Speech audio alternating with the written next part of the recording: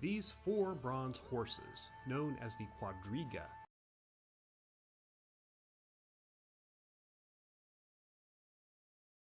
These 4 bronze horses, known as the quadriga,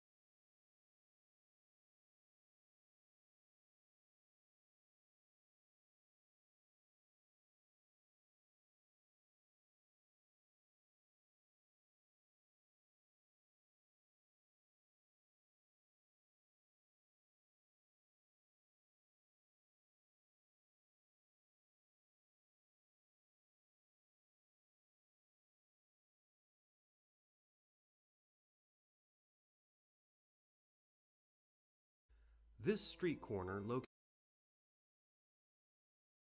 These 4 bronze horses, known as the quadriga, standing atop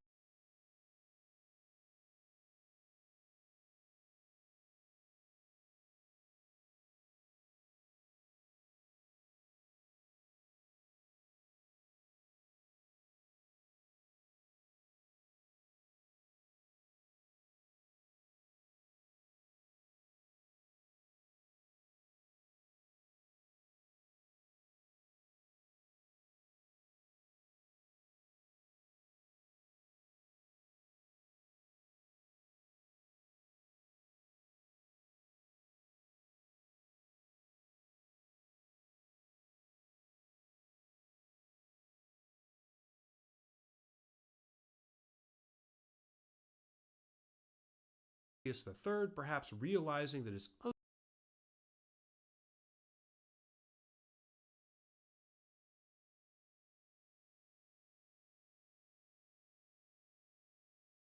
Gavrilo Princip was a that day. Why did Alexius want the Crusaders? They make a fair pretense, because it is by terms Alexius were puzzled. It was clear to them by now without the Crusaders' help. The Crusader leaders were puzzled. It was clear to them by now that the people of Constantinople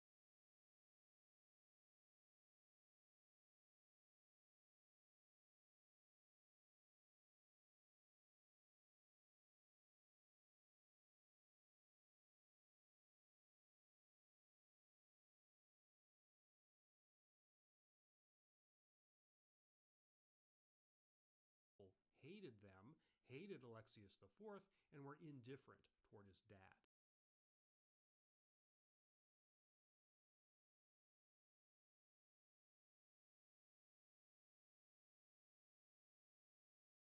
Alexius was afraid he couldn't stay in power without the Crusaders' help. The Crusader leaders were puzzled.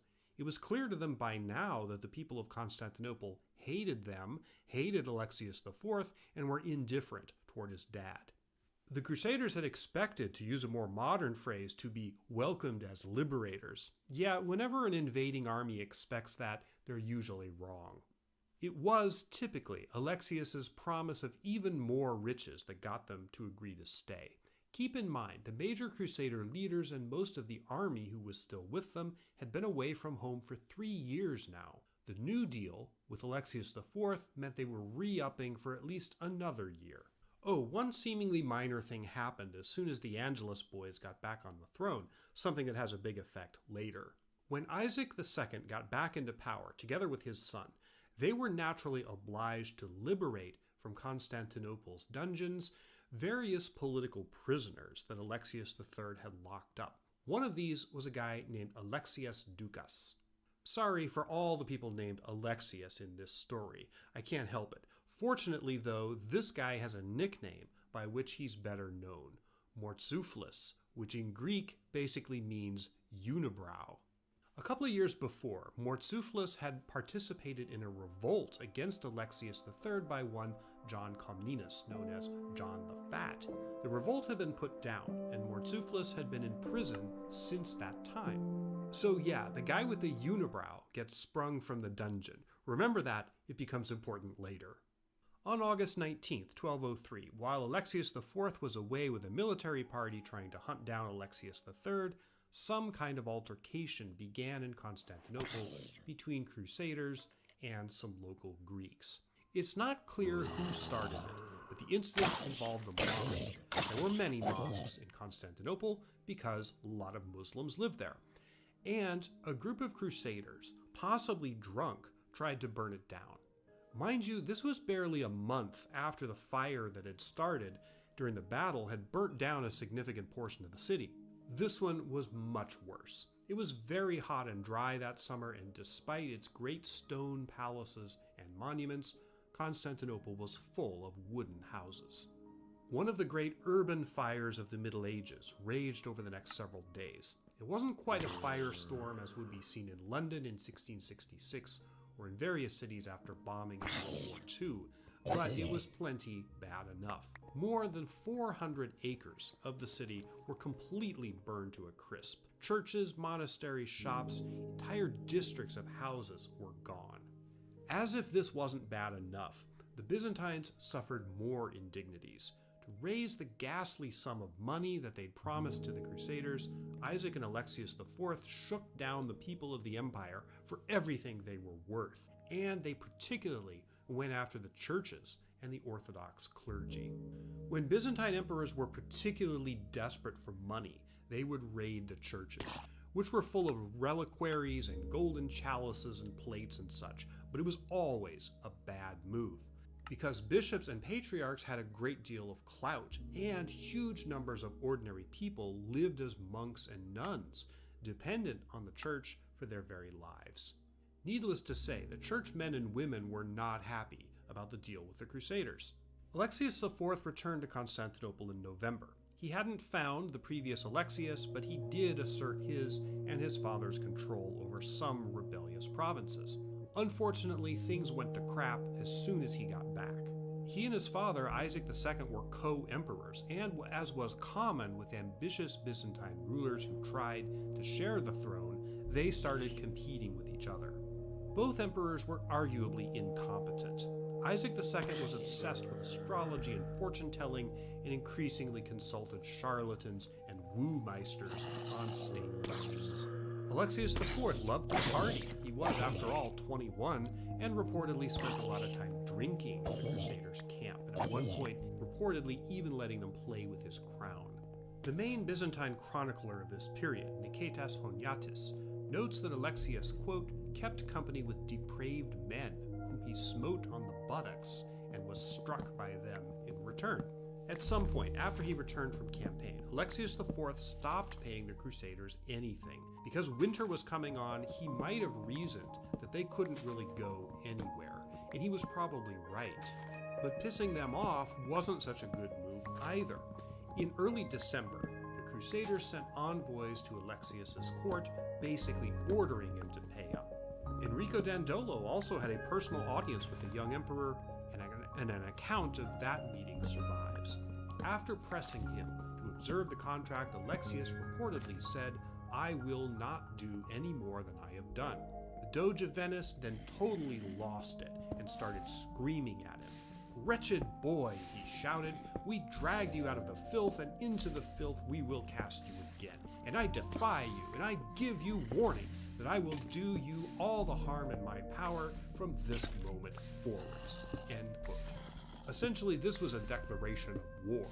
On January 1st, 1204, 17 broken down wooden ships, all of them on fire, suddenly appeared near the Venetians' fleet at Galata. The Crusaders managed to sink the fire ships before too much serious damage was done to their own fleet, but this was a significant development. Alexius IV probably didn't order the attack, but clearly someone did. Was it Murtzouphlis, the unibrow guy? Well, that'd be my guess. By early January, he was alone among Byzantine nobles who were willing to stand up to the Crusaders, and about a week after the fire ship attack, he led a group of Byzantine horsemen out on a raid that killed 2 knights and a squire. By this time, a series of raids and counter-raids were going on between both sides. For the Crusaders, it was as much about getting food and supplies as it was about harassing the enemy. Remember how I said back in chapter 3 that the mob of Constantinople was a significant pole of power in the Byzantine Empire? Well, here's where that comes into play. On January 25th, a large group of very angry people gathered in Hagia Sophia, and the general sentiment was that they had to do something about Alexius and the Crusaders. The rowdy meeting got out of hand, and eventually the crowd selected a rival emperor, some guy named Nicholas Canavos, about whom we know nothing, except that he was a nobleman and he was apparently quite young. 2 days later, on January 27th, the Constantinople mob proclaimed him emperor. Alexius was now boxed in. He finally needed the direct help of the Crusaders to keep his throne. So he sent them a proposal stating that if a group of Crusader knights entered the city and hunted down Nicholas Canavos, he, Alexius, would give them control of Blachernae Palace, one of the 2 main imperial palaces, as security until he could restore order and scare up the rest of the money that he owed them. Alexius unwisely chose Murtzuphlus as the envoy to bring this message to the Crusaders. It was the trigger of his downfall. Murtzuphlus couldn't tolerate the idea of the emperor inviting Latin Crusaders to occupy the royal palace. So he, Murtzuphlus, reached out to the court official, a eunuch in point of fact, who controlled the imperial treasury, offering him any title he wanted if he would help him depose Alexius. He also reached out to the Varangian Guard, the emperor's personal bodyguard, and he found them willing to help him too. So that night, January 27th, Murtzuphlus and the guards broke into Alexius IV's bedroom, grabbed him, and threw him in a dungeon. Murtzuphlus even snatched the emperor's stylish purple boots, which were a symbol of authority in Byzantium. A hasty coronation was organized within hours. Murtzuphlus was crowned Emperor Alexius V. To avoid even more confusion, I'm going to keep referring to him as Murtzuphlus, though I realize by doing so I tempt the wrath of the pronunciation police that invariably descend upon the comments section of my videos. Anyway, at some point during this Mishigas, the other unpopular emperor, Isaac II, died. We're not sure exactly when, and we're not sure exactly how. Nicetas Honyatis suggests he died of shock at hearing about these unfortunate events. But I think there's cause for healthy skepticism of that claim, because this was absolutely the opportune moment to bump him off, and in any event, Murtzuphlus would have been insane to keep him alive. But all we know is that he died in late January or early February of 1204.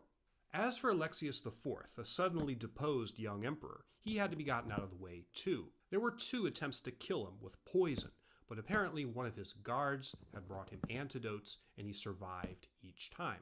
On February 8th, 1204, Murtzuphlus, who had just that day refused yet another demand from the Crusaders to pay up or else, grew tired of the whole charade and personally went to Alexius's prison cell and strangled him. One account said he used a bowstring, another that he did it with his bare hands. One of the Crusaders, Baldwin of Flanders, reported that Murtzuphlus ripped open Alexius's chest with an iron hook and pulled his guts out. That's pretty extreme. Murtzuphlus also had the mob's choice of emperor, Nicholas Canavos, arrested and thrown in prison. After all this, it was clear that there would soon be all-out war between Byzantium and the Crusaders. For their part, the Crusaders now really had only 2 choices: withdraw entirely or attack Constantinople. The only food they could get was from foraging raids, and every day that passed, Murtzuphlus strengthened the city walls and built up his army. At least somebody was doing it, after the feckless administrations of Isaac and the various other Alexiuses.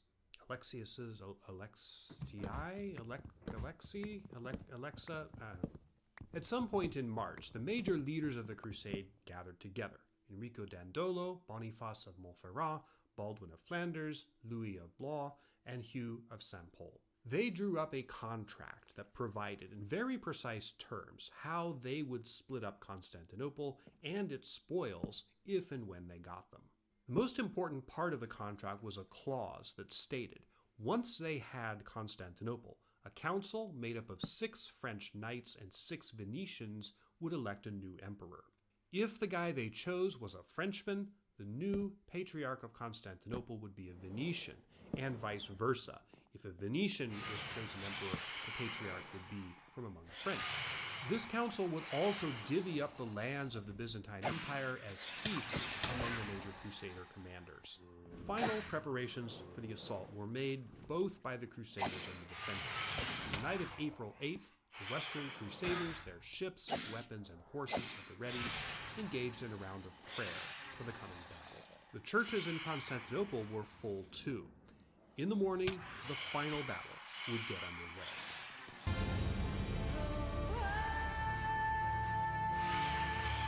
The colossal operation that began the next morning, April 9th, 1204, was one of the most epic battles of the entire Middle Ages. It's been immortalized in this famous painting by Venetian painter Palma il Giovane, made in the late 16th century. A copy of this painting hangs in my living room, as a matter of fact. The Crusaders had already gone up against the walls of Constantinople the previous summer, and the battle plan was similar in some respects this time around.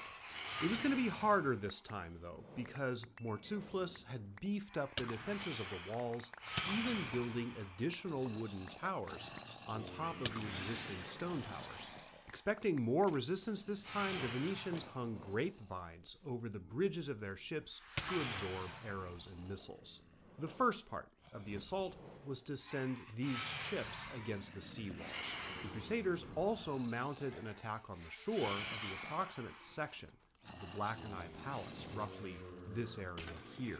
This is a modern photo of the section of the walls where the attack occurred, roughly where it occurred. The fighting was intense, and it was an example of about every cliche of medieval warfare you could imagine. Siege towers, battering rams, the defenders emptying vats of boiling oil or fat down on the attackers, the whole 9 yards. Arrows were dangerous, but not often deadly by themselves, at least to men who wore chainmail and protective padding over it. But arrows did tend to stick, and thus as the battle wore on, men started to resemble huge porcupines, with all the arrows sticking out of their armor. Murtzuphlus, the emperor, attended the battle personally, from the top of a monastery located within the walls. The 2 great fires that had ravaged Constantinople since the Crusaders' arrival had left large piles of rubble, and the defenders snatched up boulders and other debris to drop on the Crusaders' towers.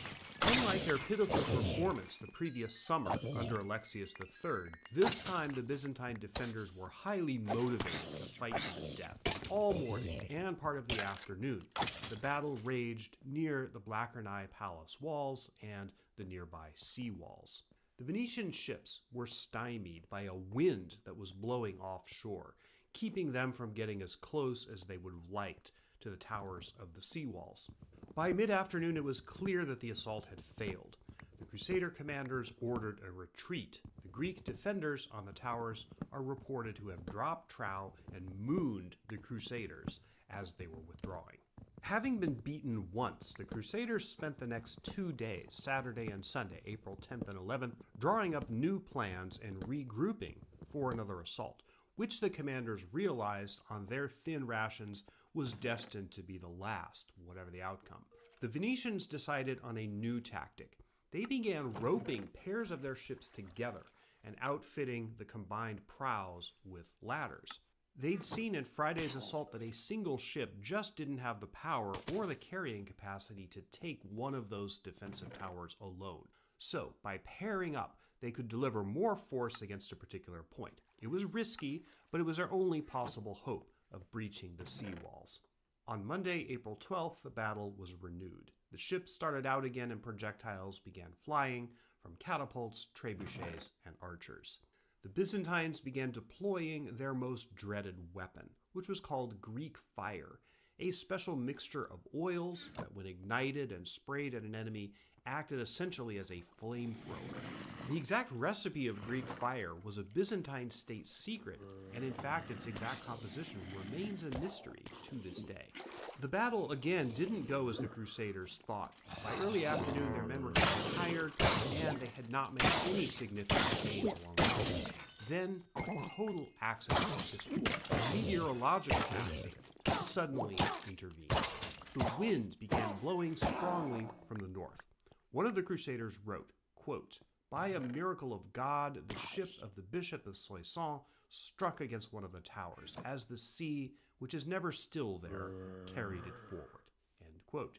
Because of the wind and the current, the Venetians' double-ship weapons had not been able to get close enough to the towers to make a real difference.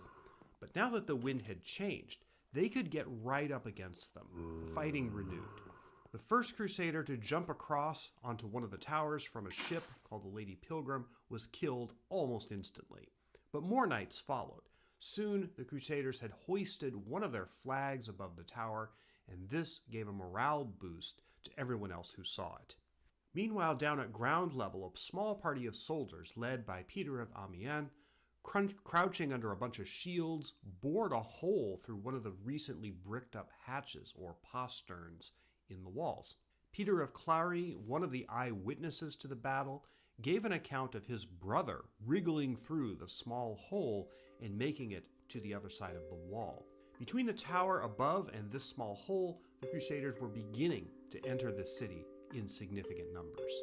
Murtzuphlus, the emperor who had at last offered some resistance against the Crusaders, turned and fled.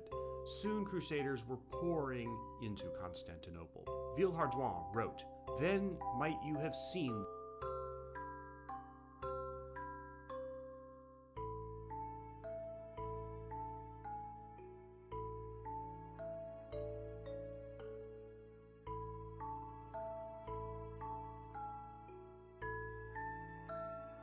mobs in Minecraft that a game rule was added which specifically prevents them from spawning in the game. If you don't like to use game rules or you don't want to remove phantoms completely, there are some other ways to stop them from spawning. Phantoms can spawn at night when the player hasn't slept for 1 hour or 3 in-game days. So the easiest way to stop phantoms from spawning is to occasionally use a bed. But this doesn't work if you need to wait at a farm for a long time, since you might be gone for longer than an hour and phantoms could spawn and kill you. To fix this, all you need to do is place a block above your head and phantoms won't be able to spawn.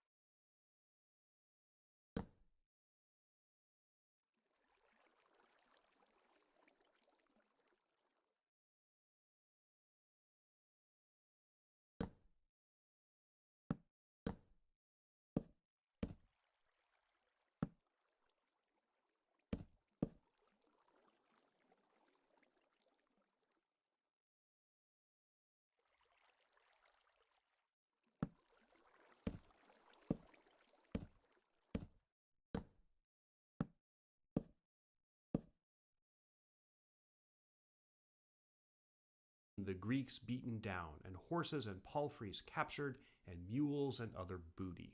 Of killed and wounded there was neither end nor measure." End quote. A palfrey, by the way, is a type of horse. The battle was effectively over, but the violence was just beginning. Despite having agreed upon some basic ground rules back in March for how their men were supposed to conduct themselves once they took Constantinople, the Crusaders utterly ignored those rules. All the major sources of the battle describe significant killing of the city's inhabitants, but none of them go into detail. From one of them, we know there was simply, quote, "a tremendous slaughter of Greeks." Constantinople on the evening of April 12, 1204 was a violent and chaotic place. Crusaders held several key parts of the city, but not all of it, and they were quickly reorganizing their forces to head off a possible Byzantine counterattack.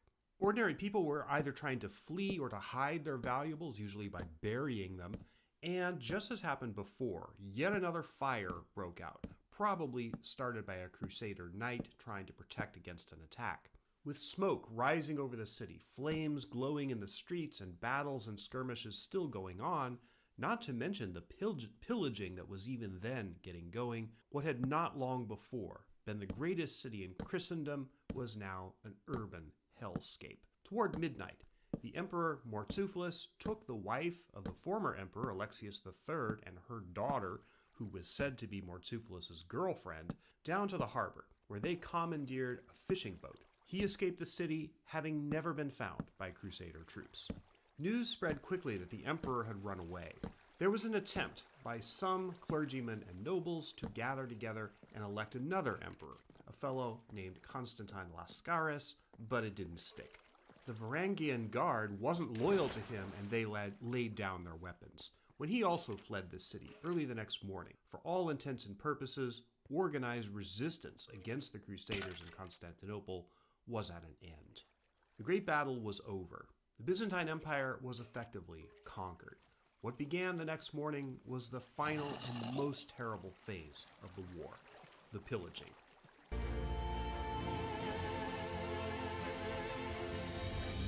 During the course of that next day, Tuesday, April 13th, 1204, Constantinople, the richest city in Europe, possibly the richest city in the world, was stripped bare.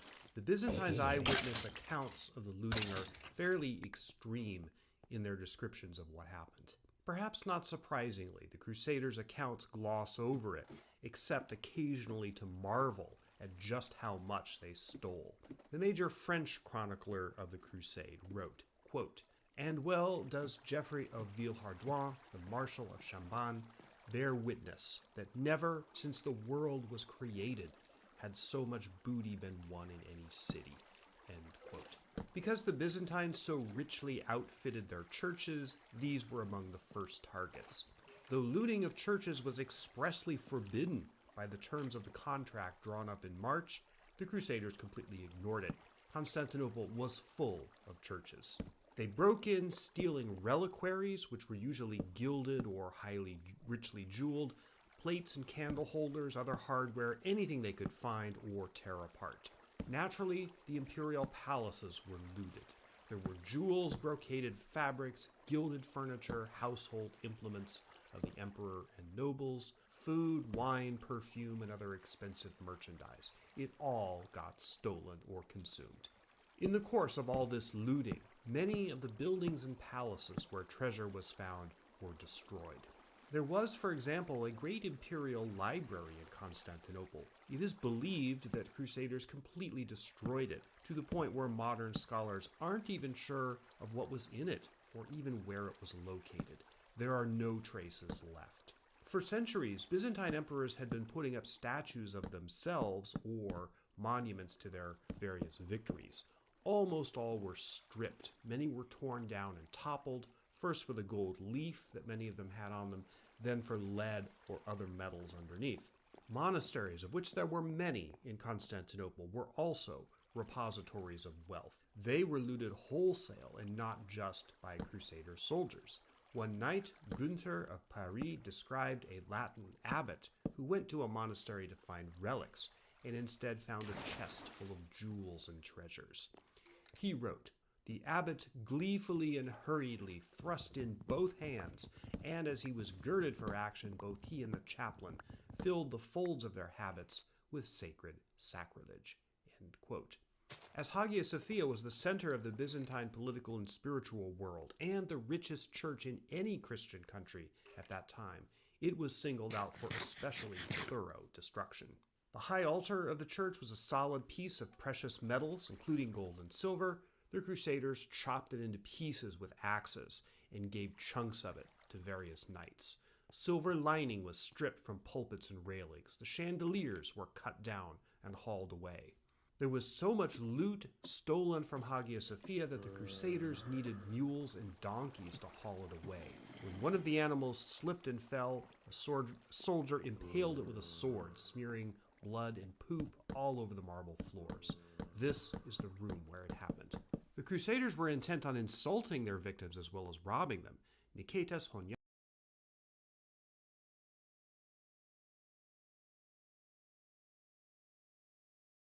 One of the animals slipped and fell. A soldier impaled it with a sword, smearing blood. Slipped and Crusaders needed mules and donkeys. So much pulpits and railings. The chandeliers were cut down and hauled away. There was so much loot stolen from Hagia Sophia that the Crusaders needed mules and donkeys to haul it away. When one of the animals slipped and fell, a soldier impaled it with a sword, smearing blood and poop all over the marble floors. This is the room where it happened. The Crusaders were intent on insulting their victims as well as robbing them. Niketas Honyates wrote about the scene in Hagia Sophia, quote, "A common harlot was enthroned in the patriarch's chair to hurl insults at Jesus Christ, and she sang bawdy songs and danced immodestly in the holy place. Nor was there mercy shown to virtuous matrons, innocent maids, or even virgins consecrated to God.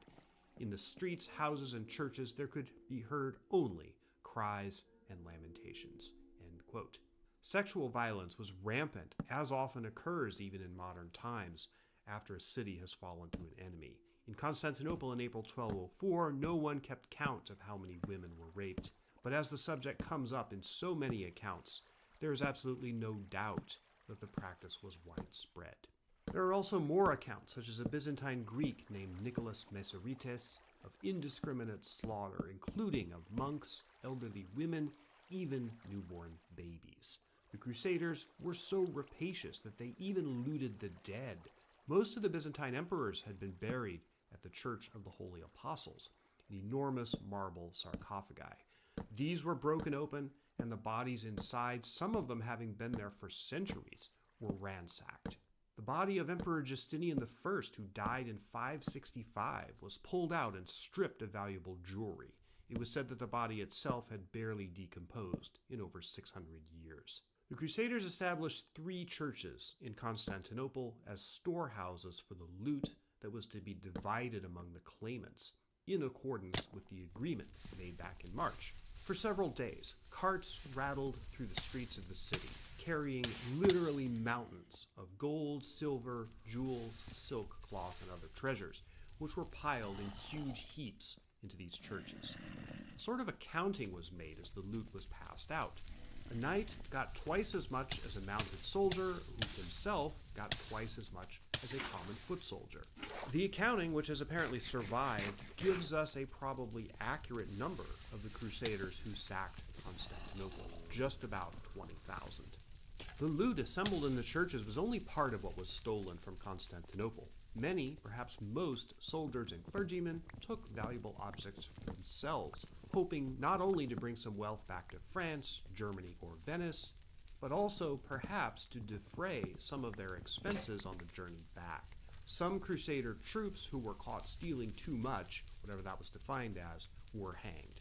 How much was stolen from Constantinople in this, the greatest robbery in history, or at least the greatest up until that time? It's impossible to make any sort of realistic estimate, and less possible still to translate any estimate into modern economic terms. You could throw around words, billions of dollars, hundreds of billions perhaps, but it becomes meaningless after a while.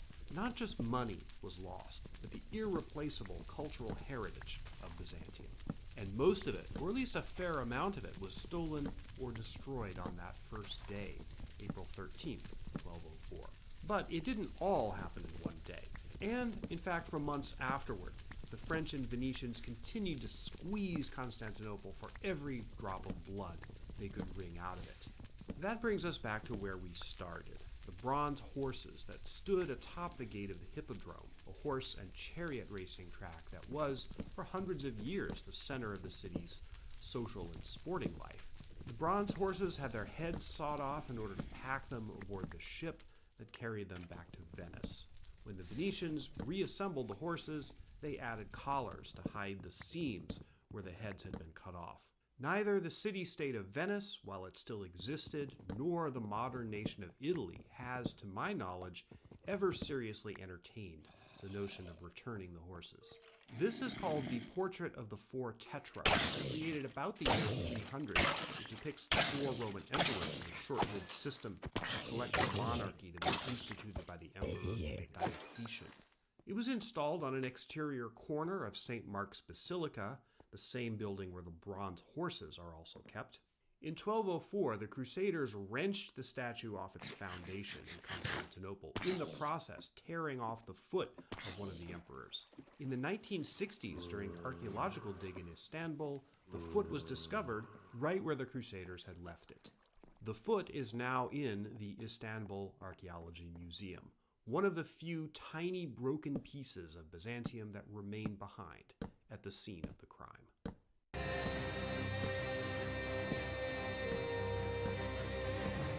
There's so much to the aftermath of the Fourth Crusade that this video would be another 3 hours long if I was to go through it in the same depth I've done for the main story. I know some of my viewers would probably like that, but I do have to sleep once in a while, so I'm going to wrap up the loose ends in something of a looser and more general way. But there are a lot of them, so we're not quite done yet.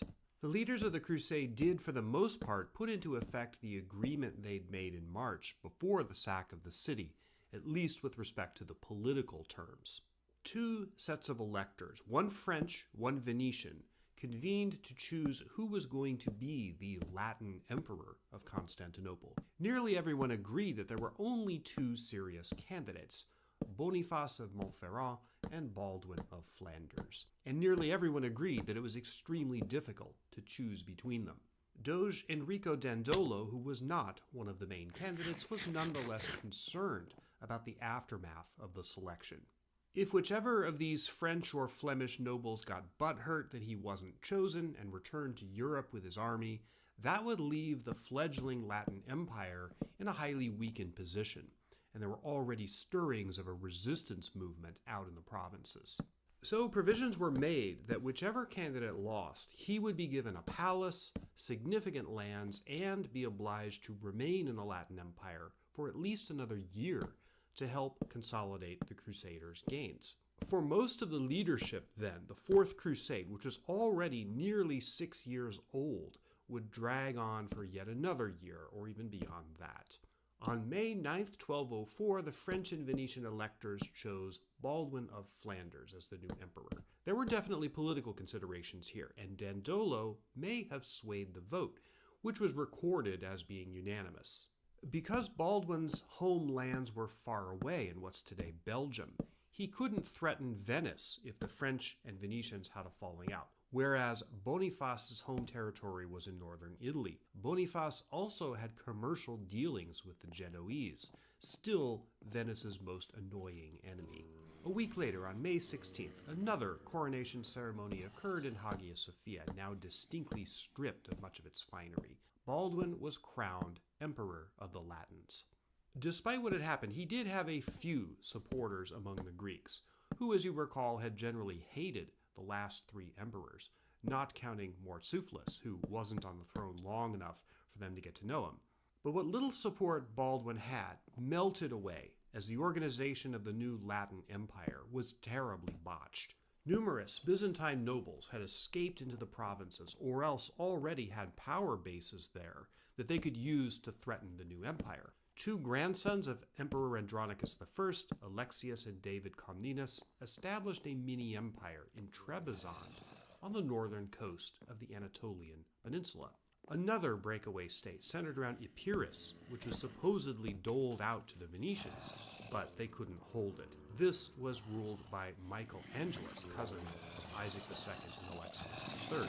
And there was a third mini empire, usually called by historians the Empire of Nicaea, which was ruled by Theodore Pascal.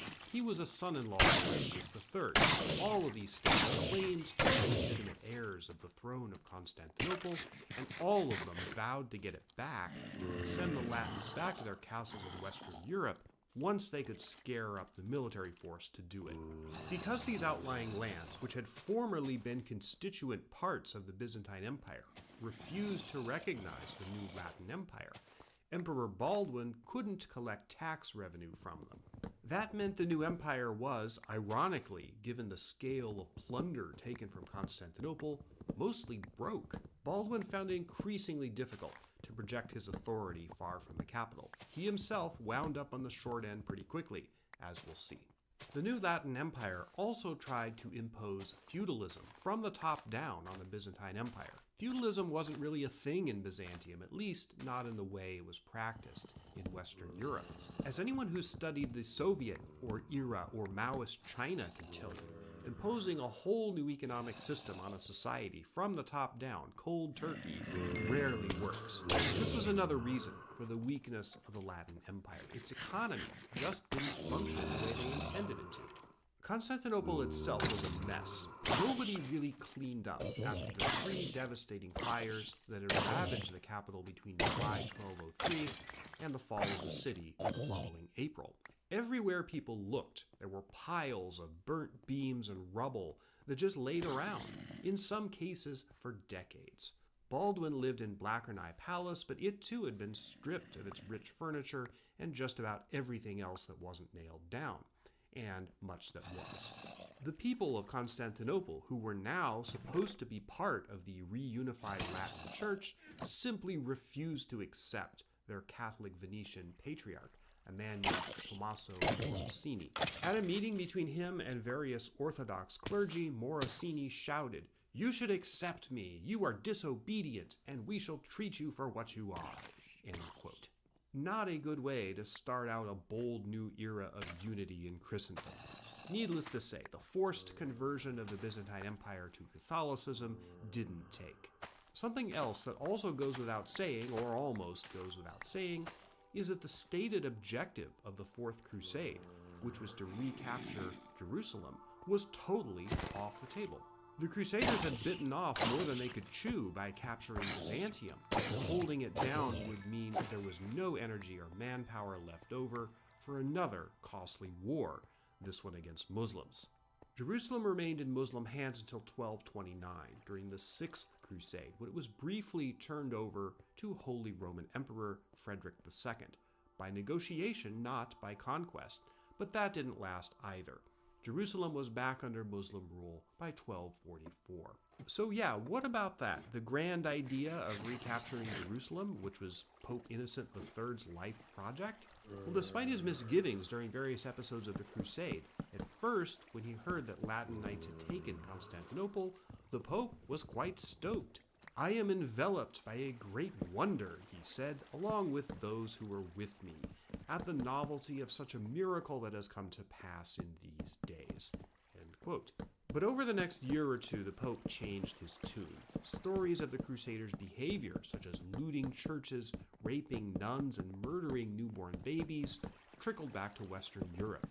And eventually, the Pope seems to have realized the magnitude of the thing that he'd set in motion. But now he was stuck. He couldn't undo what the Crusaders had done, and there was still hope that the schism of 1054 would finally be erased. So he didn't excommunicate the Crusader leaders or call for them to divest from Constantinople, though he did condemn their rapacious actions in looting it. Indeed, Pope Innocent seems to have been puzzled by the whole thing. In the end, he chalked it up to God's will. "For who," he said, "can know the mind of the Lord?" In later years, Innocent turned his attention to matters closer to home. He was instrumental in spearheading yet another religious conflict that is often called a crusade, the Albigensian Crusade of 1208, which sought to cleanse southern France of a group of heretics known as the Cathars. This crusade added another 20,000 corpses to Pope Innocent's body count, and is principally known today for a quip said to have been uttered by one of the Crusader commanders before a massacre: "Slay them all, God will recognize his own." The Pope continued to agitate for another crusade to the Holy Land to recapture Jerusalem. In July 1216, Pope Innocent III died quite suddenly, of what is unclear. After the fall of Constantinople in April 1204, there were no less than 3 ex-emperors still running around out there. Well, 2 actually out and about, because Nicholas Canavos was in prison. So here is what happened to them.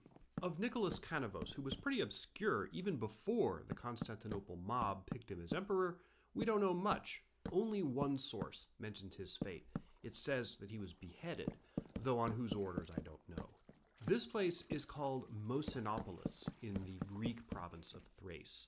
It's just ruins now, but there was a city here in 1204, and it's where Alexius III and a few of his followers established themselves after he fled Constantinople during the Crusaders' first serious attack. Of the ex-emperors still alive, he was probably the biggest threat, and there were several expeditions to go hunt him down.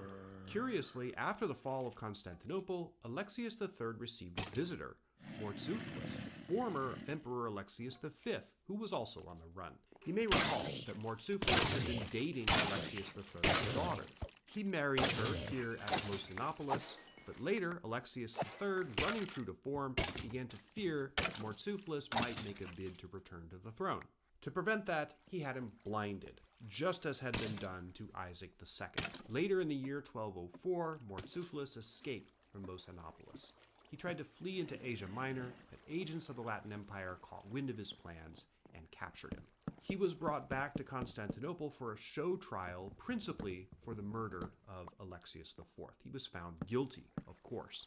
It was Doge Dandolo who suggested the means of Murtzuphlus' execution. He was taken to the top of one of Constantinople's tallest monuments, the Column of Theodosius. In front of a public crowd of spectators, he was pushed off the top. This counts as one of the more unusual, and certainly among the messiest, emperor deaths in Byzantine history. A couple of weeks later, the Crusaders caught up with Alexius III. He was on the run again himself, having fled Mosinopolis for the province of Thessaly. But apparently he got tired of running and surrendered to Boniface of Montferrat, who was then trying to gain control of that area. He was imprisoned at Montferrat for a time, but he simply could not stop scheming. After conspiring with the Sultan of one of the Seljuk states in Asia Minor, Alexius III was finally sent to a monastery near Nicaea. There he died in the year 1211. Among the major leaders of the crusade, their subsequent careers were pretty checkered. Enrico Dandolo, the Doge of Venice, was already quite old at the time of the crusade. He never left Constantinople. Awarded as per the March contract 3/8 of the Byzantine Empire, he died of natural causes in June 1205 and was buried in Hagia Sophia, another calculated insult to the Byzantines. His grave was removed after the Ottoman conquest of Constantinople in 1453, but in the 19th century a marker was placed at what was thought to have been the approximate location of where he was buried. The marker is still visible today. You're looking at it now. Dandolo, whose son ran Venice in his absence while on crusade, was succeeded as Doge by Pietro Ziani. Enrico Dandolo is still regarded as one of Venice's greatest rulers. Geoffrey of Villehardouin also never left the Latin Empire. He was named its marshal and ironically received as part of his lands the town of Mosinopolis, which we just saw. He was most famous for writing his Chronicle of the Crusade, which was a major source for this video. He began writing it about 1207. He seems to have died about 1213, having never returned to France. Simon of Montfort, who deserted the crusade when he disagreed with the decision to divert the army to Constantinople, went to stay a while with King Emmerich of Hungary. Then he later returned to France. Simon was a major player in Pope Innocent III's Albigensian crusade, which I talked about a few minutes ago. After years of war in France and Spain, he was killed in 1218 during a siege. After his involvement with the crusade, Philip of Swabia, Alexius IV's brother-in-law, turned his attention to dynastic wars back in Germany and France. During these wars in 1208, Philip was assassinated by a rival claimant, Count Otto VIII of Bavaria. There has been considerable controversy as to whether Otto acted alone or as part of a conspiracy. No, I won't be doing a video on that.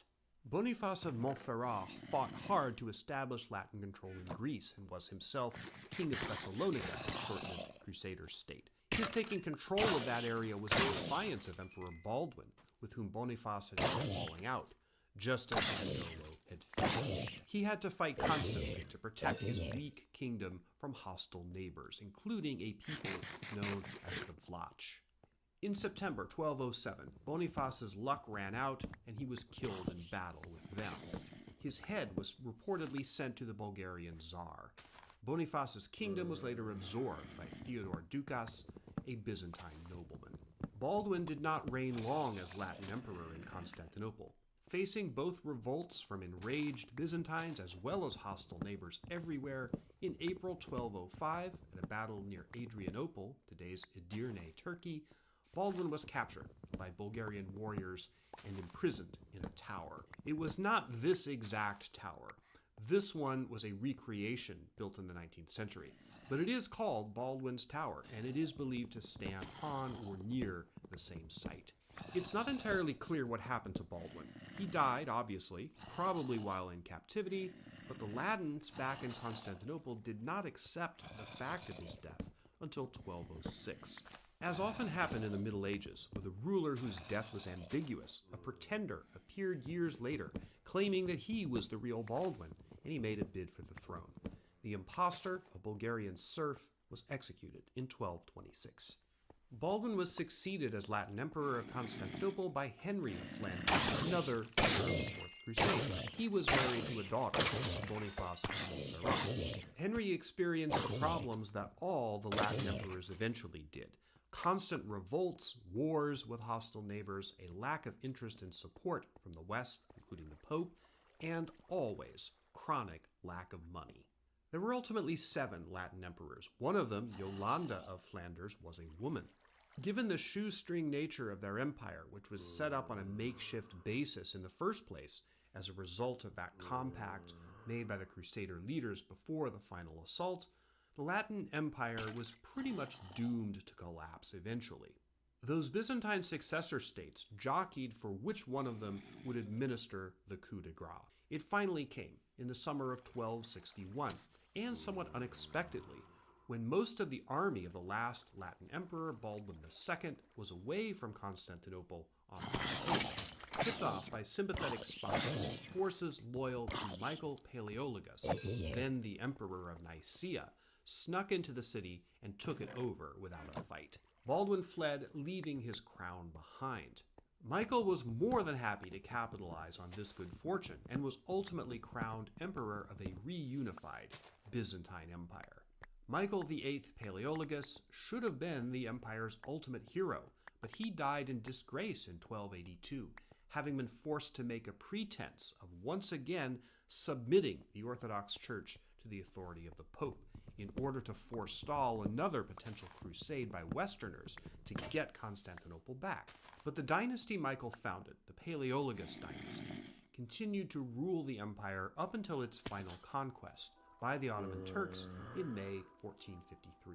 But the Fourth Crusade and the robbery of Constantinople had left the newly restored Byzantine Empire permanently impoverished.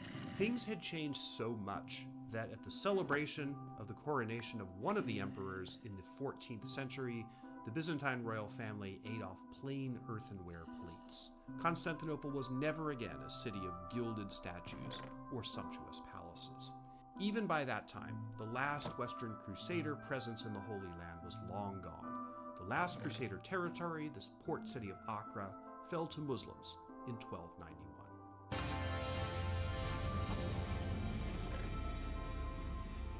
You may wonder what happened to all the loot that the Crusaders stole from Constantinople, beyond the big flashy pieces like the bronze horses and the unfortunately mangled portrait of four tetrarchs.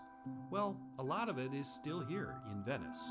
Today, in the 21st century, St. Mark's Basilica in Venice is a museum of priceless art objects, a significant number of which were part of the booty brought back from Constantinople.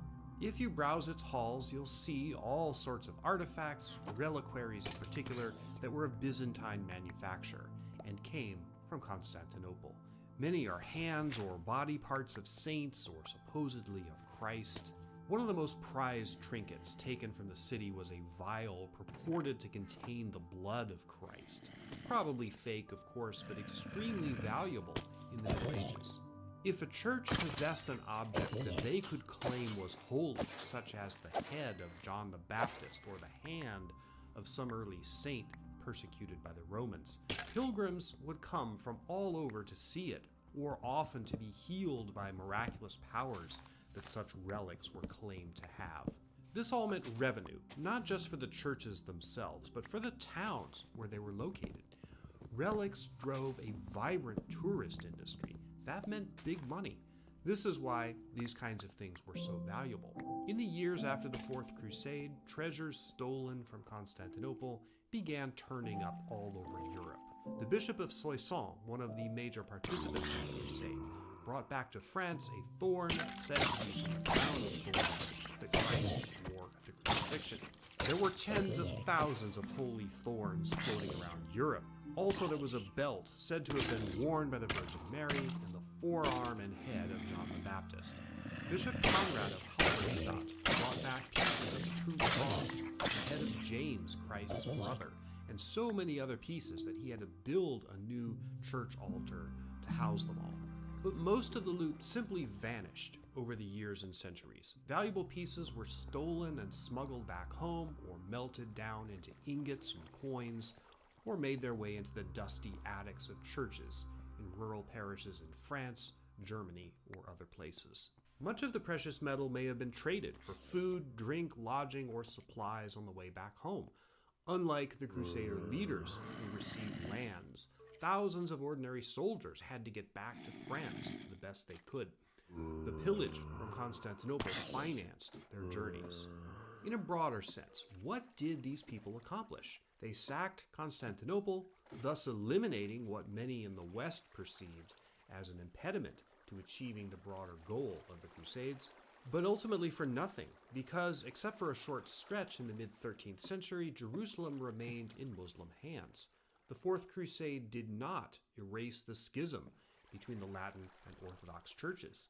Christians of the Orthodox world continued to practice their faith just as they always had, and after what happened to the reputation of Emperor Michael VIII, after he tried to bring the Orthodox Church back under the Pope's control, subsequent Byzantine emperors were extremely reluctant to try it again.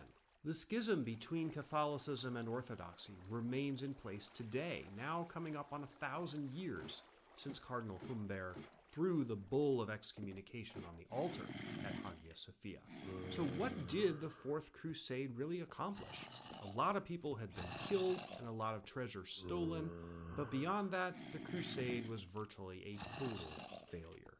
In the end, it's hard to conclude that it was about anything other than financial gain, principally for the Venetians. This is why I think it's fair to boil the whole enterprise down to what it really was, a robbery, pure and simple. Historians have for the last several hundred years debated why the Fourth Crusade was diverted to Constantinople, and whether the diversion qualifies this crusade as an outlier when compared to the others. Jonathan Harris, author of one of the books that I relied on as a major source for this video, argues that the Fourth Crusade was a consequence of hundreds of years of Byzantine foreign policy. And I think there's some merit to that view, but personally, I'm not entirely persuaded by it. The Crusades did involve goals that were spiritual and transformative and quite real for those who participated in them and were motivated by them. But the Fourth Crusade proves that there was also something deeply base and cynical about the crusading spirit, especially in how easy those spiritual and religious goals could be used to justify the most monstrous crimes. In May 2001, 797 years after the sack of Constantinople, Pope John Paul II wrote a letter to Christodulus, the Orthodox Archbishop of Athens. In the letter he wrote, quote, "For the occasions past and present, when sons and daughters of the Catholic Church have sinned by action or omission against their Orthodox brothers and sisters, may the Lord grant us the forgiveness we beg of him. Some memories are especially painful, and some events of the distant past have left deep wounds in the minds and hearts of people to this day. I am thinking of the disastrous sack of the imperial city of Constantinople, which was for so long the bastion of Christianity in the East. It is tragic that the assailants, who had set out to secure free access for Christians to the Holy Land, turned against their own brothers in the faith. The fact that they were Latin Christians fills Catholics with deep regret. How can we fail to see the mysterium iniquitatis at work in the human heart?" End quote. The theological dimensions of the Fourth Crusade are beyond my expertise as a historian. I started this video with a promise that I would explain how and why those horses got up on the top of St. Mark's Basilica in Venice. Now you know. The other implications of this story, and there are many, I leave you to evaluate. If you like this video, please give it a thumbs up, share it, recommend it to others, do all the stuff that you normally do for a video you like. I recently crossed the threshold of 100,000 subscribers on my channel, so thank you all so much. I really appreciate the subs and the support. The sources I used to make this video are listed in credits at the end and also in the description. No part of the research or writing of this video was done with AI. And this time no visuals were done with AI either. I have a new book coming out on Amazon. It's a mystery novel called Daniel Vanished, and it will be available in April 2024 on Kindle and in paperback. The link to that is in the description. There are also online history courses available on my website, seanmunger.com. Thank you to all my fans and supporters, and thank you once again for joining me on another journey into the past.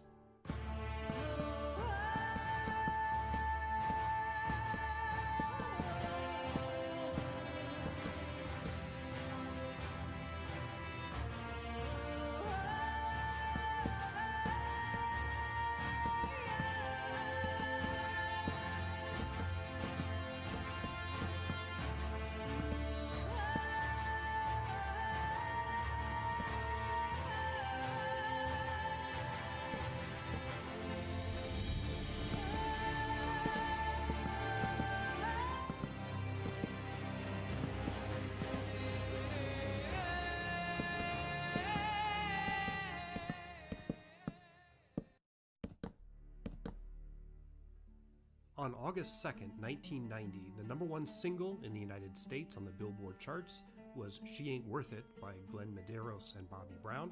The #1 movie at the box office was Total Recall, starring Arnold Schwarzenegger.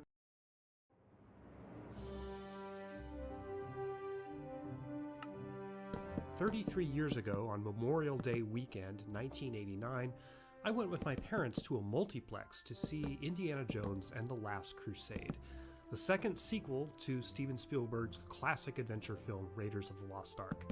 It was a tremendously fun time at the movies. About a month later, we saw it again. It was still in theaters, and I remember that experience specifically because we were in the process of moving across the country to the Pacific Northwest, where I live now. This was the last movie we saw in the place that we were moving from, the city of Philadelphia, so I remember it as part of a life transition. I was captivated by Indiana Jones and the Last Crusade, and my interest and imagination was fired by the depictions of medievalism, ancient artifacts of manuscripts, tombs and temples, and that sort of thing. I also loved the music, which in my opinion is one of John Williams' best ever scores. Many years later, when I left the business world to go back to school and become a historian, I listened to the soundtrack on headphones, specifically Henry Jones's theme, as I was walking up to the history department building for the very first time. In some ways, this film is part of why I eventually became a historian, and I know that it's had that effect on others as well. So it's an absolutely perfect subject for a historical movie analysis.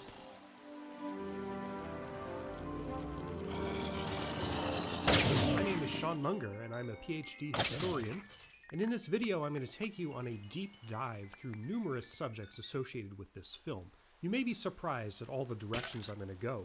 For example, I'm going to cover not just the Holy Grail and the real Crusades, but also some bits of 20th century history, particularly involving the pre-World War II era, how Venice works, the British Mark 8 tank, the surprising fate of a province of the Ottoman Empire, higher education in Utah in the 19-teens, and a lot more. So if you're wondering why this video is almost an hour and 20 minutes, nearly 2/3 as long as the real film, that's why. There's a lot to cover. Because it is so long, you might want to bookmark this video and work your way through it chapter by chapter over a period of time.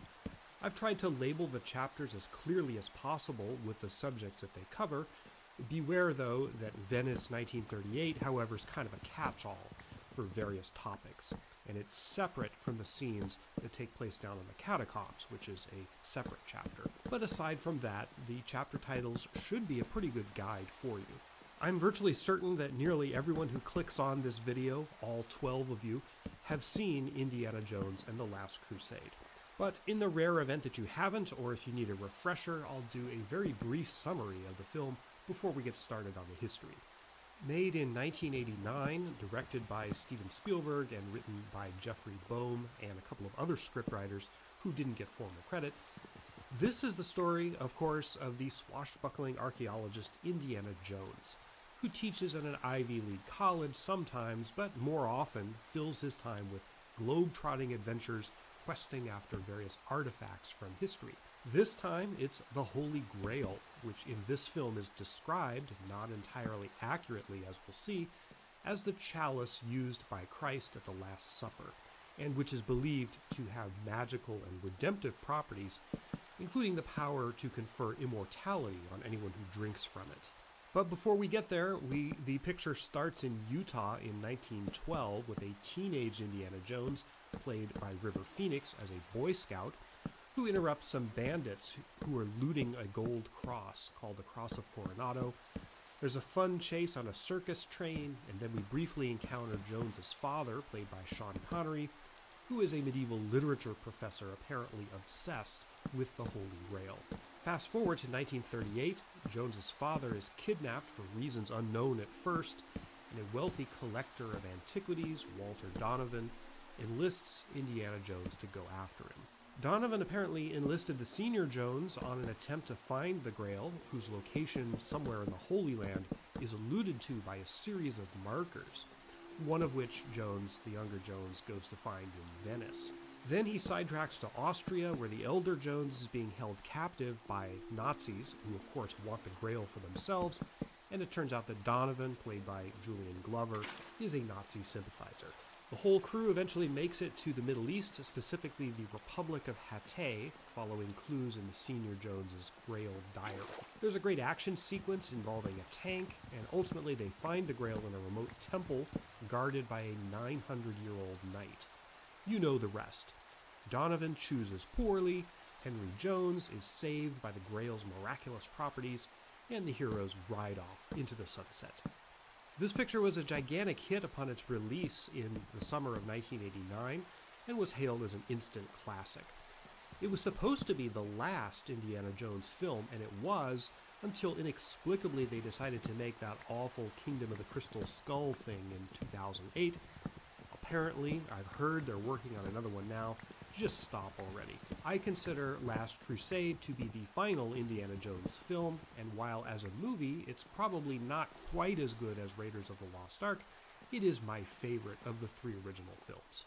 So before we get into the history, I want to say one thing, and I made this same point in my recent video on Gladiator and the fall of the Roman Empire. Doing an analysis of how a film handles history and how accurately it does so is not automatically a criticism of the film itself. Movies about historical themes can be perfectly good without being accurate. Indiana Jones and the Last Crusade is not very accurate, not even close. But that doesn't mean that I don't like it or even love it. In fact, this is one of my all-time favorite movies. And I'm doing this video in part because of that. It's really fun to play in this sandbox.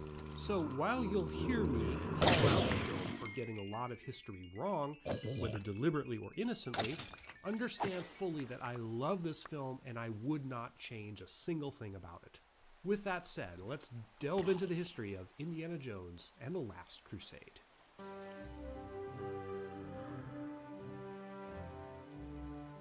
The first issue that we need to deal with is the title of this film, which is highly misleading in a historical sense. Indiana Jones and the Last Crusade.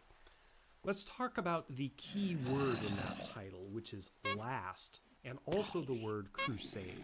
Because the story of the film is Indiana Jones's quest for the Holy Grail, the title gives the impression that one or more of the previous crusades were also about the Holy Grail. Just to give you a sense of how misleading the title is, let me tell you a war story.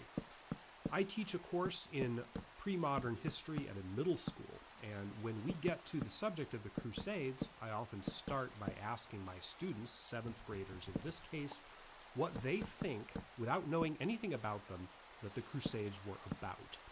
Every single year, nearly the first answer I always get is the Holy Grail.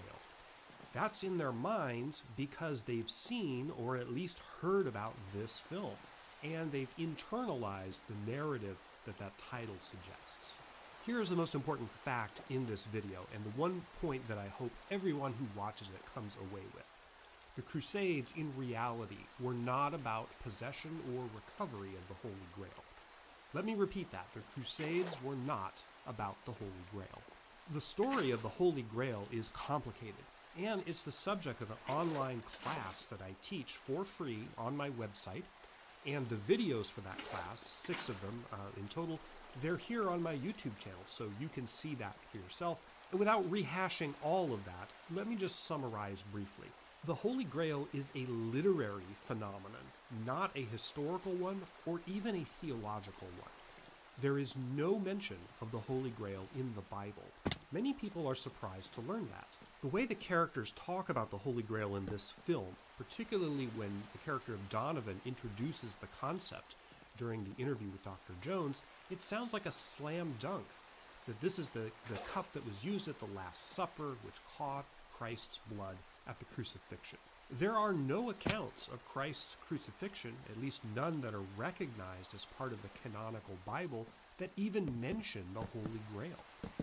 Indeed, its first appearance in any literature at all wasn't until nearly 1200 years later, when French poet Chatrian de Troyes wrote Perceval, the story of the Grail, about 1180. The Grail appears in other medieval texts, such as Wolfram von Eschenbach's Parzival, which introduces the subject, the concept of the knights questing for it, but not crusader knights.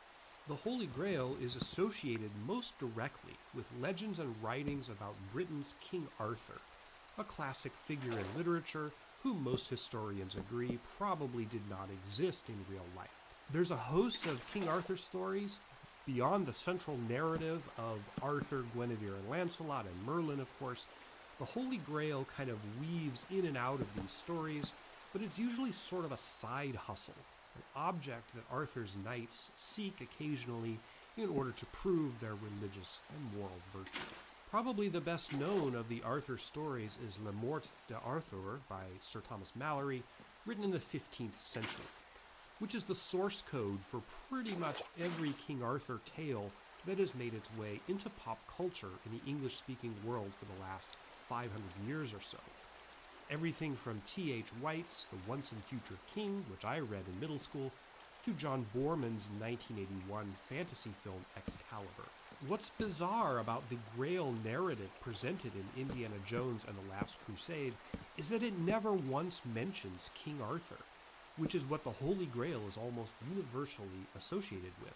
Centering a story around the Holy Grail without mentioning King Arthur is kind of like doing a story involving kryptonite without once mentioning Superman. In the abstract, it doesn't even seem possible, but the scriptwriters of this film somehow managed to do it.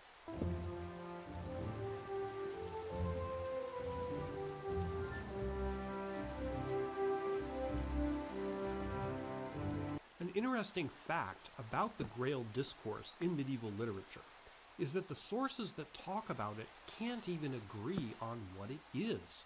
Sometimes it's a cup or chalice, but not always. In some medieval sources, it's a dish that produces endless communion wafers. In others, it's a magical stone with spiritual and transformative properties. Or, my personal favorite incarnation, it's even sometimes said to be a book written by Christ in his own blood. The film glosses over these alternative interpretations by pretending as if it's universally accepted that the Grail is the cup used at the Last Supper. It's not universally accepted. That said, there are medieval texts that portray the Grail as a chalice, so that does appear, and those usually do mention Joseph of Arimathea.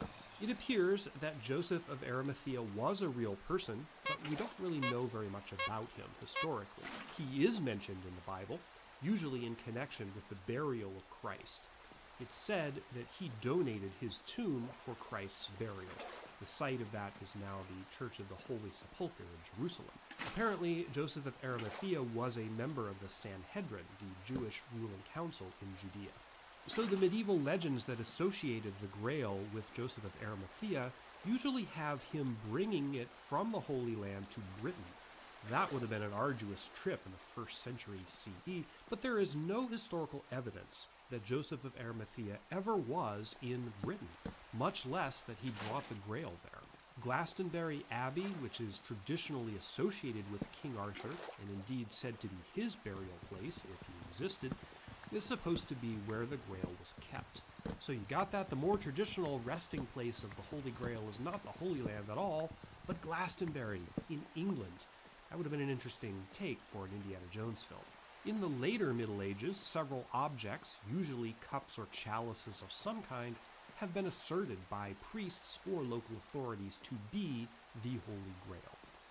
Again, no agreement, no consensus on which one, and there are several competing claimants.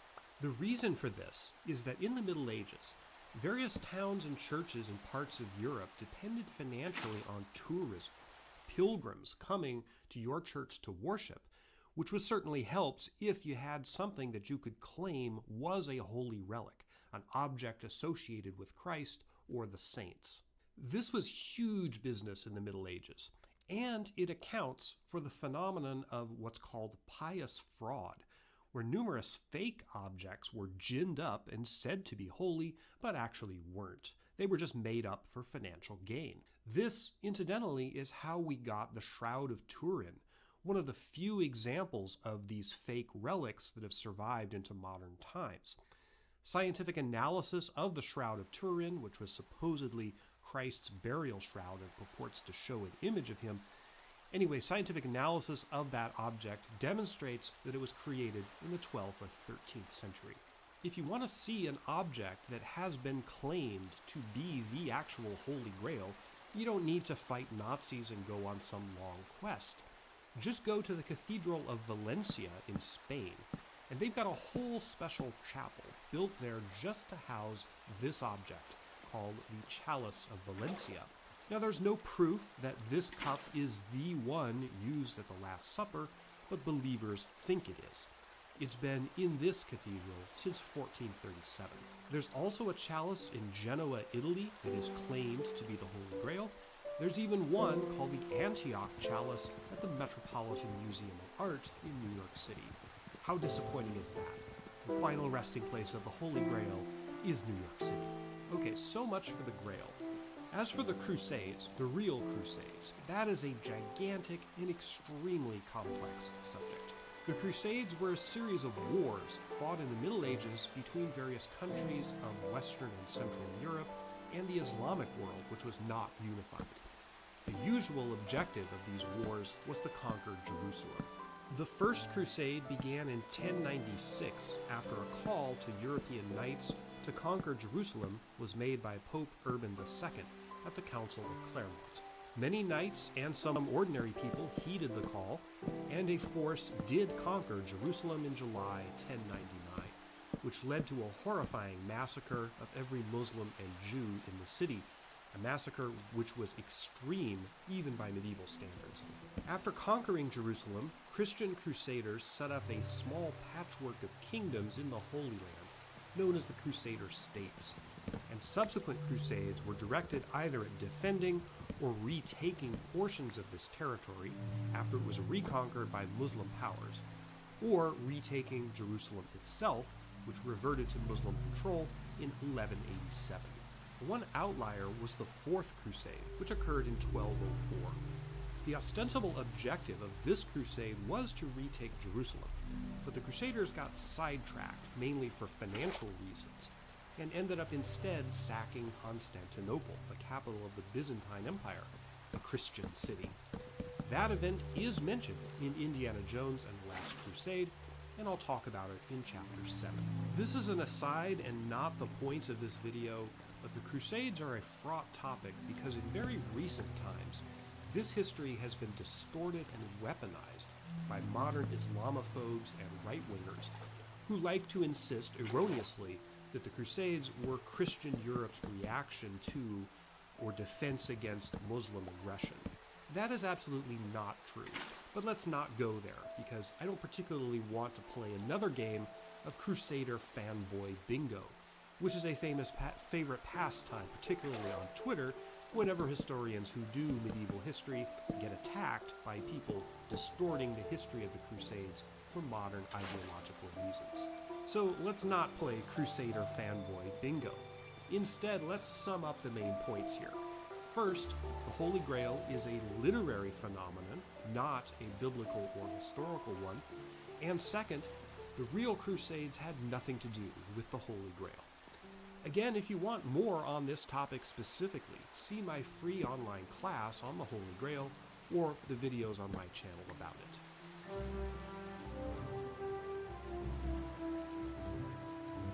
I am a historian, you all know that. I'm also a teacher. Those vocations don't always go together, but they pretty much do in the case of Indiana Jones. He's usually identified as an archaeologist, not specifically a historian, but there is a lot of overlap there. And he is a teacher. In Indiana Jones and the Last Crusade, we visit his classroom, as we did in a very similar scene in Raiders of the Lost Ark, which heavily implies that a major reason why young women take his archaeology class is because they're not so secretly in love with him. In this chapter, I want to talk about Dr. Jones both as a historian and as an educator. I'm going to be a bit harsh here, so remember what I said in Chapter 1. I love this movie, I wouldn't change anything about it, and it was one of the inspirations for me becoming a historian. That said, Indiana Jones, I have to say, is really bad at his job.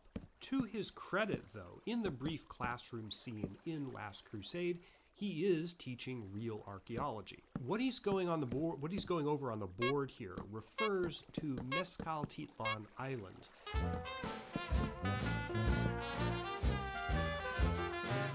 Which is a small island off the coast of Santa Barbara, California. This island was home to the Chumash people, and in the 1920s, archaeologists did indeed do a lot of excavations here. So it's pretty accurate to show him lecturing about it in 1938.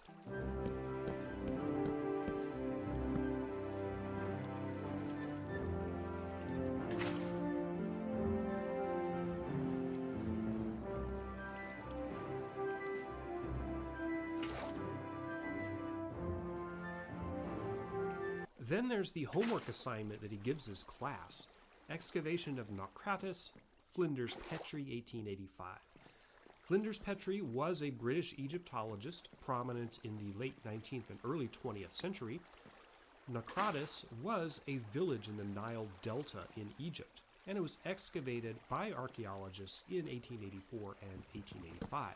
Flinders Petrie, who was a huge racist, by the way, and believed strongly in eugenics, trained a young student named Howard Carter, who went on to discover the tomb of Tutankhamun in 1922. So after this bit, we follow Dr. Jones to his office. The college he teaches at is never identified, but I believe it's supposed to be Yale. In one of the novelizations of the Indiana Jones films, if I recall correctly, they said it's supposed to be in Connecticut. Yale is in Connecticut. We see this scene where Dr. Jones's office is mobbed by angry students, and his hassled secretary reminds him that term papers still haven't been graded, which is presumably what all these students are pissed off about. This is what's known in academia as office hours. Professors, or TAs, I've been one, will have a set time each week, an hour or two when they're in their offices, and students can come see them and ask about pretty much anything. In real life, office hours are pretty lonely. It was rare and frankly a happy occasion when a student actually came to my office hours to ask about something. Clearly not the case with Dr. Jones. He talks a good game in this scene, promising that he'll see each and every one of the students in turn, but then he does something inexcusable. He crawls out his office window to get away. This is absolutely appalling. I mean, come on, Dr. Jones, have some respect for your students. I don't think they would have revoked his tenure for this, especially at an Ivy League school in the 1930s, but at least he should get a stern talking to by the head of his department, I guess that would be Marcus Brody, about taking students seriously and that sort of thing. Setting aside his performance on campus, the biggest gripe I have with the way Indiana Jones does his job is that he totally desecrates everything except the thing that he's looking for. Take this scene in the Venice catacombs, which we're told is an early Christian burial ground. I'll get to this in chapter 7. Jones is looking around for the tomb of a Crusader knight, but look at this. He grabs a skeleton out of one of those wall niches and uses its leg bone as a torch. I mean, that skeleton has been down here for hundreds of years. Who knows what it can tell us historically or archaeologically? But no, it's not what Dr. Jones happens to be looking for, so bam, it's expendable. Makes a great visual, and I suppose that it illustrates Jones's bull in a china shop approach, but this has got to be against some canon of professional ethics in the archaeology field. Jones also ends up destroying a lot of stuff he is looking for. He smashes right through the floor of the church/library in the X marks the spot scene, and even after he finds the knight whose tomb is the one he's looking for, one action scene later, it's destroyed for all time by being burned and flooded. If this is the way he does his job, the world must be littered with burned out, collapsed piles of rubble that used to be robust and priceless archaeological sites, but which can now tell us next to nothing because, unfortunately, Indiana Jones was here. The characterization of Indiana Jones has always been that he's a bit of a misfit, kind of misplaced in academia, sort of bored and checked out when it comes to the real nuts and bolts of his job, but a swashbuckling adventurer the rest of the time. It's part of what makes the character endearing, but if you ever want to go into an academic discipline or teaching profession, please don't be like Dr. Jones. One last minor thing that I want to say on the subject of academia that doesn't fit nicely into any other chapter. One of my favorite jokes in the movie is when Indiana Jones says about his father, he's a professor of medieval literature, the one the students hope they don't get. I laugh out loud at this every time. However, most people who've been to college will tell you that students almost always get to choose their classes and their professors. Especially a topic as niche as medieval literature. Anyone who signed up for that class would know that Dr. Jones Sr. is teaching it. So it's not like high school where you gotta take geometry and you really hope you don't get assigned to Mr. Calhoun's class. Yes, that was my high school geometry teacher.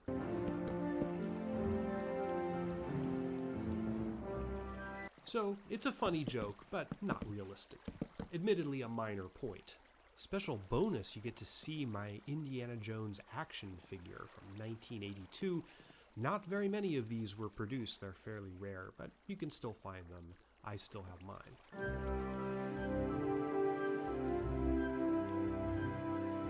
The opening sequence of the film, which is absolutely smashing on numerous levels, is identified on screen as taking place in Utah in the year 1912.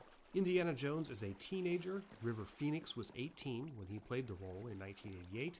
I'll talk more about the Cross of Coronado in the next chapter, but let's focus on this setting as we see it in the film. The spectacular location where this was filmed is Arches National Park near Moab, Utah.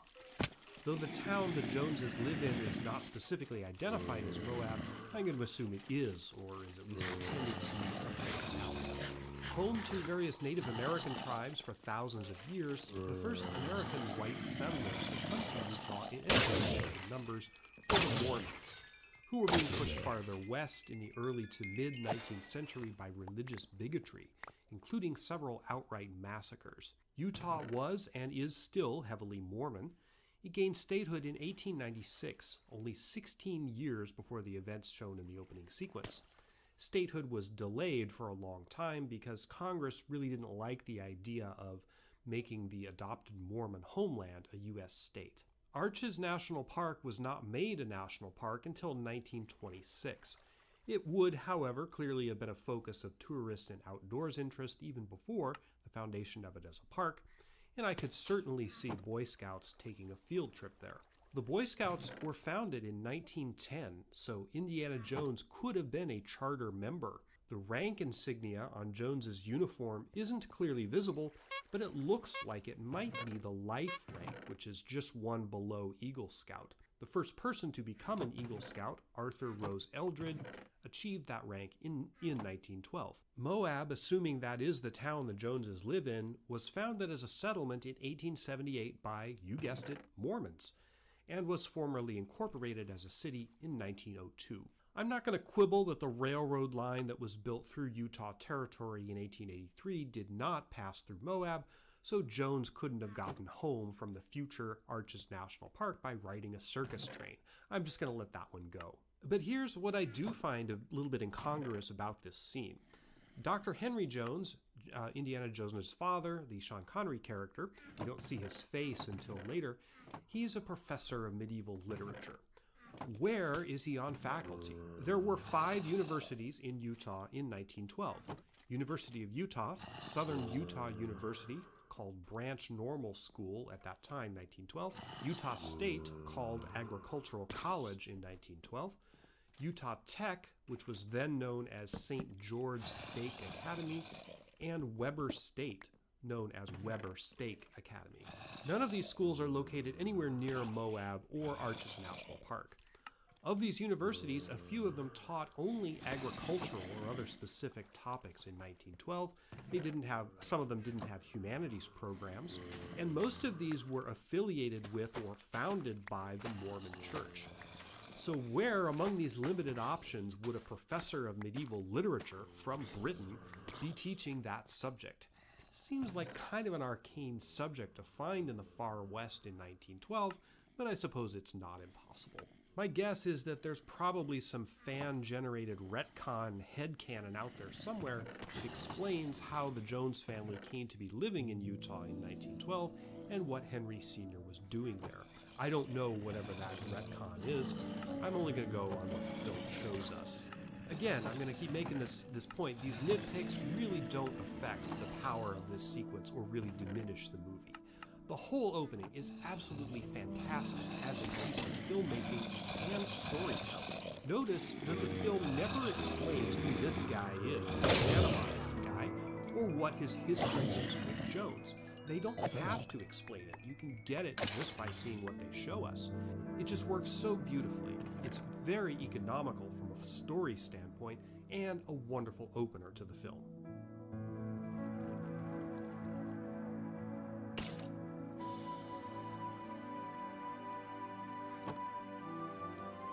The Utah prologue establishes the pattern of the character of Indiana Jones. He's always looking for something, trying to recover some specific artifact, a MacGuffin in storytelling terms. In this bit of the film, the MacGuffin is a jeweled crucifix called the Cross of Coronado. Jones, who even as a teenager knows a surprising lot about this kind of stuff, tells his friend that it was given to Coronado by Cortez in 1520. And of course, this is followed by the famous line, "It belongs in a museum." Let's unpack this very briefly. The Cross of Coronado is totally fictional. This is not a real artifact. The backstory given for it, though clever and communicated with admirable word economy, is extremely improbable. Francisco Vasquez de Coronado was a Spanish conquistador who led an expedition from 1540 to 1542 that explored what is now the American Southwest, Great Plains, and part of Mexico. Coronado was searching, appropriately enough, for gold, the 7 cities of Cibola, famed in legend, which were supposed to have buildings made of gold and, gold paving the streets and that sort of thing. I guess that is a plausible enough explanation for how an artifact associated with him supposedly got to Utah. But here's the tell that it's fake. Cortez could not have given Coronado a jeweled cross or anything else in 1520. First of all, Coronado was about 10 years old in 1520. We think he was born about 1510 in Salamanca in Spain. He didn't even go to New Spain, what's now Mexico, until 1535. Second, Cortez was already in the New World in 1520. He arrived on the island of Hispaniola in 1504, even before Coronado was born, and was there continuously until 1528. Did Cortez and Coronado know each other?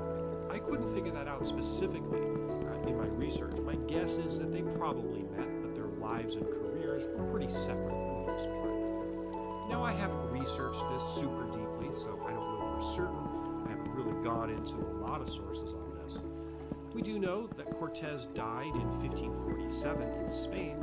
Coronado died 7 years later in Mexico City. Coronado never found the 7 cities of Cibola, not surprising considering they never existed, at least not in the way that the Spaniards thought they did.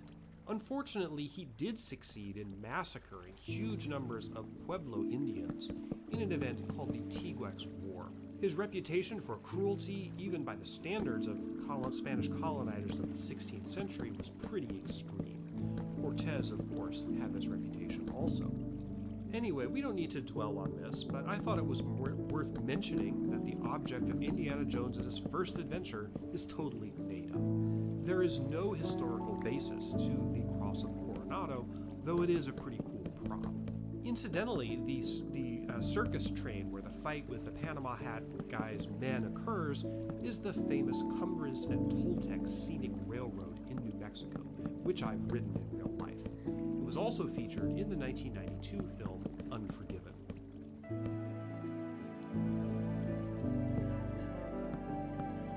The title of this chapter is Venice 1938, and I am going to discuss some of the scenes in the film that occur there, but I'm also using it as kind of a catch-all for a bunch of stuff in this part of the film, from roughly the meeting between Jones and Donovan and the catacombs scene, which I'll talk about more in the next chapter. First, I absolutely love the set design here. Donovan's Manhattan penthouse is decked out in an Art Deco style, very appropriate for some rich guy in the late 30s. As you may have observed from this channel, I do a lot of stuff regarding ocean liners, and Donovan's place reminds me a lot of the decor of some of the superliners of that era. For example, compare this set to one of the first-class spaces on the New Amsterdam, a Dutch liner that made her North Atlantic debut in 1938. The sandstone shield, which the characters refer to as the first marker, is a MacGuffin made up for the movie. I love how Dr. Jones identifies the writing as early Latin text, and in the next sentence says it's from the mid-12th century. That is definitely not early. Latin as a spoken language, though not dead, had already faded out mostly of common usage by the beginning of the Middle Ages, though of course it was still used by the Church. I alluded to this earlier, but the bedtime story of the 3 French knights of the First Crusade and their adventures with the Grail is not accurate. This purported medieval legend was apparently made up by the screenwriters. I'm not aware of a medieval text with that plot. And as I mentioned in Chapter 2, most Holy Grail stories involve King Arthur, and none directly involve the Crusades. Just for the record, King Arthur is usually said to have died in the mid-6th century, so we're talking the 530s and 540s. The Crusades didn't get rolling until 550 years later. The plane in which Jones and Brody fly to Venice is shown as a DC-3 with special livery. Presumably, this is supposed to be a private plane owned by Walter Donovan. The DC-3, introduced in 1936, was flying, of course, in 1938. However, the journey that they show on screen with the moving red line is inaccurate. The DC-3 did not have the range to fly from Newfoundland to the Azores. They would have had to skip around along the north of the Atlantic Ocean, probably stopping in Greenland and Iceland along the way. The DC-3 is, however, one of the coolest planes ever built. Although the last one, at least the last civilian version, was manufactured in 1942, there are DC-3s still flying today in the 2020s. I mean, they're still around. It's pretty amazing. Finally, we get to Venice. I'm intrigued by the way the characters in this picture treat Austria as a super dangerous infiltration mission going into the heart of the Third Reich, while at the same time they're very casual about Italy, which was a fascist country in 1938. Indeed, Italy had been fascist since 1922, when it was taken over by Mussolini in the March on Rome. Granted, Italy was not as repressive in a day-to-day sense as Germany was in this same period. The Italians, for example, did not persecute Jews in the same way that they were persecuted in Hitler's Germany. But Italy was fascist. In fact, here is a photo of Hitler meeting Mussolini in Venice in 1934. I don't know how much evidence a casual tourist would have seen of the fascist regime in Venice in 1938, like, banners or something like that. I generally didn't see any in any of the photos that I looked at of Venice in the 1930s, which are pretty awesome, by the way, like these ones that you've been seeing. But it might have been nice to have at least a nod, perhaps a short reference in dialogue to the fact that Italy was fascist in the 1930s, or maybe a mention of Mussolini. The library in the converted church is totally fictional. The structure shown in the film, at least the exterior, is the Church of San Barnaba in Venice.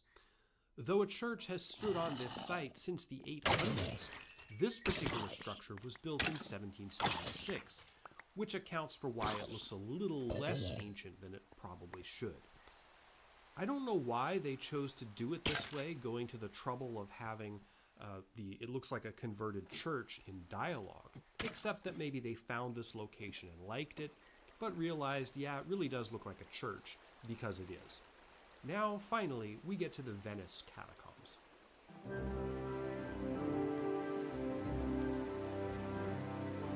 This part of the movie is packed with history, most of it bad. For that reason, I'm going to start with some praise.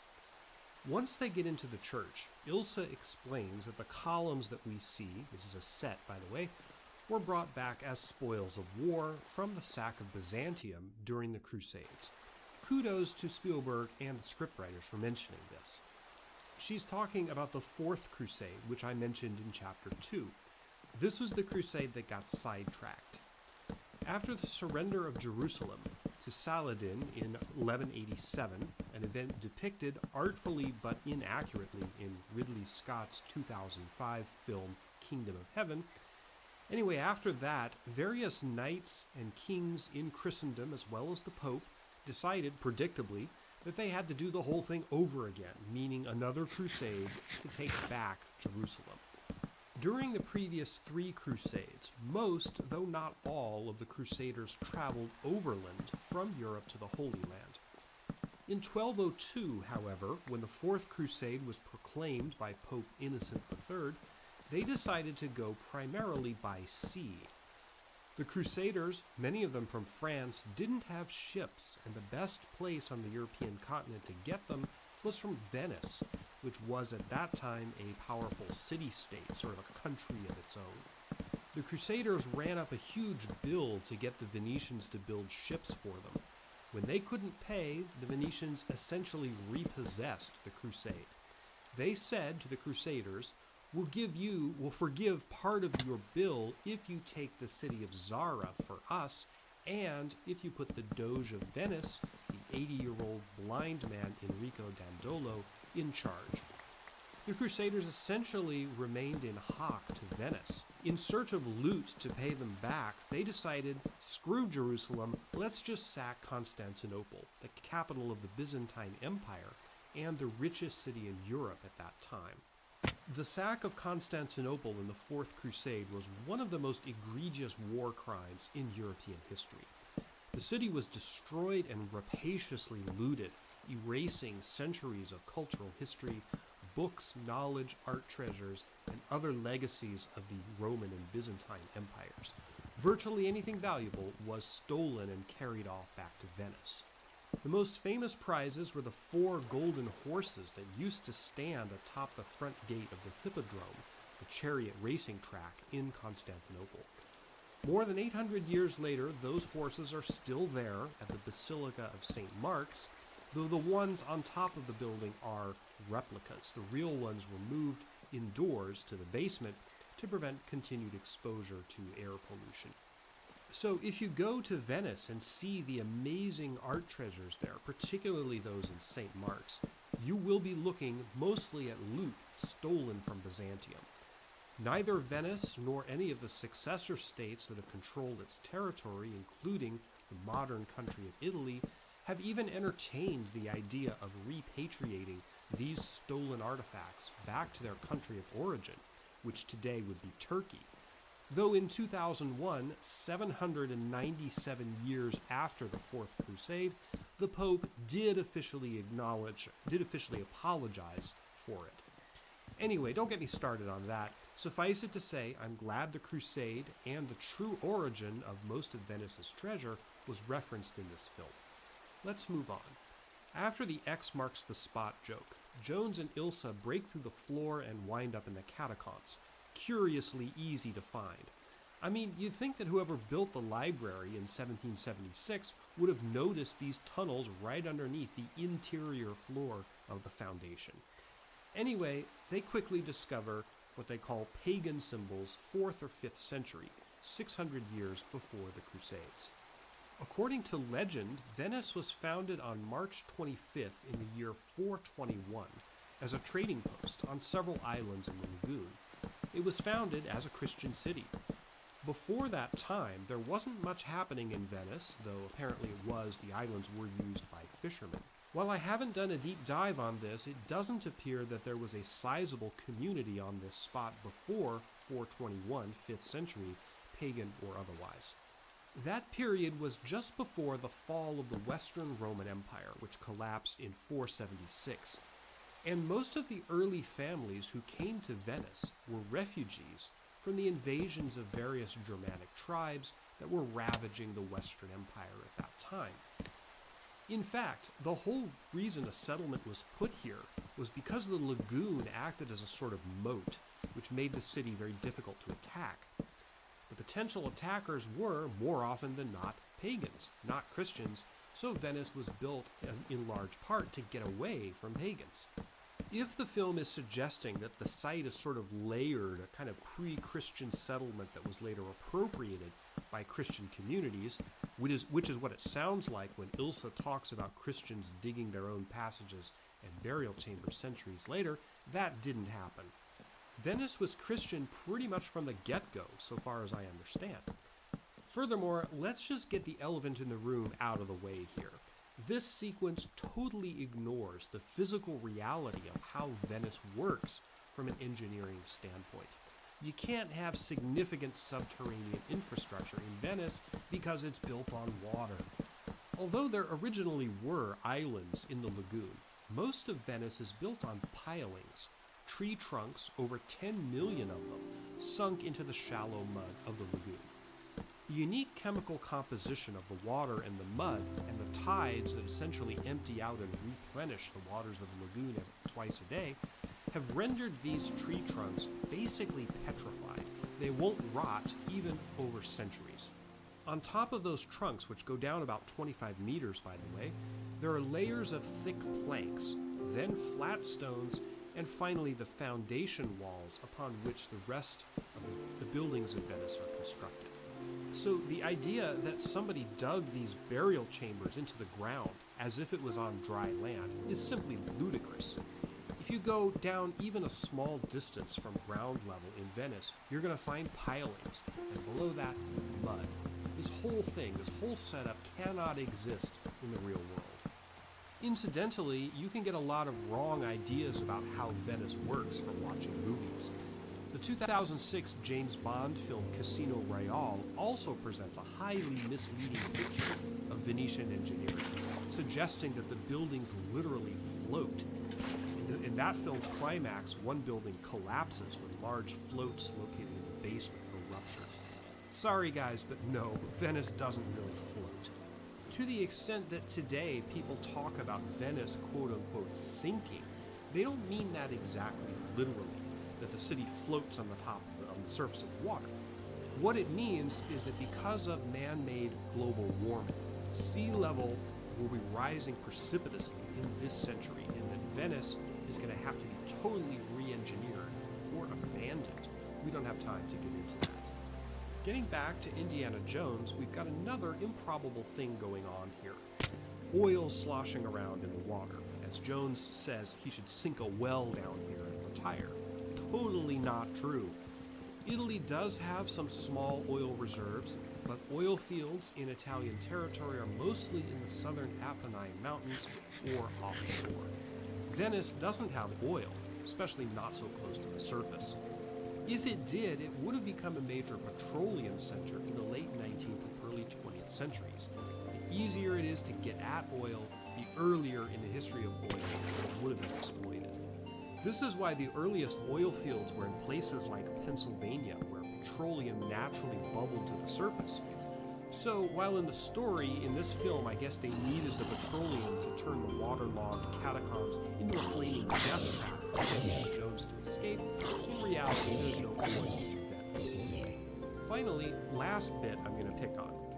The discovery of the remains of Sir Richard, a supposed knight of the First Crusade, in this Venice tomb is a great clue to encounter from a story standpoint, and it's done extremely well. But it doesn't make a whole lot of historical sense. Even if you grant the film's premise about 3 knights of the First Crusade going questing after the Holy Grail, it's a little far-fetched that he would have wound up in Venice. The routes taken by the major bands of crusaders during the First Crusade of 1096 to 99 traveled overland, mostly through Central and Eastern Europe. Some apparently did cross through Italy, but not Venice, which was kind of off the beaten path at that time. Assuming that most crusaders returned from the Holy Land on roughly the same routes they took to get there, they aren't real likely to have gone through Venice. Venice indeed did not become prominent in the history of the Crusades until the fourth one, which began in 1202. See, we're getting back to that, a century after the events proposed by this movie. Again, we're talking about a totally fictional thing here, because the bedtime story of the 3 crusaders going after the Holy Grail is completely made up. Okay, I think I've beaten this part of the movie pretty much to death. Let's move on and pop back into the 20th century.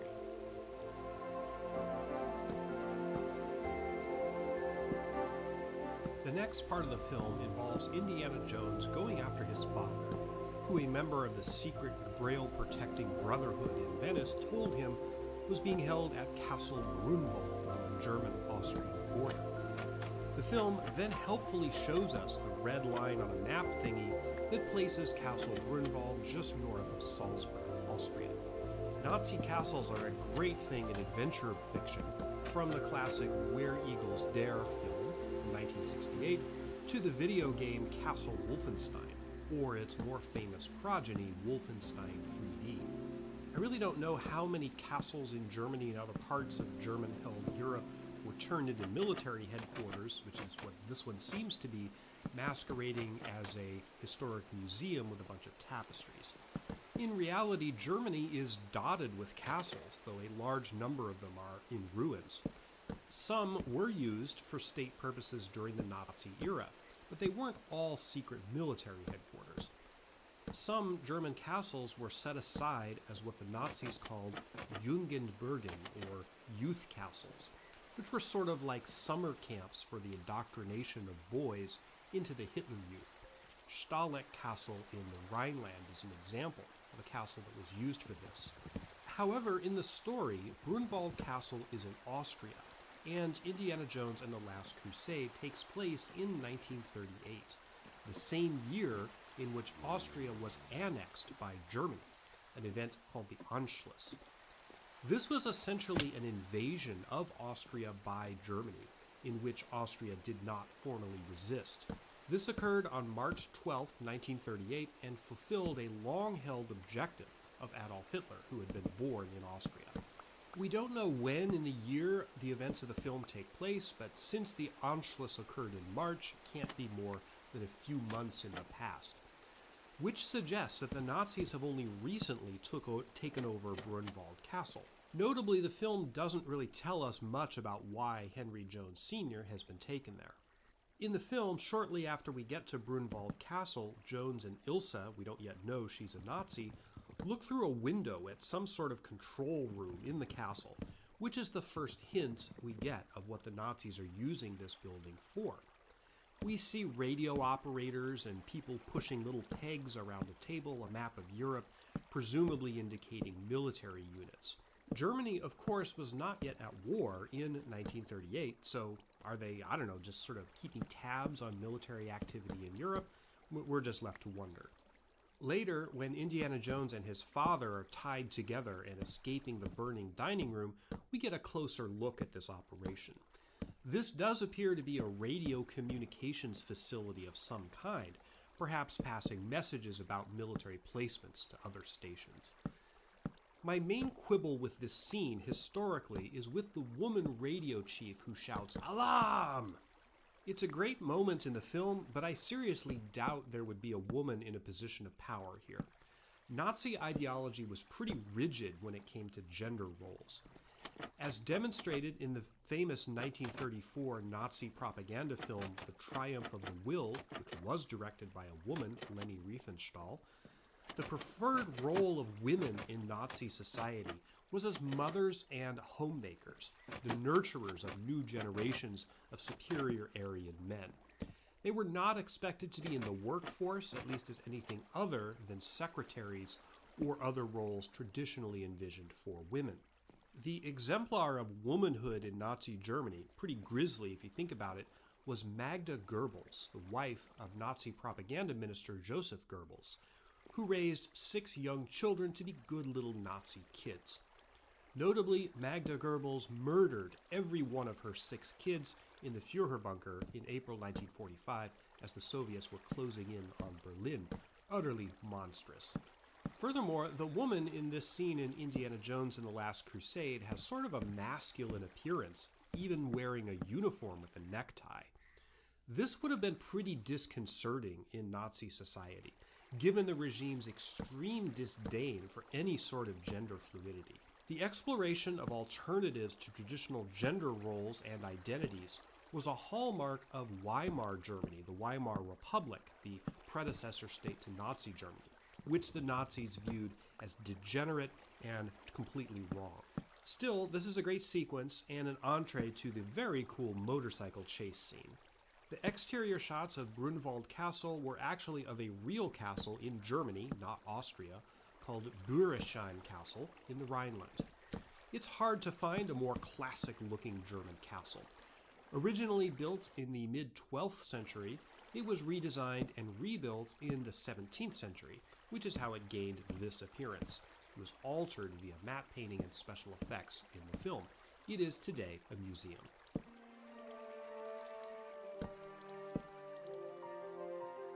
The middle section of the film throws several historical issues at us in rapid succession.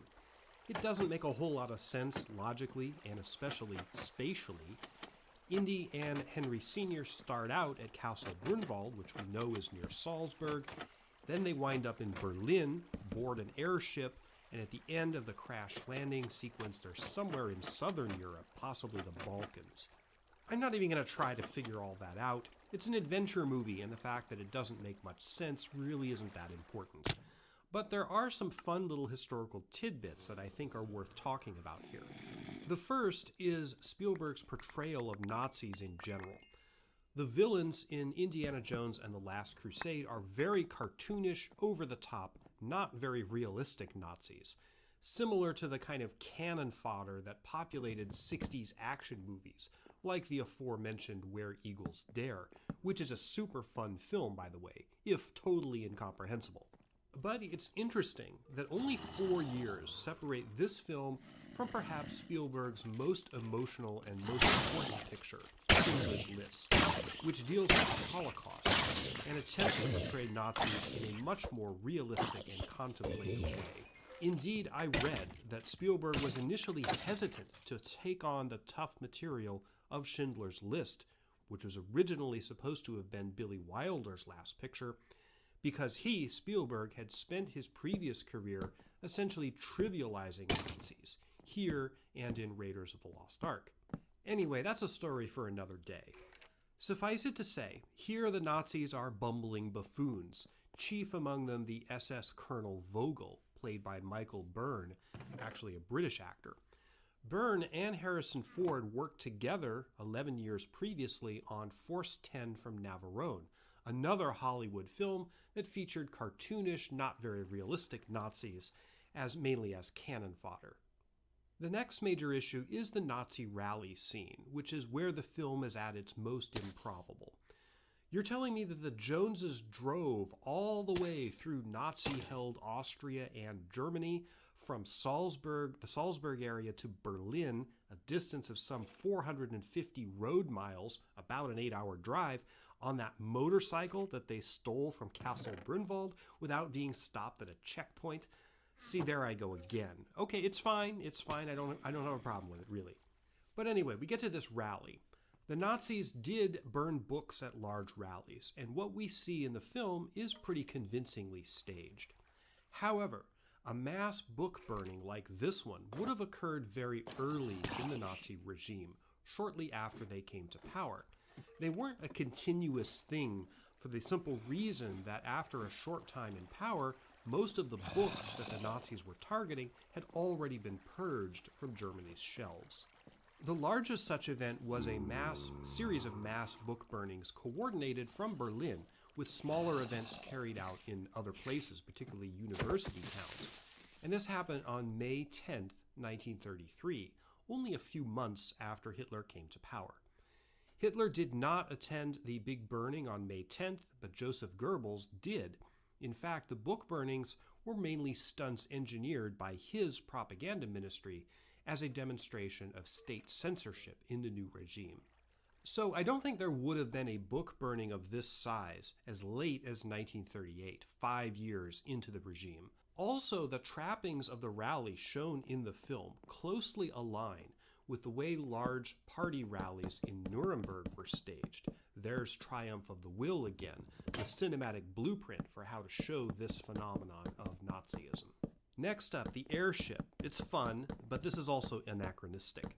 I can understand why they wanted to show one of the great German dirigibles of this era, and its pretty irresistible visual set piece. However, again, we're in 1938, and the German transatlantic air service via airship ended permanently in May 1937. I'll get to that in a moment. The big Hindenburg-class airships were pretty impressive.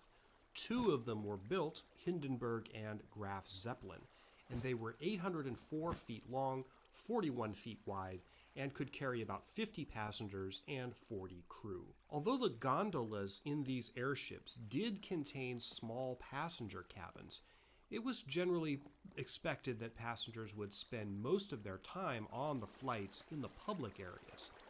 It took between 50 and 70 hours to make a transatlantic crossing in one of these airships, depending on which way you were going.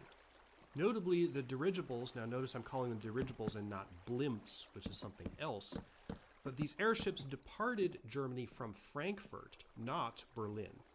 And I should be saying dirigible singular, because only one of the 2, Hindenburg, actually saw service, making 17 round trips across the Atlantic in 1936, the year she was introduced.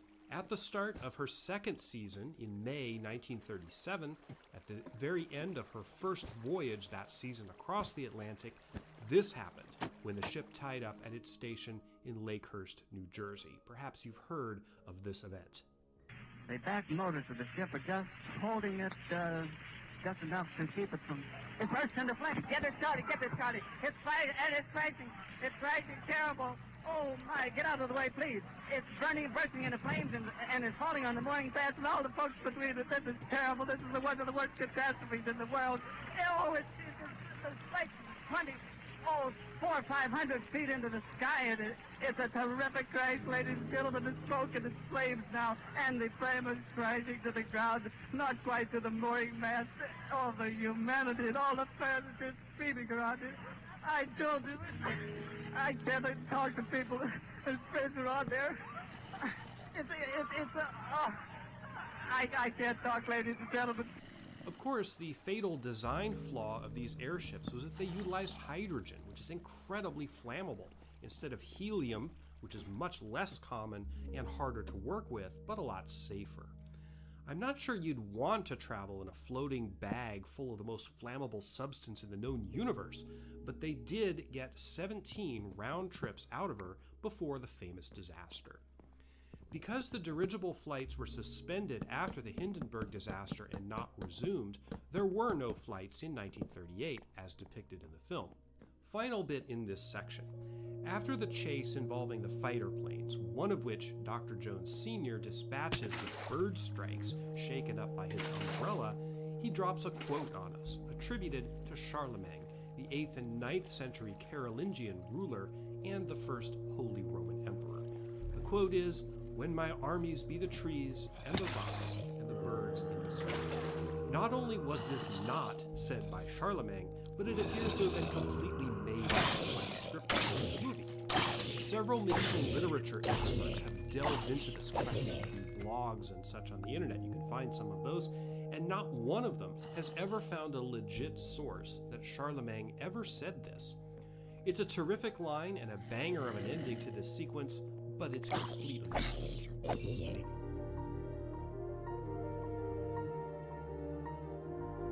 The next bit in the film surprised the hell out of me when I started drilling into it.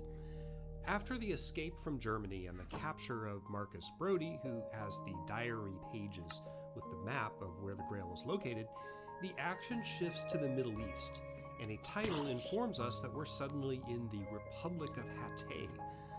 I thought this was a totally fictional country made up by the screenwriters to avoid placing the Grail in a real-life country.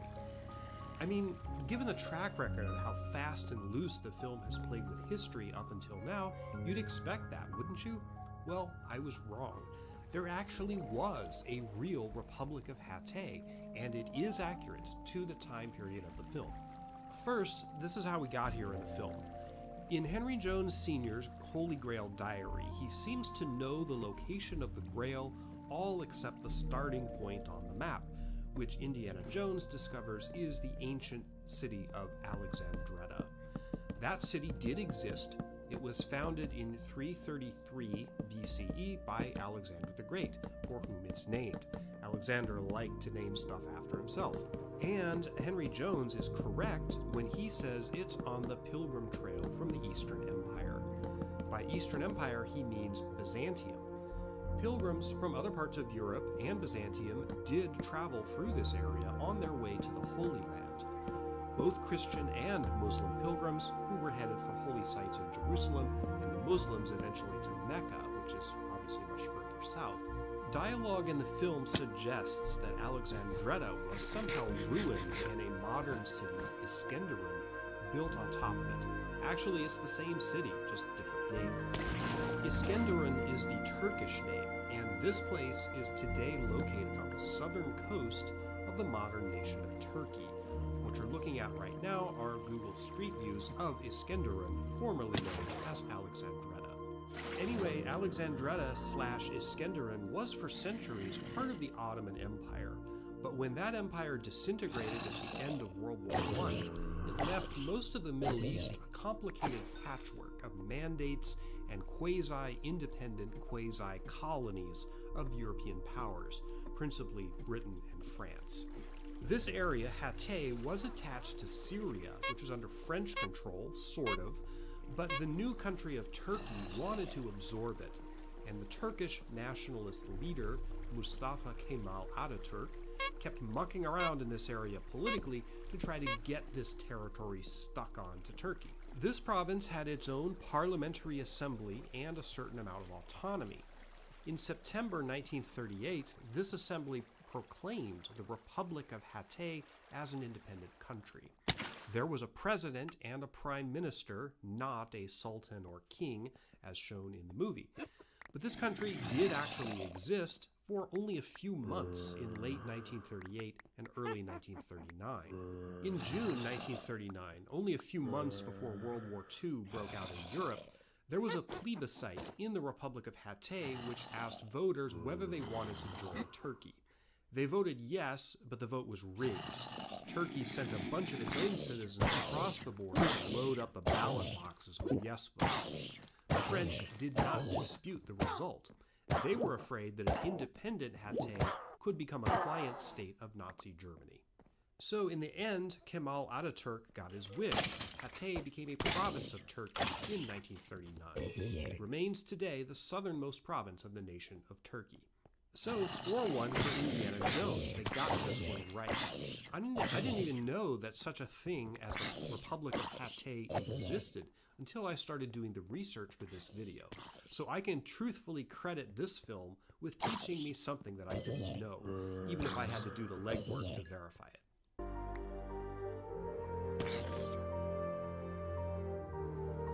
The one thing that everybody remembers about this film is the tank. It makes a great centerpiece for a chase, although it is fairly derivative of the desert truck chase in Raiders of the Lost Ark, but it's still quite exciting. And you don't often get to see a World War I era tank in a movie, at least outside of a movie dealing with World War I. The tank used in the film is not genuine. It was built by British special effects artist George Gibbs specially for the movie. However, it is closely based on the design for the Mark 8 tank, that's Mark 8, Roman numeral 8, which was a joint British-American design that was developed at the very end of the First World War. Despite their ubiquity in modern warfare, the tank was developed partly out of ingenuity and largely out of desperation.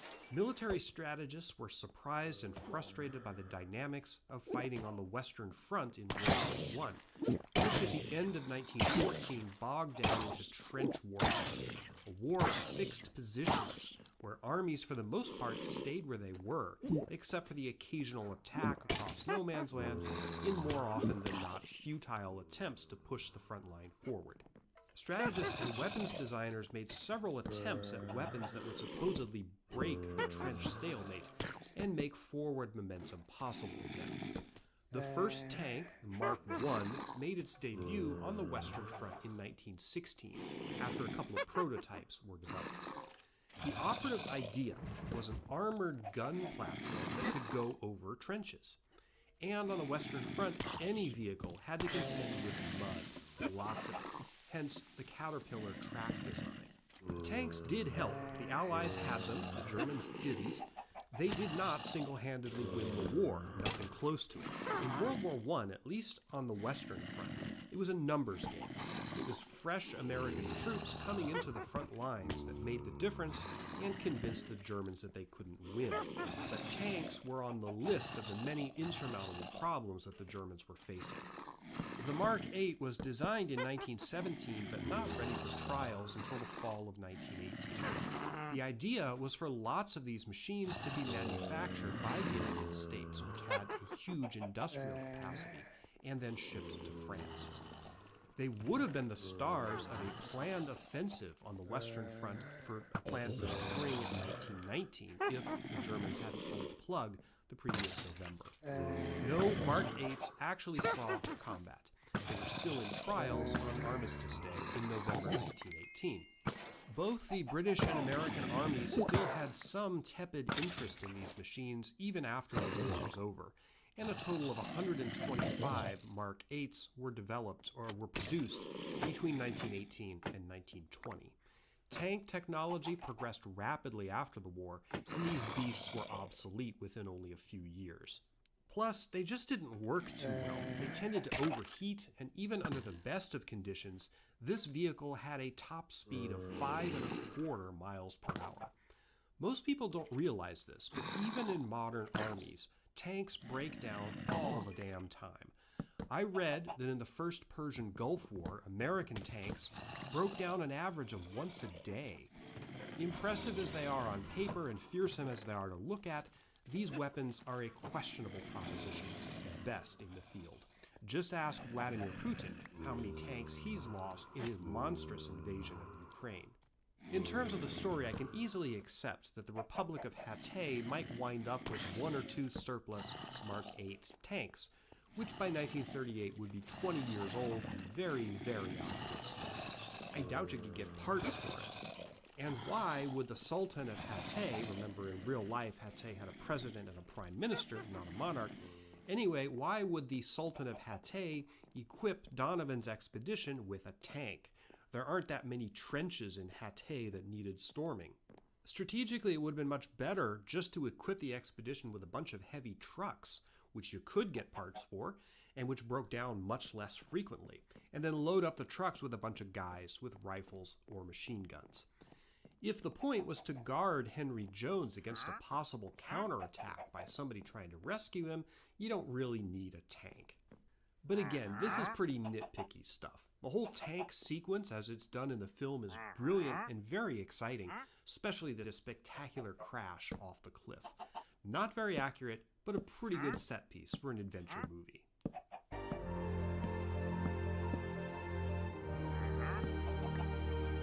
We're coming toward the end of the film, and here is the setup for the finale, the Canyon of the Crescent Moon, where the characters discover a majestic temple that houses the Holy Grail. This is a real place and one of the most spectacular visuals in all of the Indiana Jones movies. This structure is pretty famous, but it was made much more so by this film. I believe this is also a cultural achievement that you can build in one of the Civilization video games. Anyway, this is called the Treasury, or Al-Khazna, in Petra, Jordan. This is what it looks like in real life. Every bit as impressive as they show in the movie, except the movie conveniently omits modern details like the gift shop on the other side of the canyon. This is the mausoleum of King Aretas IV, king of the Nabateans, which was a kingdom of pre-Muslim Arabs who lived in what's now Jordan. It was built in the 1st century CE, roughly about the time of Christ. There's a couple of other ruins kind of like this in the same area. At its height, Petra had about 20,000 inhabitants. The Nabateans were traders and merchants. Various countries and empires were engaging in extensive trade across these lands. It's interesting that this mausoleum is used in the movie for a Christian building. The Nabateans actually had a polytheistic faith and did not convert to Christianity until the 4th century. They were conquered by the Romans in the year 106 after many years of war with them. Aretais IV Philopatris was the king whose tomb this was. He ruled from about 9 BCE to 40 CE, roughly the same time as Augustus, the first Roman emperor. Aretas IV is mentioned in the Bible in 2 Corinthians, chapter 11, verse 32. Paul mentions him, quote, "In Damascus, the governor under King Aretas had the city of the Damascenes guarded in order to arrest me," end quote. So ironically, King Aretas IV has one up on the Holy Grail, which is not mentioned in the Bible. As you might not be surprised to learn, the interior of the Grail Temple, as shown in the movie, was a set. This is what the real interior of the treasury looks like. Kind of disappointing, huh? Again, recall that this was a burial chamber and was intended to be much more impressive on the outside than on the inside. Petra has been a tourist attraction for a long time.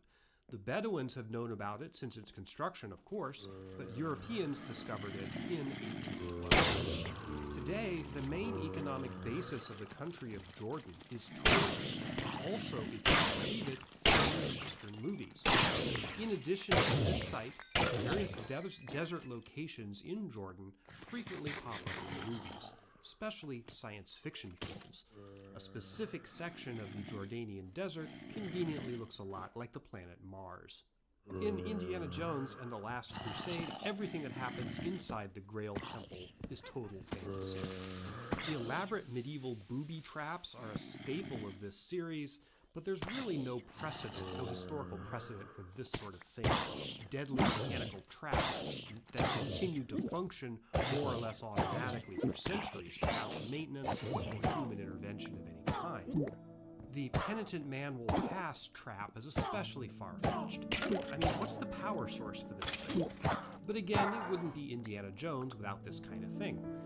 The leap of faith bit is pure invention of the screenwriter. This does not appear anywhere in the Holy Grail lore.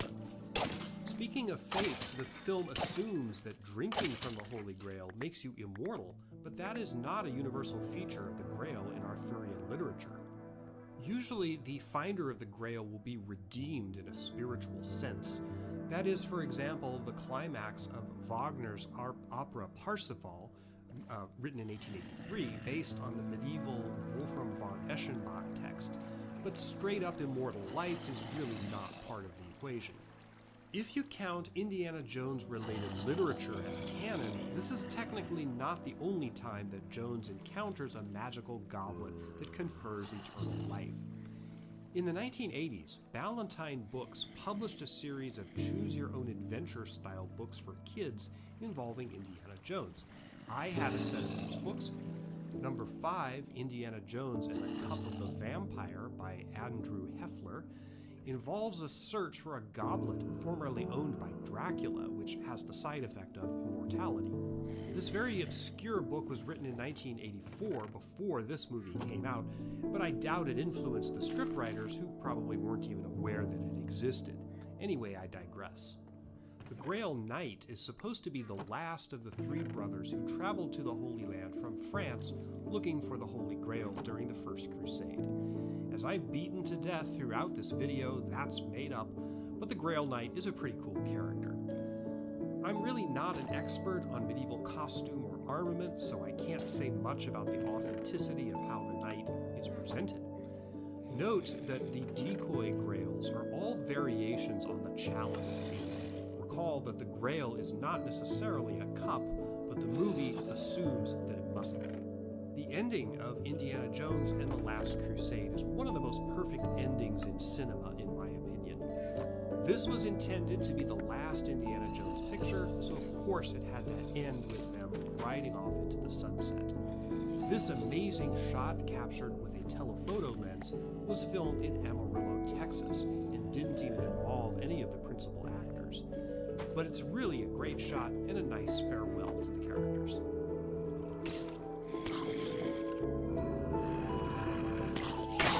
On the whole, despite its extreme historical inaccuracies, Indiana Jones and the Last Crusade is a terrific film, one for the ages and a classic that has endured for the past 33 years and will remain a classic, I'm sure, for many. Audiences and critics loved it. The picture grossed $475 million worldwide. It's very difficult to find someone who didn't like this film. I mean, obviously, it's a lot of fun. It's amazing how much even an inaccurate film can inspire people's interest in history in the past. I already told my story in Chapter 1 about my relationship with this film. I know other historians, including a prominent historian of the Crusades, who adores this film and watches it all the time despite its inaccuracies. So again, don't get the impression that historians are always hating on movies that don't represent history accurately. I love this film despite its inaccuracies. But as a springboard for a journey into real history, I hope you got something valuable out of this experience. If you like what I do, the best way to help me is to watch another one of my videos. In the deep dive section, you'll find my previous video, also a historical movie analysis. That one is on the films Gladiator and Fall of the Roman Empire. I also have a long essay on the meaning of the Titanic disaster of 1912, and a 2-part, very in-depth series on the John F. Kennedy assassination. My new book is out called The Sun Thief. It's a crime thriller. I have a Patreon, that's at patreon.com/Sean Munger, and you could buy me a coffee. I have a Ko-Fi link in the description. Also in the description is the link to my website. It's justseanmunger.com, where I teach history courses online, both free and paid, on a number of different subjects. So please do all the stuff you usually do for a video you like, hit the subscribe button, and all that jazz. I'm planning to do another historical movie analysis soon, so keep your eyes open for that. Thanks, as always, for joining me on another journey into the past.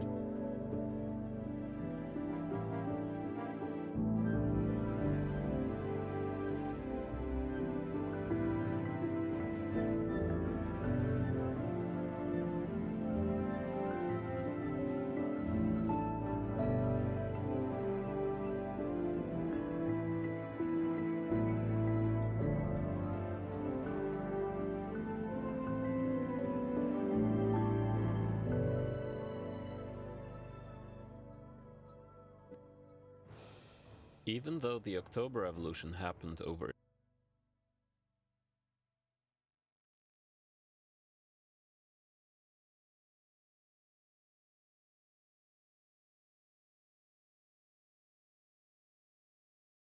the Parthians, a name which many recognize but few know much about. I, for one, first learned of the Parthians through the prism of their relationship and long-time antagonism with the Romans. A rivalry.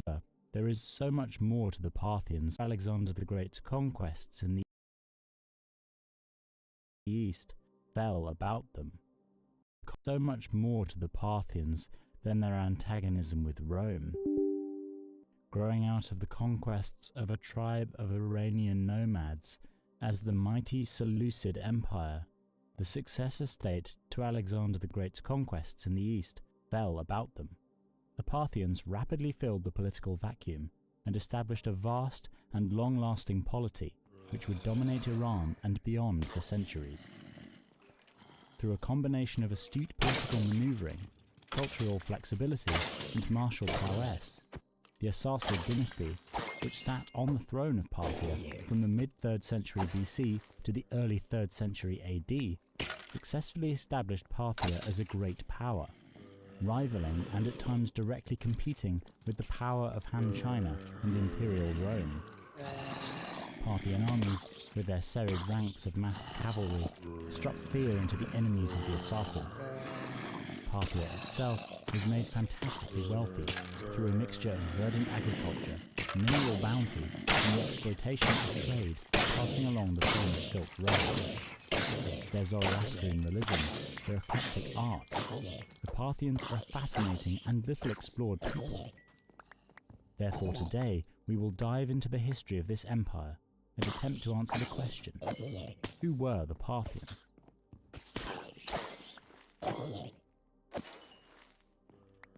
The region known as Parthia, an area which corresponds to modern northeastern Iran and parts of southwestern Turkmenistan, was well known in antiquity.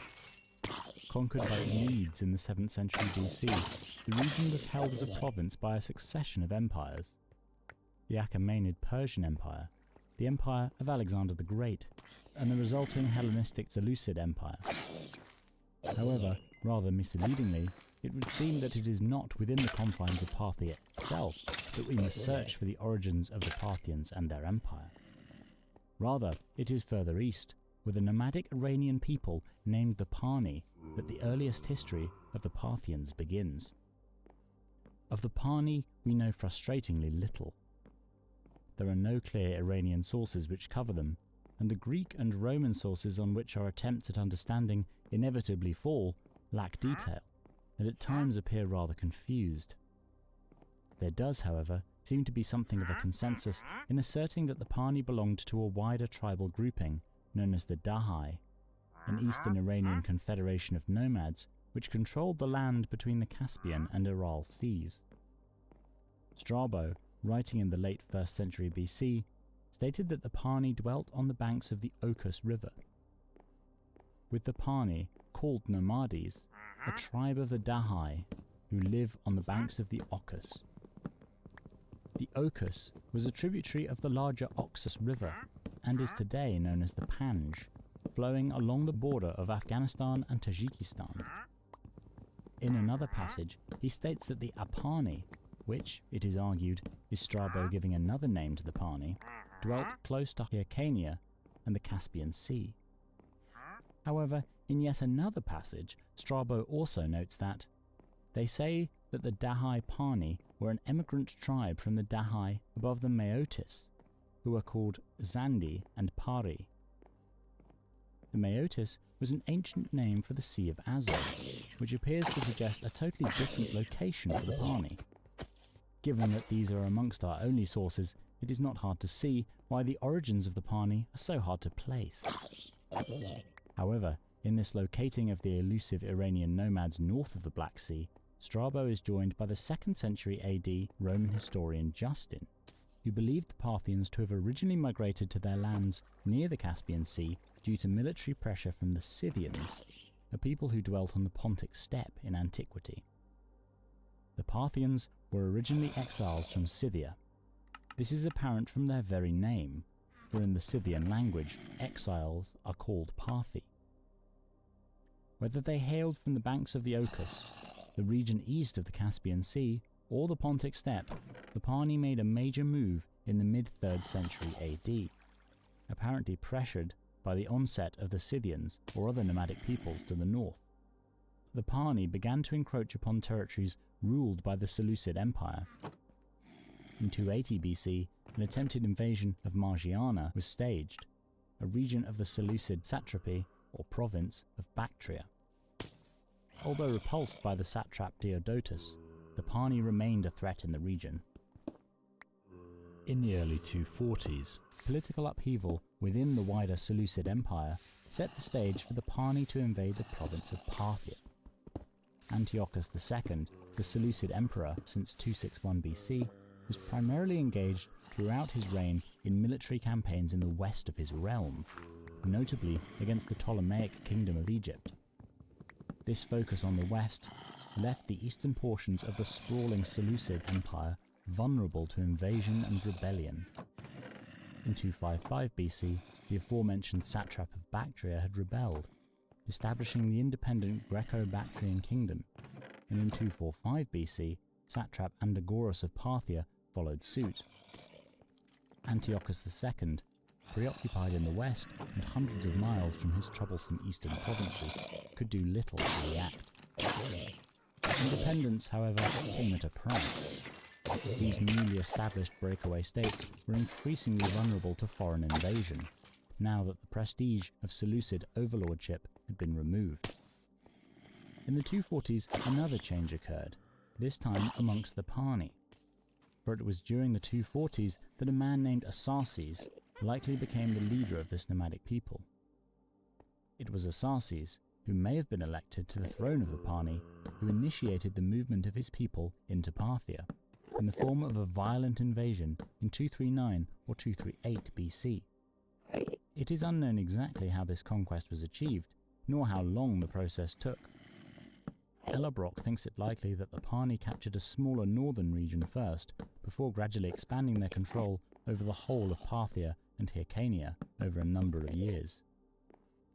Having stormed into the historical record, the Pani rapidly conquered Parthia. However, their rule was by no means secure nor strongly established. In the febrile political atmosphere of the late 2nd century BC, these new Parthians would have to fight to protect their new territories. With Parthia taken, the Pani under Asaces were met with no immediate reprisals from the Seleucids.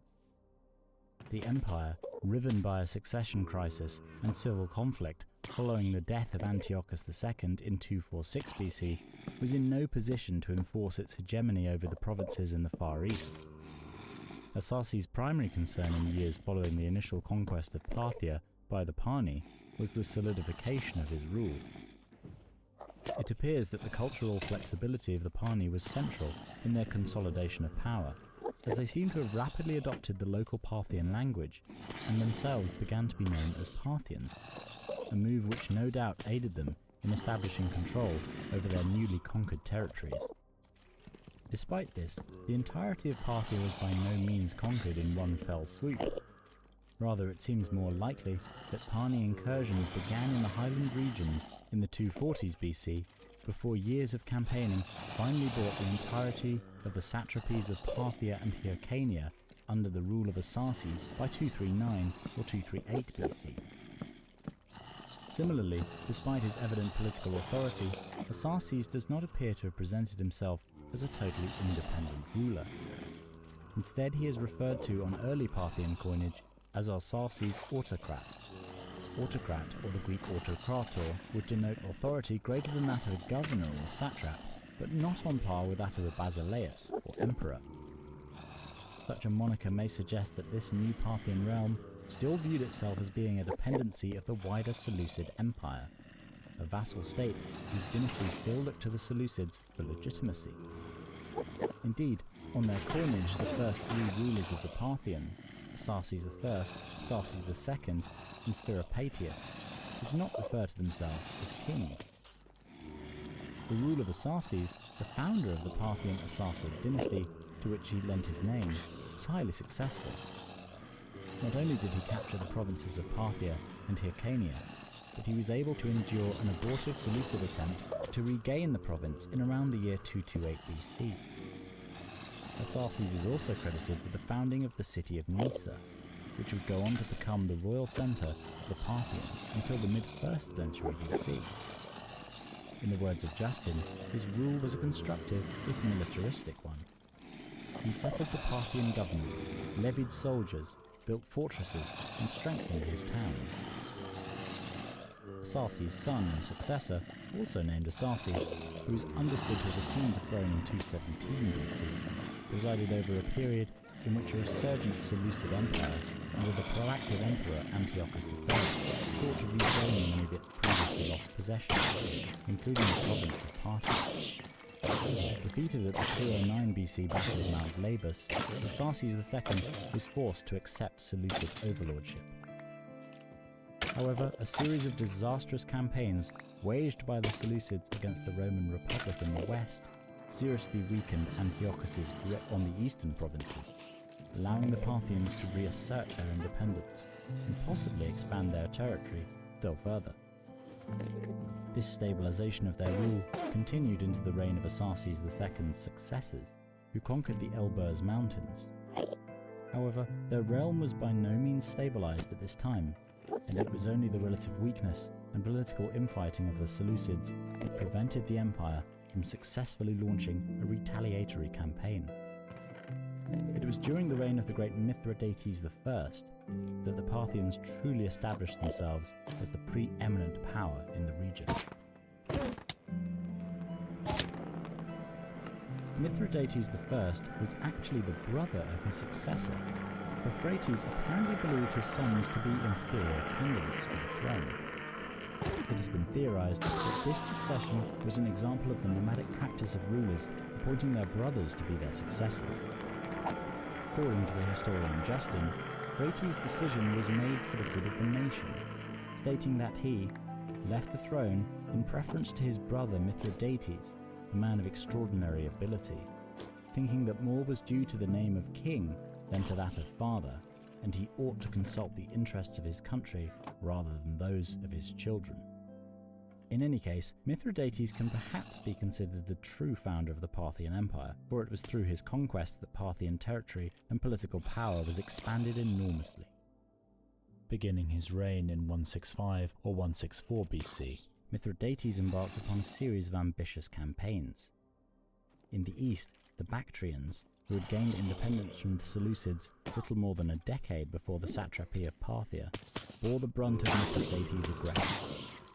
Herat was swiftly taken before being used as a staging post by the Parthians, who by 155 BC had captured as far east as Margiana, the city of Merv, Khorasan, and the city of Bactria itself, permanently damaging the prestige of the Greco-Bactrian kingdom, condemning it to a terminal decline which would see this Seleucid successor cease to exist in the 120s BC.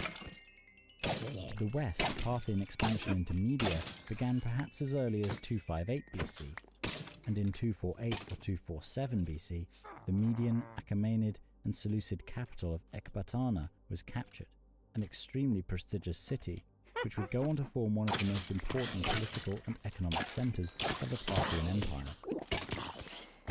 In 241 BC, a campaign was waged which saw the fall of the cities of Seleucia and Babylon to the Parthians, along with large parts of Mesopotamia, including Characini and Elymais. A campaign launched by the final Greco-Bactrian king, Heliocles I, aimed at reconquering lost territory, was swiftly seen off by Mithridates, as was an attempted invasion by an Iranian nomadic people from the north, known as the Saka.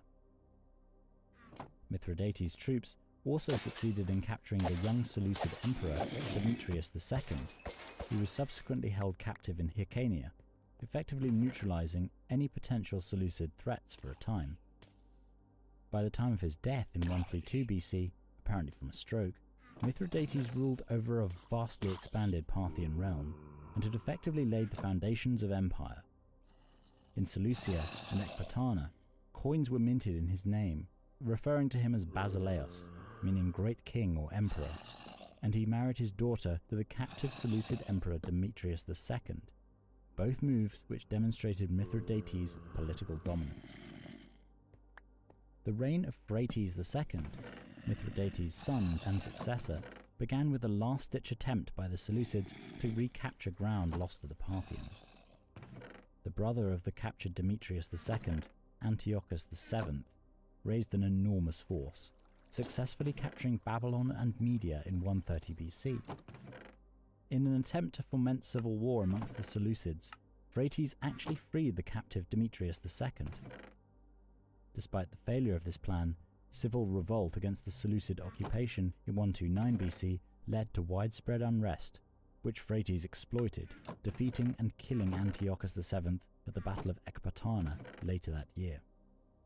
This significant defeat effectively broke the power of the Seleucids, confining their rule to Syria. The remainder of Phraates II's rule, and the reigns of his short-lived successors, named Artabanus and Arsaces, were relatively stable, other than incursions by the nomadic Saka and Tocharians. The reign of Mithridates II, however, lasting from 121 to 91 BC, was altogether more eventful. Considered one of the great kings of Parthia, Mithridates consolidated Parthian rule over the previously contested territories in Media and Mesopotamia, subjugated the troublesome Saka in the east, making them a tributary state, invaded and partially conquered Armenia in 97 BC, making himself overlord of its ruler Tigranes II, and expanded Parthian territory in the west to the banks of the Euphrates. Mithridates II's conquest, which saw him style himself as King of Kings on his coinage, the first Parthian king to do so, brought the borders of the Parthian realm into contact with a power with whom the Parthians would struggle for hundreds of years: the Romans. In 96 BC, the Parthian ambassador Orobazos agreed with the Roman dictator Sulla that the border between the two burgeoning powers should be set at the Euphrates, an agreement which held, often uneasily, for several decades. In the east, Parthian expansion brought them in close contact with the Chinese Han dynasty, an altogether more peaceful relationship, which saw trade within and across Parthia flourish. From 90 to 57 BC, we know very little of Parthia and its rulers, a so-called Parthian Dark Age.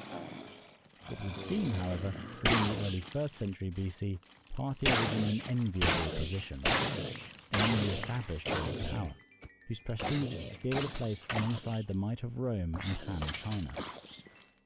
Their dominance established, the Parthians would go on to exercise hegemony over the region for centuries, all the while contesting a series of protracted conflicts with the Romans, which would eventually weaken the Parthian Empire to the point of collapse. We shall return to the history later, and instead focus on the society of the Parthians. The Parthian Empire was largely decentralized, divided into numerous kingdoms, vassal states, or provinces.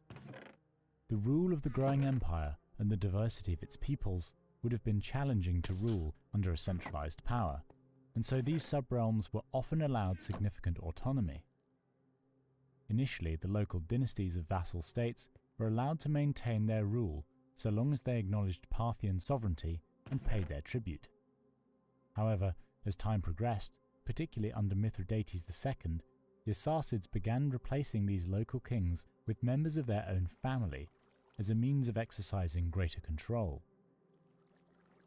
The head of the Parthian government came to be known as the King of Kings, a title they inherited from the Achaemenid Empire, and which demonstrated their divine right to rule. The Parthian king was traditionally polygamous and would usually be succeeded by his firstborn son. The sanctity of the royal line was partially maintained by intermarriage amongst kin. Like many other contemporary cultures, the Parthian kings projected their authority through imagery on coins, combining various cultural elements to legitimize their rule. The first Parthian rulers, from Arsaces I to Mithridates I, would present themselves wearing a bashlik, a kind of soft cap that harkened back to their nomadic origins. Mithridates II was the first Parthian king to present himself wearing a diadem tied around the hair. The diadem is related to the Macedonian monarchy as a symbol of their royal dignity, but it also shares an Iranian tradition, worn by the Achaemenid king of kings.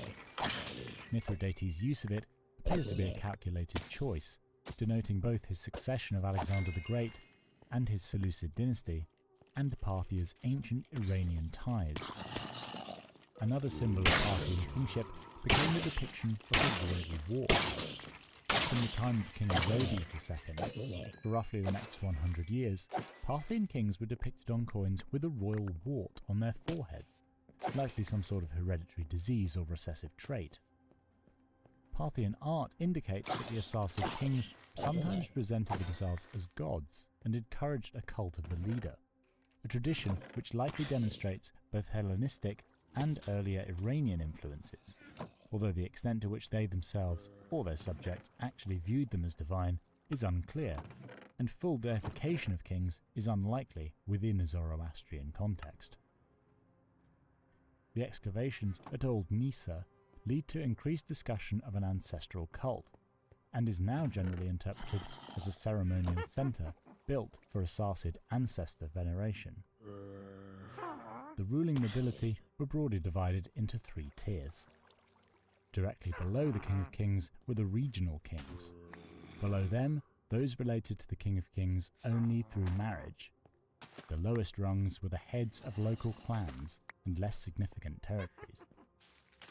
King's Council appears to have been made up of members of the nobility, as well as holy priests known as magi, who would help advise the king. During the later stages of the Parthian Empire, there were increased disputes over matters of succession, and at least 3 murders are likely attributed to the interference of the nobility. It appears that onwards from the rule of Vologases I, the nobility's influence on the king and power in the empire began to decrease. The Assassid rulers began putting provinces under their direct control, placing their own family members in important political positions. We cannot definitively explain the role of slavery in the Parthian Empire, but there are examples from written sources that suggest its presence. In his Life of Crassus, Plutarch mentions that there were many slaves in the entourage of the Parthian general Surena. A number of sources, including Plutarch, also mention that many Romans were captured by the Parthians after the Battle of Carrhae and likely taken into some form of slavery. The Parthian parchment, dated to 121 AD from Dura Europos, records an agreement between Phraates, a government official, and Barlas, a local farmer. Phraates had lent Barlas 400 silver drachmas, which he was unable to repay. In the note, the farmer agrees to serve as a slave until the sum of money is repaid, and the note includes a number of harsh stipulations. Whilst we don't know how common these types of agreements were, or how they functioned in broader Parthian society, this provides evidence that some form of indentured servitude existed in the Parthian Empire. Once again, the sources from which we can derive our understanding of Parthian women are scarce, and those we do have refer solely to the nobility. We know the Parthian kings had multiple wives, who claimed the title queen, as well as a selection of concubines. concubines could rise to considerable favour with the king, and it was even possible for their sons to become kings themselves, as attested by Vologases I, whose father Vonones II conceived him with a Greek concubine. Whether women generally lived in seclusion from men is not known, and we do have evidence that some women were present at banquets as entertainers. Parthian kings went into battle with full entourages, of which women were often part, and were sometimes taken captive by the enemy. The kings were sometimes known to kill the women in their entourage to prevent this from happening. Our evidence shows similarities with Achaemenid predecessors and Sasanian successors, and due to traditions under these empires, it is assumed that Parthian women could also manage their own property and land. We know of some instances in which women achieved substantial power at court. Queen Musa was one of only 3 women to rule as full monarchs in Iranian history. Originally a Roman slave, she was gifted to the Parthian king Phraates IV, whom she then married and later murdered, making herself and her son Phraataces joint rulers of the empire. She was also only one of 2 royal women to have ever been depicted on Parthian coins, the second being Queen Anzase of the vassal kingdom of Elymais, who may have ruled alongside her husband, King Camnasciris III. Musa was the only Parthian woman to rule as queen regent, a ruler in her own right, although Rinu, the queen consort of Mithridates I, ruled as queen regent under her son until her son, Phraates II, came of age. Other than these rare exceptions, it seems likely that women did not hold significant political power, although they could leverage their personal relationships with the king to influence his choice of successor. Despite the lack of Parthian sources, there are some other references to Parthian women that suggest the importance that they held in society. A Chinese source, named the Shoji, reports that it is customary among them to esteem the women, and it is only when something is said by the women that the men find it right to do so. Evidence from Parthian belt buckles perhaps further speaks to this notion of equality, in which couples are depicted with their heads snuggling together.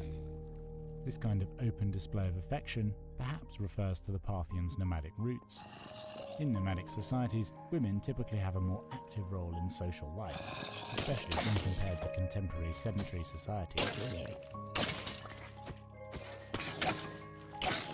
Parthian cultural identity was shaped by multiple historical and multicultural layers. It combined a strong Persian and Iranian heritage with local tribal and nomadic roots. The Hamza Empire had absorbed a range of Greek cultural forms inherited from the Seleucid period.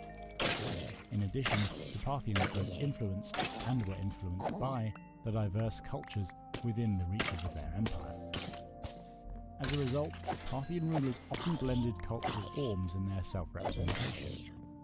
They styled themselves after the Persian king of kings, whilst also inscribing the words Philhellenes, meaning friend of the Greeks, on their coins to reflect their mixed cultural roots.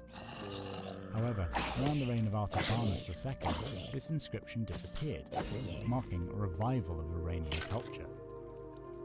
To reinforce their legitimacy over former Achaemenid territories, the Arssacids leveraged their claimed familial descent from Artaxerxes II of Persia, and they began presenting themselves in apparel that closer represented Achaemenid satraps, and choosing typical Zoroastrian names for themselves. Despite this attempt to distance themselves from Greek culture, Greek alphabet letters were still used on Parthian coins until the collapse of the empire, and many blended cultural elements remained intact.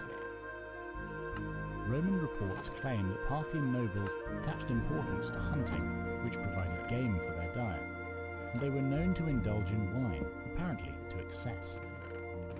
The Roman cookbook De Re Coquinarina by Marcus Gavius Apicius includes a recipe to prepare chicken in the Parthian style. It goes as follows. Open the chicken at the back end and dress it on a board. Pestle pepper, lovage and some cumin. Moisten it with liquamen and mix it with wine. Put the chicken in an earthen pot and pour the sauce over it. Dissolve some fresh raisin in the lukewarm water. Pour this over the chicken and let it stew. Sprinkle with pepper and serve. The Parthians were fans of Greek theatre, and theatres dating to Parthian times have been discovered in Babylon, Dura Europos, and Cilicia. Plutarch, in his Life of Crassus, suggested that when the head of Crassus was brought to the Parthian king Orodes II after the Battle of Carrhae in 53 BC, he was in the middle of watching the performance of the Bacchae by the Greek playwright Euripides.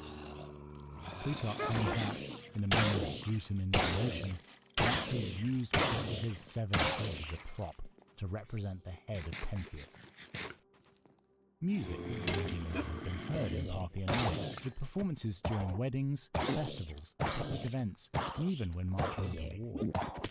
Pictorial representations have revealed the presence of trumpets, oboes, harps, tambourines, panpipes, vocal reeds, and other instruments. Plutarch's description of the Battle of Carrhae mentions a procession of musicians that accompanied the warriors, even featuring women playing the castanets. He also claims that they used kettle drums, which would unsettle and unnerve their opponents, causing confusion amongst their ranks. Our knowledge of the Parthians' military is relatively good, not in small part owing to their long-running rivalry with the Roman Empire. So long-running, in fact, that the Roman-Parthian wars are deemed to have lasted some 270 years, from the mid-1st century BC up until the end of the Parthian Empire itself, in the early 3rd century AD. Unlike the Romans, the Parthians had no standing army. Instead, Parthian kings would call upon their vassals to provide them with troops, in a somewhat feudal fashion, reminiscent of medieval Europe. Additionally, mercenaries were also utilised. The strength of such a system was its relative simplicity. The Parthian monarch did not need to maintain an expensive and complex standing army, and could instead raise the forces of his realm as and when they were required for a campaign. However, this system had serious drawbacks too. Vassal troops, led by vassal lords, were rarely fond of long campaigns, being primarily concerned with returning to their estates as soon as possible, particularly close to seasonal harvests. As such, Parthian kings were not especially well equipped for lengthy campaigns. What is more, the longer a Parthian monarch spent abroad, the more the risk of a rebellion occurring at home increased. The great emphasis of Parthian martial prowess centred around cavalry. As Parthia appears to have been renowned for the quality of its horses, whom Strabo notes for their speed compared to the horses of the Romans and other peoples. And not only are they faster, but they are also smoother runners than the other horses. Furthermore, Strabo notes the quality of the land in Parthia for the raising of horses, making mention of a region which was particularly famous for the pasturing of horses, close to the Caspian Gates, the name given to one of several mountain passes in Persia, the Caucasus, or Anatolia. Those who travel from Persis and Babylon to the Caspian Gates pass through it, and in the time of the Persians it is said that 50,000 mares were pastured in it, and these herds belonged to the kings. As for the Nicaean horses, which the kings used because they were the best and the largest, some writers say that the breed came from here, whilst others say from Armenia. They are characteristically different in form, as are also the Parthian horses, as they are now called, as compared with the Helladic and other horses in our country. Strabo also makes reference here to the Nicaean horse, a particularly large horse breed apparently renowned throughout the ancient world, and which is now unfortunately extinct. These extremely prestigious horses were apparently ridden by Parthian royalty. Herodotus, writing in around 430 BC, also explains where these great beasts' origins lay. Now these horses are called Nicaean because they come from the Nicaean plain, a vast flat in Media, producing horses of unusual size. Parthian cavalry troops primarily came in two forms: lightly armoured and highly manoeuvrable mounted archers, and heavy cavalry known as cataphracts, but decked in heavy chainmail armour. The Parthians were also known to have made use of camel-mounted troops, although in far smaller numbers than horse cavalry. Camels, whilst generally slower, are hardier than horses, and better suited to some of the harsh, arid terrains that made up parts of the Parthian realm. usually equipped with a short sword and dressed in a simple tunic and trousers, perhaps with the addition of padded fabric armour. Parthian light cavalry primarily depended upon their powerful recurve bows, constructed of a composite of wood, horn and sinew to deal damage. Parthian light cavalry became famed for the so-called Parthian shot, a manoeuvre in which a mounted warrior would turn in his saddle and fire directly behind him at pursuing enemy troops. As the Parthian shot required the rider to remove both his hands from the reins in order to use his bow and twist 180 degrees in his saddle, all whilst using little more than balance, for stirrups had not been invented at this time, is a testament to the extraordinary horsemanship of the Parthians. 2nd century AD historian Justin explained the hit-and-run tactics used by Parthian cavalry. Of engaging with the enemy in close fight and taking cities by siege, they know nothing. They fight on horseback, either galloping forward or turning their backs. Often, too, they counterfeit flight, that they may throw their pursuers off their guard against being wounded by their arrows. Cataphracts, on the other hand, were extremely heavily armed and armoured, clad all in chainmail or metal scale armour, and customarily wielding a long lance alongside a powerful longsword for hacking at the enemy. The great horses of Parthian cataphracts would have similarly been covered in armour, making them incredibly hard to bring down in combat. The vast weight of the massed cataphract charges were used to break enemy formations, and their heavy armour allowed these Parthian cavalrymen to engage effectively in prolonged melee. The Romans themselves experienced the great effectiveness of Parthian mounted warfare on many occasions, and particularly at the 53 BC Battle of Carrhae. 7 legions of heavy Roman infantry, led by Marcus Licinius Crassus, were lured into the flat desert terrain near the town of Carrhae. Constant harrying by Parthian light cavalry inflicted heavy casualties on the Romans, whose attempts to break ranks and engage the mounted archers failed. When the legionaries formed a defensive Testudo formation in response to hails of arrows falling upon their heads, they became sitting ducks for the repeated charges of the cataphracts, whose immense bulk broke open the Roman formations, inflicting still more casualties and leaving them open to Parthian bowfire. In the words of Cassius Dio, "For if they decided to lock shields for the purpose of avoiding the arrows by the closeness of their array, the pikemen were upon them with a rush, striking down some and at least scattering the others, and if they extended their ranks to avoid this, they would be struck with the arrows." Whilst nowhere near as pivotal as the cavalry, Parthian armies did make use of infantry, generally a lightly armed and armoured variety drawn from vassals. Infantry would have had little role to play in the kind of cavalry-centric tactics described earlier, and would therefore primarily have been used to occupy and hold ground on the battlefield, or else for guard duty while on campaign, and garrisoning forts and settlements.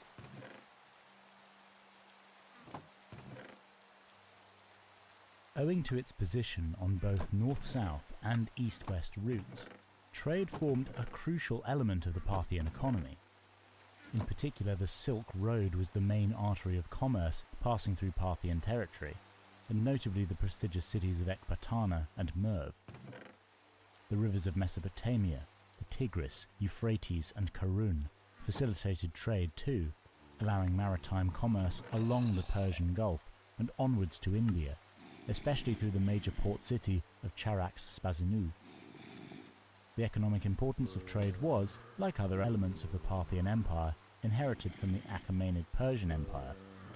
Despite this, it appears that the government of Parthia did not pursue any particular kind of trade policy. There were apparently no tariffs nor state-sponsored trade initiatives, but despite the immense wealth that long-distance commerce brought to Parthia, there is little evidence that the royal coffers benefited from it very much. That said, our knowledge of Parthian trade is rather sparse, so it is certainly possible that some form of toll was levied on passing trade caravans travelling through Parthia. Parthian coinage, which was based on the Seleucid coinage of the drachma, helped to facilitate long-distance trade. We do know, however, what the Parthians bought and sold: silk, jade and minerals from China, and metals and manufactured goods from the Romans. In return, the Parthians exported a number of specialised goods: horses, in particular the Nicaean horses mentioned earlier, wood, slaves, spices, pomegranates, pearls, vines, alfalfa, and even exotic animals such as lions and ostriches. Parthian merchants were highly active participants in long-distance trade routes. Beyond trade, the land of Parthia itself yielded various kinds of natural bounty from which its inhabitants profited. The Zagros Mountains and other highland regions of Iran were home to a rich variety of mineral resources, primarily gold, silver, copper, and iron. These metals were crucial in the production of jewellery, tools, weapons, and armour, and could of course be traded as commodities. The large mountain forests which clung to the slopes of the highland regions of Parthia provided the wood and charcoal to feed the smelters and metalworking facilities. Ore deposits could also yield zinc, tungsten, cobalt, lead, and tin. Salt was also mined and was an oft-traded resource. Although large portions of Parthian territory were effectively desert, other regions such as Mesopotamia, the borders of the Zagros Mountains, and Elymais were highly fertile and very suitable for the growing of wheats, barley, and oats, cereals which would have formed part of the everyday diet alongside lentils, beans, peas, onions, garlic, and cabbage. In less fertile regions, underground irrigation and water storage systems known as qanats were utilised, a system which had been in use since the 8th century BC. In Syria and Mesopotamia, olives thrived, their oil used for cooking and for body care. Fruits were popular too, and a flourishing garden culture, perhaps inherited from the Achaemenids, saw the widespread cultivation of apples, figs, plums, and pears, amongst others, as well as various kinds of nut. Animal husbandry was widespread. Sheep, goats, cattle, donkeys, and poultry were all bred for their meat and for other useful products, such as leather and hair. Horses were, of course, bred all across Parthia, in Fars, the Hamadan Plateau, around Nisa, and east of the Caspian Sea. Camels were also bred for use as pack horses. Wine was of great importance in Parthia, having been made in Iran since the 5th millennium BC. Generally drunk diluted, and often as a substitute for water, of which clean sources were often hard to come by, wine had an important economic place too, since vineyards were taxed, and its production therefore represented a source of income for the Parthian state. Unfortunately, like most ancient languages, the Parthian language is extinct. We do know, however, that like the Parthians themselves, the language is part of the Indo-European language family. More specifically, Parthian was a northwestern Iranian language. Despite sharing many similarities with Middle Persian, which went on to become the primary literary language of the Sasanian Empire, Parthian is quite distinct. The Parni likely adopted the local Parthian language upon conquering the region in the 3rd century BC, when they underwent the cultural formation which led to the creation of the Parthian polity.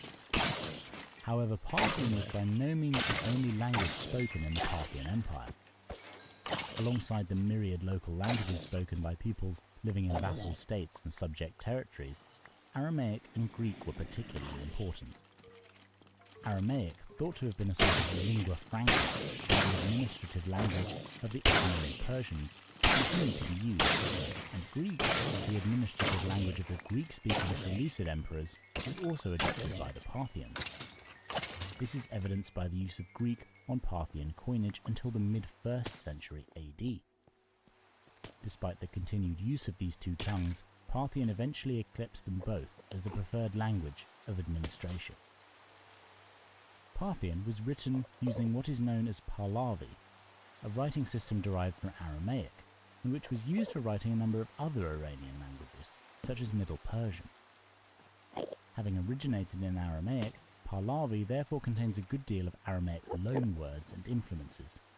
The fact that Parthian is an Indo-Iranian language, written using a Semitic script, presented many challenges for those attempting to decipher it, for Semitic languages are consonantal, with the vowels being inferred by the reader.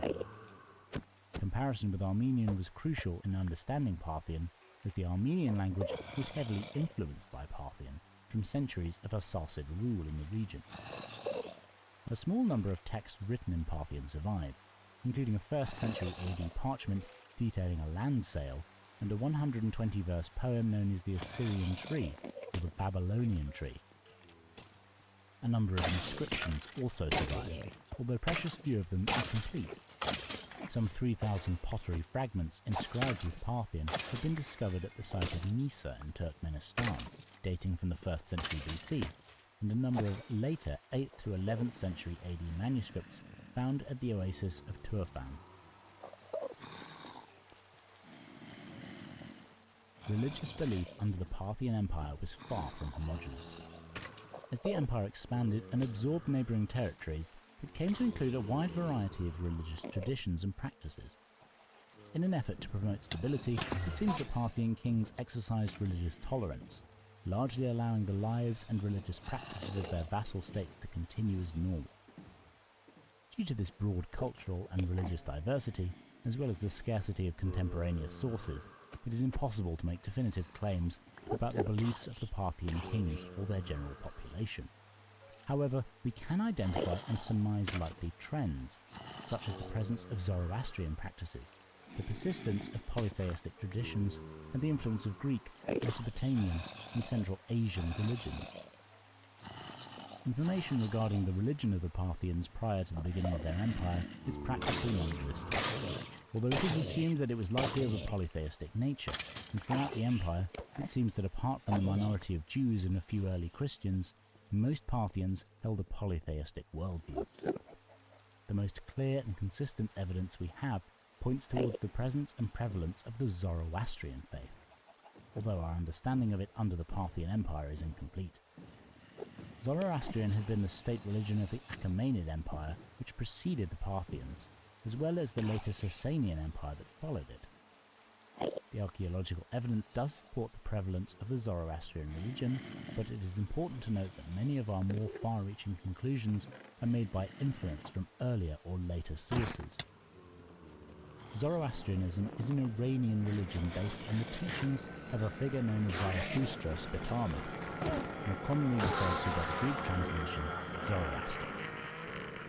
Primarily concerned with the conflict between good and evil, Zoroastrian teaching revolves around the supreme deity and creator of the world, Ahura Mazda, representing good, and his counterpart, Ahriman, also known as Angramanyu, representing evil. Man must choose between these forces, and as a result of his acts in life will either go to heaven or to hell to atone for his sins. The extent to which the Arsacid ruling family adopted Zoroastrianism is debated. We have knowledge of bloody sacrifices enacted by some Parthian-era Iranian cults, which were incompatible with Zoroastrianism. However, there is considerable evidence of the worship of Zoroastrian deities, including divine imagery on coinage, adherence in places to the Zoroastrian calendar, and kinship intermarriage amongst the Arsacid, a practice endorsed within Zoroastrianism. Fire is sacred in Zoroastrian religion, being viewed as a pure element. It is only in the presence of fire that prayers should be addressed to Ahura Mazda. Representations of fire altars can be seen throughout the Achaemenid, Parthian and Sasanian empires. We have some Parthian sources for the presence of this sacred fire. Isidore of Charax claims that the eternal fire of the Zoroastrians is being kept in the city of Asak, where Asasis was proclaimed king, and images of a fire altar can be found on coins minted under numerous Assasid kings. The fire altar appeared regularly as an iconographic motif of the Achaemenids and ties Parthian-era religious practice to a longer Iranian tradition. The ancient Iranian god Mithra, who was incorporated into Zoroastrianism, was particularly important to the Parthians. Mithra was portrayed as the sun god and known as the guardian of the law. His association with authority explains the prevalence of the name Mithridates amongst Parthian kings, meaning given by Mithra. Mithra worship was particularly prevalent amongst the Iranian peoples in Central Asia and eastern Iran, and there is considerable evidence for his elevated status amongst the Parthian royal line. There is also reference to the presence and importance of the Magi in the Parthian Empire. members of the Zoroastrian priestly class who were responsible for religious life and keepers of its traditions. In the early phases of the empire, magi were known to be members of the royal councils that in times of crisis would select or confirm the new king. The Greek texts of Matthew in the New Testament speak of the magi who came to visit Jesus after his birth, later translated to the wise men. Coming from the east and up to Bethlehem, these wise men would have travelled through an area that at the time corresponded to the Parthian Empire, and it has been suggested that they may have been of Parthian origin. There is also evidence for Hellenistic influence on Parthian religion and the blending of local deities. Following Alexander the Great's conquest, much of Iran came under the rule of his Greco-Macedonian successors, the Seleucid dynasty, and as a result many Iranian deities came to be associated with Greek counterparts, as the Seleucids sought to legitimize their rule and ingratiate themselves to the local populations. Zeus became associated with the Zoroastrian Ahura Mazda. Anahita, the best known of the Persian goddesses, became equated with Artemis and Athena, and the sun god Mithra became associated with Helios and Apollo. The blending of these identities was passed down through the Parthian Empire with evidence for their continued doubling. A Greek Parthian inscription found on a statue celebrating a Parthian victory named both the Zoroastrian Pharaoh Ragnar and the Greek demigod Hercules in the dedication. It is uncertain whether the Parthians portrayed their gods anthropomorphically before the Hellenistic influence, but it is clear that after intensive contact with Hellenism, that Parthian depictions of gods used a Greek model. The religion of Manichaeism, a belief system followed by the church father St. Augustine of Hippo in his youth, was founded by a Parthian. Mani, alive between approximately 216 to 274 AD, was a member of the Parthian nobility. His new religious movement sought to unite the major faiths of the time, incorporating elements of Judaism, Zoroastrianism, Christianity, and even Buddhism, while keeping at its core the age-old struggle between good and evil. It is not surprising that the religion of Manichaeism sprung from this Parthian melting pot of religious belief, with Mani's syncretic approach seeking to integrate diverse traditions into a coherent framework. Parthian art is a highly debated topic. Oft discussed over the past 90 years is whether or not an artistic style that was distinctively Parthian even existed, or whether the artistic works produced by the Parthians were simply a reflection of the Hellenistic and local styles which existed in the region long before the Parni founded their empire. Frontality, the depiction of figures or objects in relief directly facing the viewer, has often been cited as an example of a style which may be more distinctly Parthian, although they may not have invented this technique themselves. Although still debated, it is generally agreed that no monolithic Parthian art existed. Rather, that just as the lands ruled by the Assassid dynasty were made up of distinct realms and peoples, so too was art in Parthia made up of an array of styles and influences. In particular, Greek and Roman influences abound, but art produced within the enormous Parthian Empire must have also been influenced by Iranian and Syrian styles. The difficulties we have in characterizing art from the Assassid kingdom are further compounded by a relative scarcity of finds from the heartlands of the empire. Finds from Syria and Mesopotamia are rather more common, reflecting the tastes of the local elites, but artifacts from the royal heartlands, from cities such as Nisa, are harder to come by. Sculptural works are the perfect example of the hybrid nature of art in Parthia. Excellent examples are 55 Ritha, carved from ivory, discovered at the royal palace of Nisa. These, probably 1st century BC drinking horns, are not only exquisitely detailed, displaying a high level of artistic competence amongst the craftsmen of Nisa, but they clearly demonstrate a number of influences. Horns of this kind, decorated with various creatures, were certainly popular with the preceding Achaemenid Persian dynasty, but the Parthian horns conspicuously depict Greek mythological scenes, gods and goddesses, poets and feasting. That said, some do depict hybrid creatures, such as chimera and griffin-like beasts, and bullmen. Local inspirations can apparently be seen too. One horn shows a woman hunting with a net, and another herding her goats. Bronze figural sculptures are extant in small numbers, as are a number of rock and stone reliefs. A particularly striking example found at Bickerton is known as the Wallahi relief, displaying the king sacrificing at an altar. Similarly, a stone relief depicting a sacrificial scene survives, showing the Parthian king once again at an altar. The figure to the right of the altar is thought to represent the king of Elymais, due to his distinctive costume. All the figures wear the easily identifiable Parthian trousers. Sculpture was not the only medium practiced in Parthia. Frescoes have been found throughout the empire in a variety of localized styles. Some depict hunting scenes with archers wielding composite bows, others scenes of sacrifice. A fascinating painting from the temple of Baal at Dura Europos shows a sacrifice performed by a white-robed priest as he places something into a tall vessel which appears to be billowing smoke. Mosaic was also practiced, and Parthian craftsmen produced smaller decorative objects, many for personal consumption.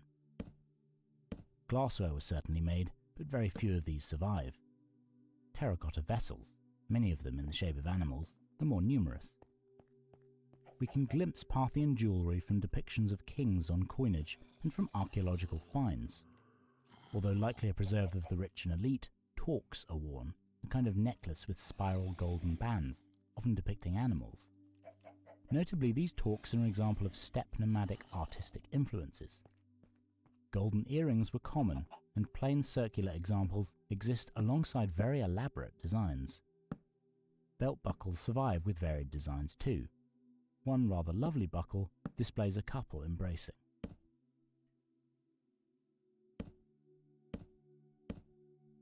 Parthia's period of great imperial power, from the early 1st century BC until the mid-1st century AD, was arguably defined by its conflicts with Rome.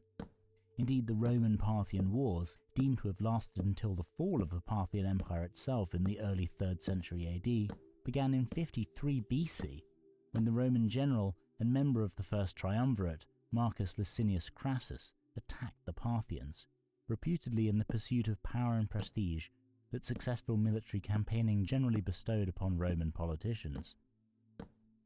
Ellerbrock points out that throughout these wars between Rome and Parthia, the Parthians rarely initiated conflict. Rather, it was Roman expansionist tendencies which most often brought the two to blows, along with disputes over satellite powers or buffer states. Most notably, Armenia, a relatively powerful polity which bordered both Parthia and Rome, became something of a political football, with both empires seeking to bring the kingdom under their sway. In 69 BC, Roman consul Lucius Licinius Lucullus defeated King Tigranes of Armenia, which then became a Roman vassal state under Pompey the Great in 64 BC. It may well have been the strong political position of Pompey which prompted the ambitious Crassus, reputed to have been the richest man in Rome, to launch an assault upon Parthia with the intention of winning glory for himself. The Parthian king Orodes II sought to avoid war by sending emissaries to Crassus, who were ignored. Orodes, who had murdered his father Phraates III and slain his brother Mithridates III in battle to assume the throne, had in fact forced Armenia to become a Parthian vassal and captured sections of the Levant. It is perhaps not surprising that such expansion aroused Roman ire. Moving against the Parthians at the head of an army of some 40,000 infantry and 4,000 cavalry, Crassus faced Orodes' troops, led by the general Surena, south of Carrhae in modern Turkey. The Battle of Carrhae was an unmitigated disaster for Crassus and has gone down in history as one of Rome's worst defeats. The heavily armoured infantry of the Roman army were outmaneuvered by the highly mobile Parthian light cavalry, who poured hails of deadly arrows onto the Roman troops. When they formed a defensive testudo by interlocking their shields, the legionaries were at the mercy of the Parthian heavy cavalry, the cataphracts, who smashed into their lines. Although the Romans were able to retreat to Carrhae, they left thousands of dead strewn on the battlefield, sustaining perhaps as many as 20,000 casualties. The utter defeat of Crassus's army was guaranteed when the Roman general himself was killed, apparently in a melee which took place when he met with the Parthians in order to negotiate a peace. Thousands of Roman soldiers were taken captive, many of them apparently being sent to Merv and forced to dig the great ringed city fortifications, which can still be seen to this day. The story of Crassus being tortured and killed by having molten gold poured into his mouth, dramatic though it is almost certainly a later invention. And the Parthians, as some say, poured molten gold into his mouth in mockery, for though a man of vast wealth, he had set so great a store by money as to pity those who could not support an enrolled legion by their own means, regarding them as poor men. Although a de facto peace had been established, Parthia itself was by no means an entirely peaceful place. Civil strife was a constant menace, particularly when it came to the succession of the Parthian throne. Of the 15 monarchs who ruled Parthia between 70 BC and 51 AD, 7 or 8 perished at the hands of their family members, or at the hands of their own nobles. Orodes' son, Phraates IV, is supposed to have murdered 30 of his own brothers in a brutal grab for the throne in 38 BC. Roman aggression flared again in 36 BC, when Mark Antony led a force which reportedly numbered some 80,000 men into Parthian Atropatene, but the destruction of his siege engines and baggage train by Parthian cavalry effectively ended the campaign, forcing the Romans to withdraw. It was only in 20 BC that Augustus Caesar was able to negotiate a lasting peace with the Parthians under Phraates IV, fixing the border between the two empires at the Euphrates River, and facilitating the return of the Roman eagles which had been lost at the ignominious defeat at Carrhae. Although the return of the eagles, as depicted on the breastplate of the famous marble statue of Augustus held at the Vatican Museum, shows the Parthian as an inferior barbarian, it is clear from the treaty that Parthia was the equal of Augustus's new empire. The next few decades passed in relative peace, with the odd political upheaval. For example, around the year 11 BC, when the Roman-supported Vonones I was defeated and usurped by Artabanus II, who had the support of the Parthian nobles. Artabanus II's reign in particular was a stable one, in which Parthian control over more westerly lands such as Atropatene and Elymais was more firmly entrenched. However, it was with the death of Artabanus that a new period of instability would begin within the Parthian Empire. Political turmoil which would first weaken and then break apart the once mighty kingdom. It must be noted that the decline of the Parthians was extremely protracted. Although serious political fracturing within the empire began in the 1st century AD, it is important to point out just how difficult maintaining a large and disparate realm would have been. What is more, the Parthian Empire effectively lasted over 150 years more, into the early 3rd century AD. Upon the death of Artabanus II in 38 AD, a civil conflict erupted between his two sons, Vardanes and Godarzes, a conflict which lasted several years and severely damaged the unity of Parthia's disparate realms. It should be noted that during such periods of instability, the various client rulers which made up the Parthian Empire were far more likely to seize the opportunity to establish greater independence for themselves. It was only the reign of Vologases I, from 51 until 78 or 79 AD, which stabilized the febrile political atmosphere. Vologases achieved this largely by appointing his close family members and other Arsacid princes on the thrones of various subject or vassal states, such as Characini and Elymais. He was even able to place his brother, Tiridates, on the throne of Armenia. As it had been for decades, Armenia was the primary point of contention between Rome and Parthia, namely, which of these two great empires exercised hegemony over the Caucasian buffer state. In 66 AD, the two powers came to an agreement which allowed the Arsacid Tiridates to remain on the throne, whilst submitting to Roman overlordship. He was crowned in Rome in the presence of the Emperor Nero. Although the peace held, Rome did continue to expand eastwards, making Commagene a vassal state around 72 AD. Despite this, the reign of Vologases was a stable and successful one. Parthia flourished in an economic sense. Urban centres expanded and new cities were built, such as Vologasecerta and Vologasias. Indeed, during the reign of Vologases' son, Pacorus II, a trade delegation was apparently sent to China in order to further promote commerce between the two nations. It was during the fractious reign of Vologases III, which lasted from 105 until 147 AD, that Parthia's woes began in earnest. The new monarch, although apparently uncontested upon his coronation, had to deal with 3 separate rebel kings during his reign, which lasted for almost the entirety of his rule. It is unclear exactly which parts of the empire Vologases ruled.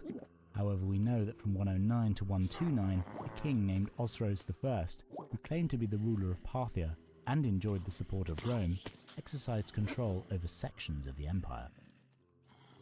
Perhaps in part tempted by the opportunity presented by this political volatility, and certainly in reaction to Osroes' appointment of his brother Parthamasiris to the throne of Armenia in 113 AD, the Romans struck eastwards. From 114 to 117 AD, the Emperor Trajan waged successive campaigns, first seizing Armenia before marching on Mesopotamia. The Parthian capital of Ctesiphon was captured in 116 AD, and Roman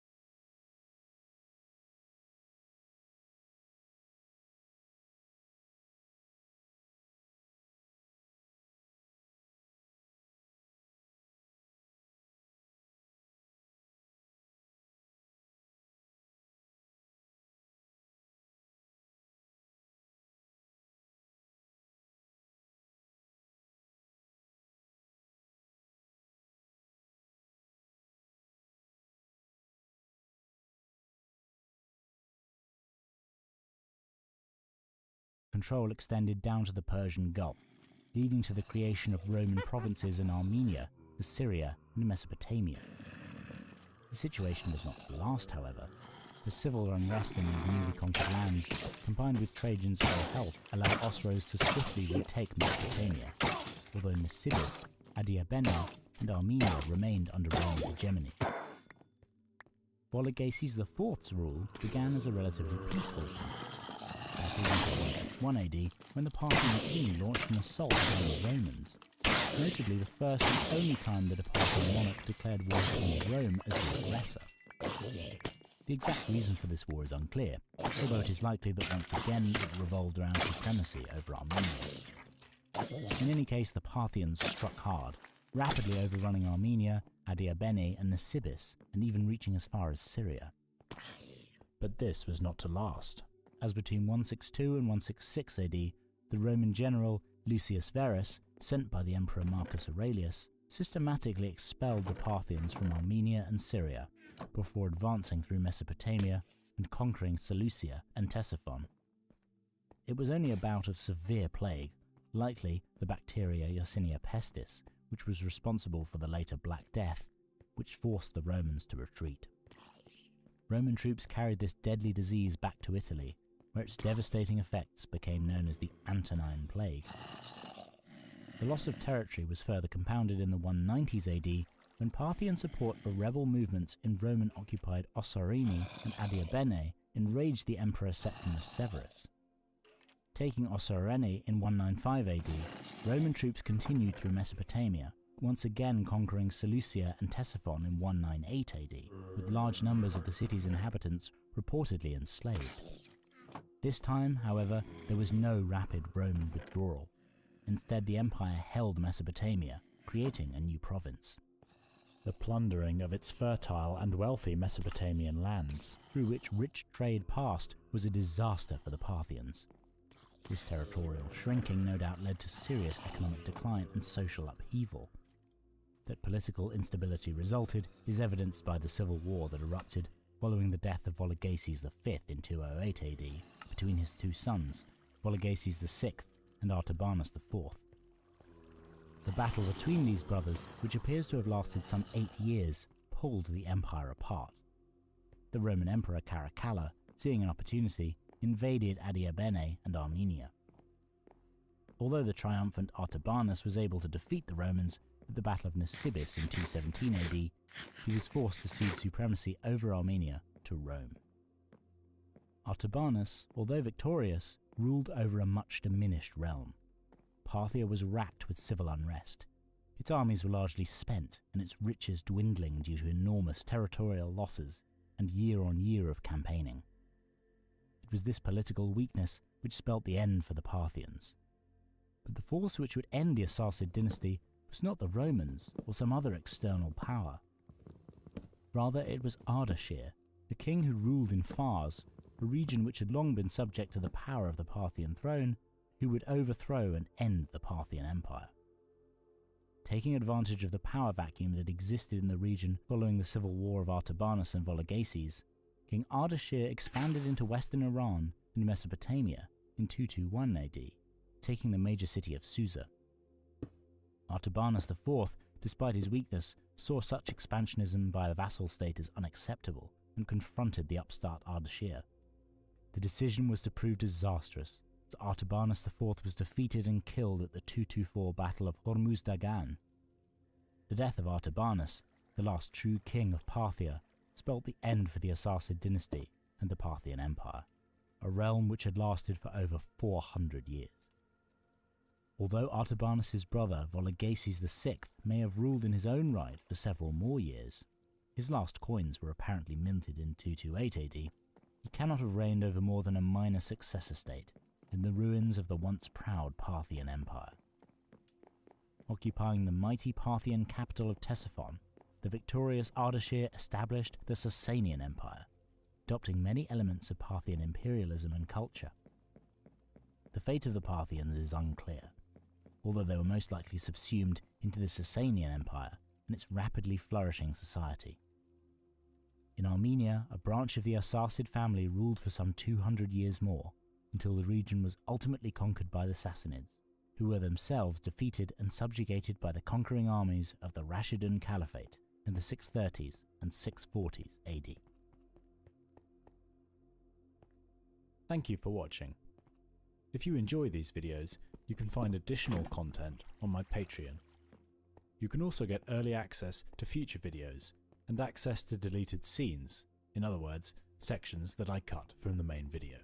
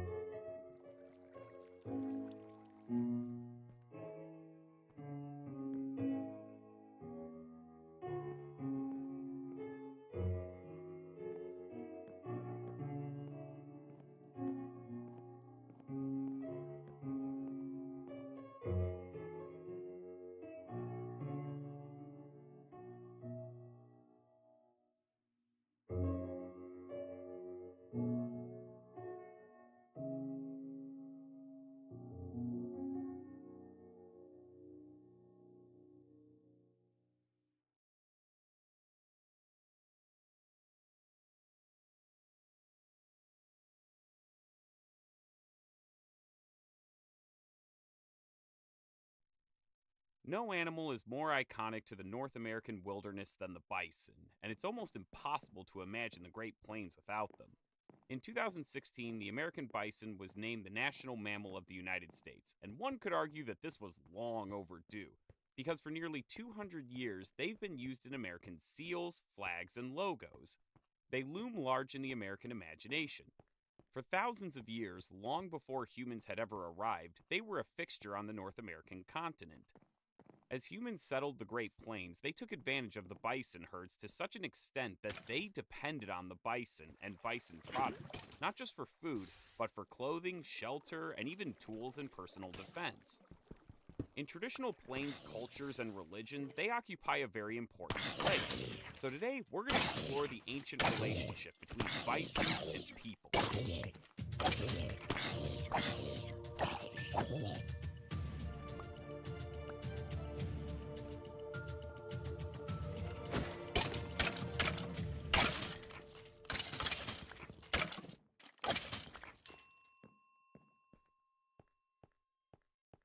Originally, I was going to include this as part of my Great Plains episode, but as you can see from the boggling length of this video, this became such a huge part of that video that I decided to spin it off into its own episode.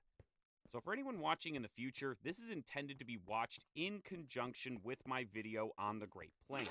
For those stuck in the present, you're going to have to wait until the next video. One more thing before we get started. I will be using the term bison to refer to these prairie tanks, rather than the more common term buffalo. The reason is that the word buffalo actually refers to wild cattle in a separate taxonomic subfamily that includes animals like Cape buffalo in Africa and water buffalo in Asia. Bison are in their own separate genus, and that includes American bison, which has the adorable scientific name of bison bison, and European bison, which has the more boring scientific name of Bison bonasus. Now, I'm not trying to stand on a soapbox here. If you want to use the term buffalo, that's perfectly fine and there's nothing wrong with it, but bison is the term that I will be using. To start things off, we are going to introduce the star of today's show and discuss its biology and evolution. Modern bison trace their roots to Eurasia, where they evolved, before migrating across the Bering Land Bridge into North America around 130,000 years ago. Now, these animals migrating into the continent were not the lovable bison that we see today. These were steppe bison, which were absolutely huge, standing 2 meters tall at the shoulder with giant sweeping horns. They spread out across the continent, but their numbers were pretty limited. This is because during the Pleistocene, North America was home to several large grazing animals like horses, mammoths, and camelids, so competition for space and food was tight. During that time, those steppe bison evolved into Bison antiquus, the ancestor of all American bison, but bigger changes were afoot. At the end of the Pleistocene, the planet began to warm up, and the retreat of the glaciers produced huge environmental changes.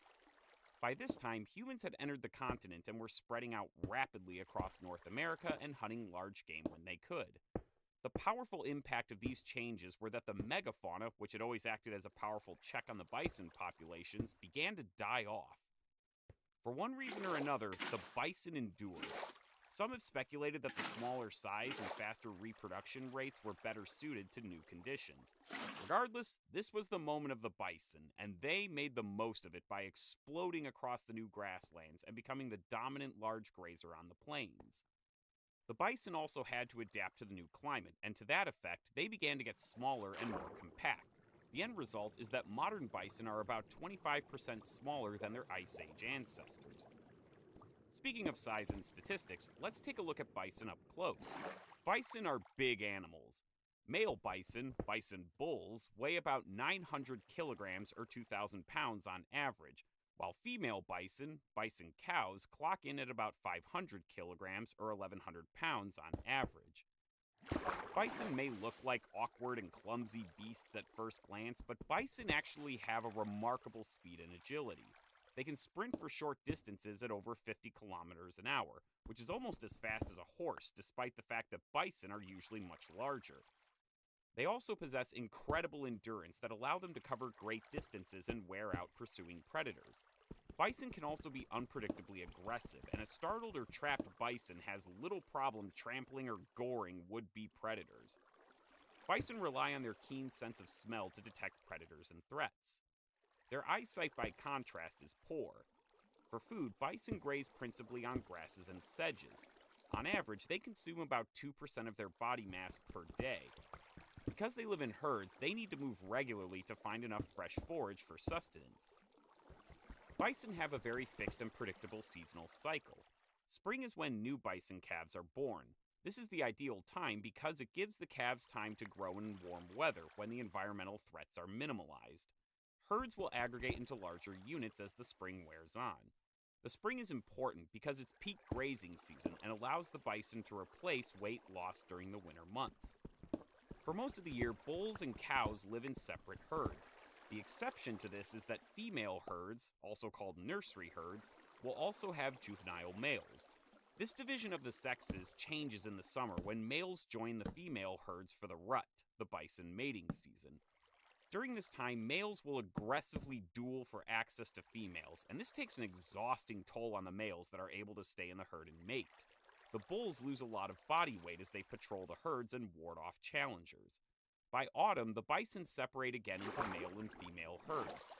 These herds will disperse into smaller and smaller herds before the winter. Despite being well adapted to winter foraging, winter months are rough on bison, and poor quality forage means that bison lose a lot of weight during the winter. In fact, in Yellowstone Park, severe winter weather is the main cause of bison death. Now, this might seem pedantic, but this is important because seasonal activity was closely considered when, where, and how Plains people hunted bison. Hunters know their prey intimately, and Plains hunters were no different.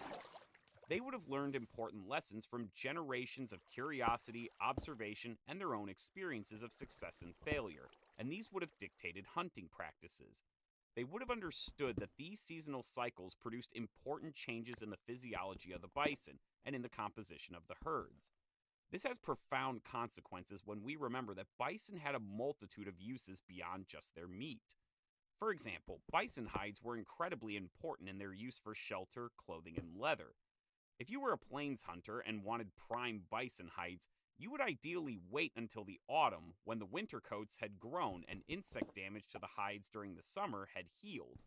If you wanted fat from bison, you might target bulls in the summer just before the rut because it's when bulls put on all the weight that they can to combat other males for access to females. As I mentioned earlier, the bison bulls lose a lot of body weight during the rut, and the raging hormones that make them aggressive and potent will taint the flavor of their meat.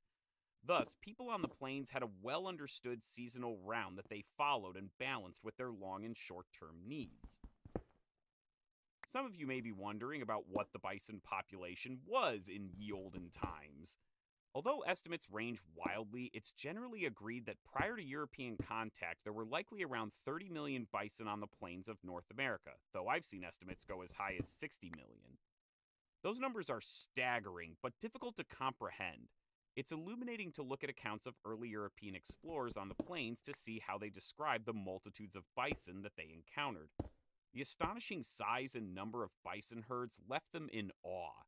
To quote British fur trader and explorer Peter Fiddler in 1792, "The buffalo are very numerous on the northeast side of the Red Deer River, and near the ground is entirely covered by them, and appears quite black. I never saw such amazing numbers together before. I am sure there were some millions in sight, as no ground could be seen for them in that complete semicircle, and extended at least 10 miles.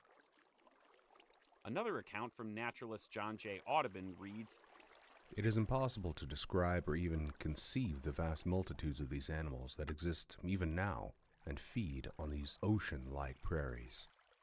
For those who are curious, the current bison population is 0.1% of that figure. And while that is worthy of the saddest emoji ever, that actually represents an almost miraculous recovery of what the herds were a century ago. But we'll discuss that later. However, if I can have a quick aside for a minute, I occasionally see videos or forum posts asking why bison were never domesticated, and the answers range from Native Americans didn't know how to domesticate to bison can't be domesticated, which are both clearly nonsense. Native Americans did domesticate animals, and buffalo and wild cattle got domesticated on the other side of the world. But when I was reading these accounts about the sheer abundance of bison, it dawned on me that there was probably no reason to even bother with domestication. If bison were everywhere and people knew how to hunt them, what would be the point of putting all that effort into domestication, especially when you're a nomadic and mobile people that aren't living in the same spot every year? Shower thoughts, am I right? But let's get back on track.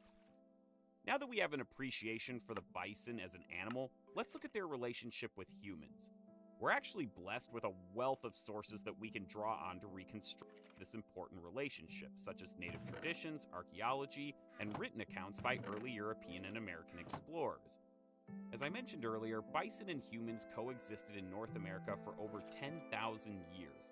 Since the end of the Pleistocene, however, the bison population expanded rapidly as other megafauna dwindled. This meant that people living on the plains became more and more dependent on the bison. One way that we can really see this is taking a look at how bison were utilized.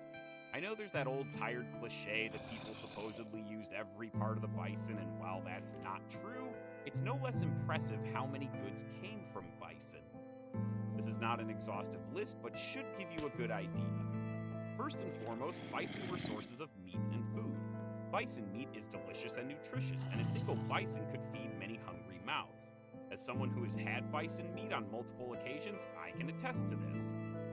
Meat could also be dried, mixed with tallow, and turned into pemmican, a calorie-rich food that was not only very portable, but could also be stored for months or even years.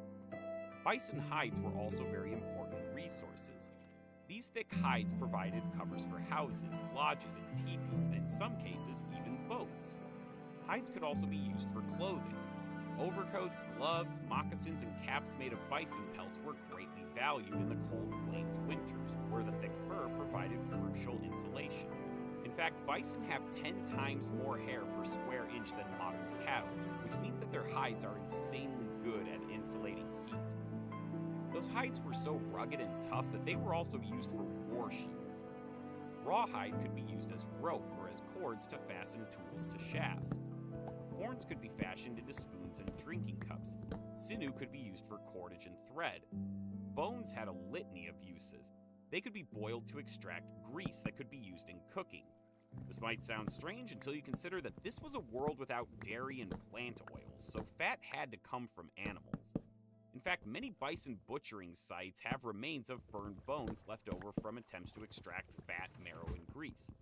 Scapula were prized as farming hoes by agriculturalists. Other bones could be turned into tools like needles, scrapers, points, pipes, and jewelry. Even bison tails were used as fly swatters. Truly few, if any other animal has been so vital to the survival of a people. Plains people were keenly aware of this, and a quote from the famous Lakota elder John Fire Lame Deer captures this elegantly. To quote, "The buffalo was part of us, his flesh and blood being absorbed by us until it became our own flesh and blood. Our clothing, our teepees, everything we needed for life came from the buffalo's body. It was hard to say where the animals ended and the human began." It also shouldn't be surprising that bison also had important places in the spiritual lives of Plains people. Many historical Plains cultures performed regular ceremonies to ensure that the bison would prosper. Bison also featured as characters in mythologies that bestow things like corn, tobacco, and even their own flesh to the first humans of creation. Professor Neoshet Graymorning states, "The creation stories of where buffalo came from put them in a very spiritual place among many tribes.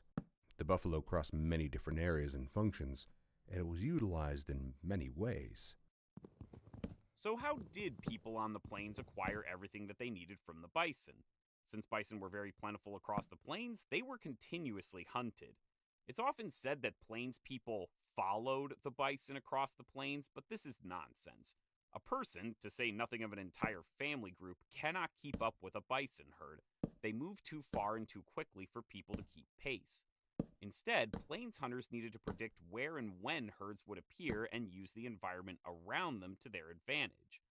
Most hunts were probably small affairs made up of a small group of hunters from a nearby camp or settlement scouring the locale for bison to kill. Bison don't tolerate humans getting too close, so early hunters had to get creative. They knew from generations of observation that many animals like pronghorn, elk, and deer could linger close to herds. Even coyotes and wolves were common sights around the herds, ever vigilant for a stray bison or calf. Plains people watching these interactions would have realized that disguising themselves as one of these animals could allow them to get nice and close to a desired bison before firing a spear or arrow into the unsuspecting prey. In better scenarios, hunters could lure or drive bison into disadvantageous terrain. In optimal conditions, it could be relatively easy to pick off a few bison from a herd or to surround an isolated bison and bring it down. Driving bison through deep winter snow or waiting at river crossings were tried and true tactics. These kinds of efforts would have yielded limited returns, but larger and more elaborate hunting methods were available that could result in dozens of killed bison, sometimes even hundreds. These are referred to as communal hunts, and they required the involvement of large numbers of people. These typically involved channeling bison herds into poor or confined terrain where they could be easily picked off or even killed in a stampede. Archaeology can detect these kill sites because they contain either a single layer of densely packed bison bones or even multiple layers of bones from reuse of the site. These will also have evidence of butchering and in some cases may even be accompanied by a campsite, which would have been a temporary processing facility. Such hunts required a very detailed knowledge of the landscape and bison behavior. Contrary to what you might think, people didn't just wait to find a herd of bison in the right place and then spring on them. They carefully orchestrated these massive operations.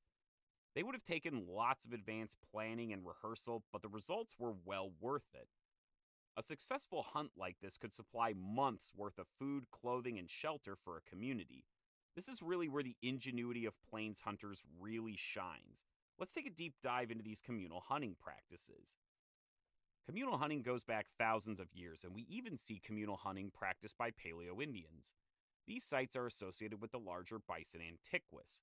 One common early type of communal bison hunting sites are arroyo traps, and the earliest of these date back to the Paleo-Indian period at the end of the Pleistocene. They show that people were already devising bison hunting techniques as other megafauna became scarce. Arroyos are basically steep-walled gullies formed by erosion during repeated flash floods. These arroyo traps worked by maneuvering a group of bison into the mouth of an arroyo so that they would charge in and get trapped by the steep walls. The only available exit for the bison would be the way they came in, but turning around in such a confined space with so many other bison would have been difficult and confusing. This gave hunters stationed at the top of the rim more than enough time to dispatch the bison they needed. One early kill site, the Cooper site, is worth highlighting because excavations revealed a bison skull at the site that was painted with red ochre. This is a 10,000-year-old site, and it suggests that there was already ritual activity associated with these communal hunts. Arroyos weren't the only features that were used by Paleo-Indian hunters. At the Casper site in Wyoming, hunters drove bison into the trough of a U-shaped sand dune where the bison got bogged down in the sand. Several sites are suspected of being winter hunting sites where bison were driven into large snow drifts where they would be slowed. In later times, these communal hunts got more elaborate, and we see new strategies appear in the archaeological record. Two new strategies that epitomize these were bison jumps and bison corrals. A bison jump involves driving bison over a cliff where they would tumble over and be killed by the fall. Obviously, a jump depended on local topography, being rugged and broken, and it was only suited for certain areas on the plains. Corrals, on the other hand, depended less on geography and could be used in more areas. These operated similarly to jumps, but the key difference here was that the bison were not driven over a cliff, but rather into an enclosure in which they could be penned in. These are usually referred to as bison corrals, but you may also see them called bison pounds or bison traps. The corrals were made of wood fencing and required access to wood and other building materials. They would not have been feasible in areas with limited wood supplies. Post holes from these corrals are visible in the archaeological record at such kill sites, and so we can see how large these were. For those who like statistics, let's look at the Wardell site in Wyoming to get an idea of what a bison corral looks like. At this site, dating to approximately 1,500 years ago to 1,000 years ago, the remains of a bison corral roughly 15 by 10 meters were excavated along with the remains of 150 bison. But because the entire site wasn't excavated, it's likely that the number of bison killed there over the years may have been as high as 700. The scale of these enclosures and the bison killed in them should be starting to dawn on you. We aren't talking about a few wayward bison in a corral. We are talking about huge numbers of bison penned up and slaughtered. A quote from Canadian explorer Henry Yule Hind in 1858 paints a pretty gruesome picture of the scale. Tossed in every conceivable position lay over 200 dead buffalo, from old bulls to calves of 3 months old. Animals of every age were huddled together in all the forced attitudes of violent death. Some lay on their backs with eyes starting from their heads, tongue thrust out through clotted gore. Others were impaled on the horns of the old and strong bulls.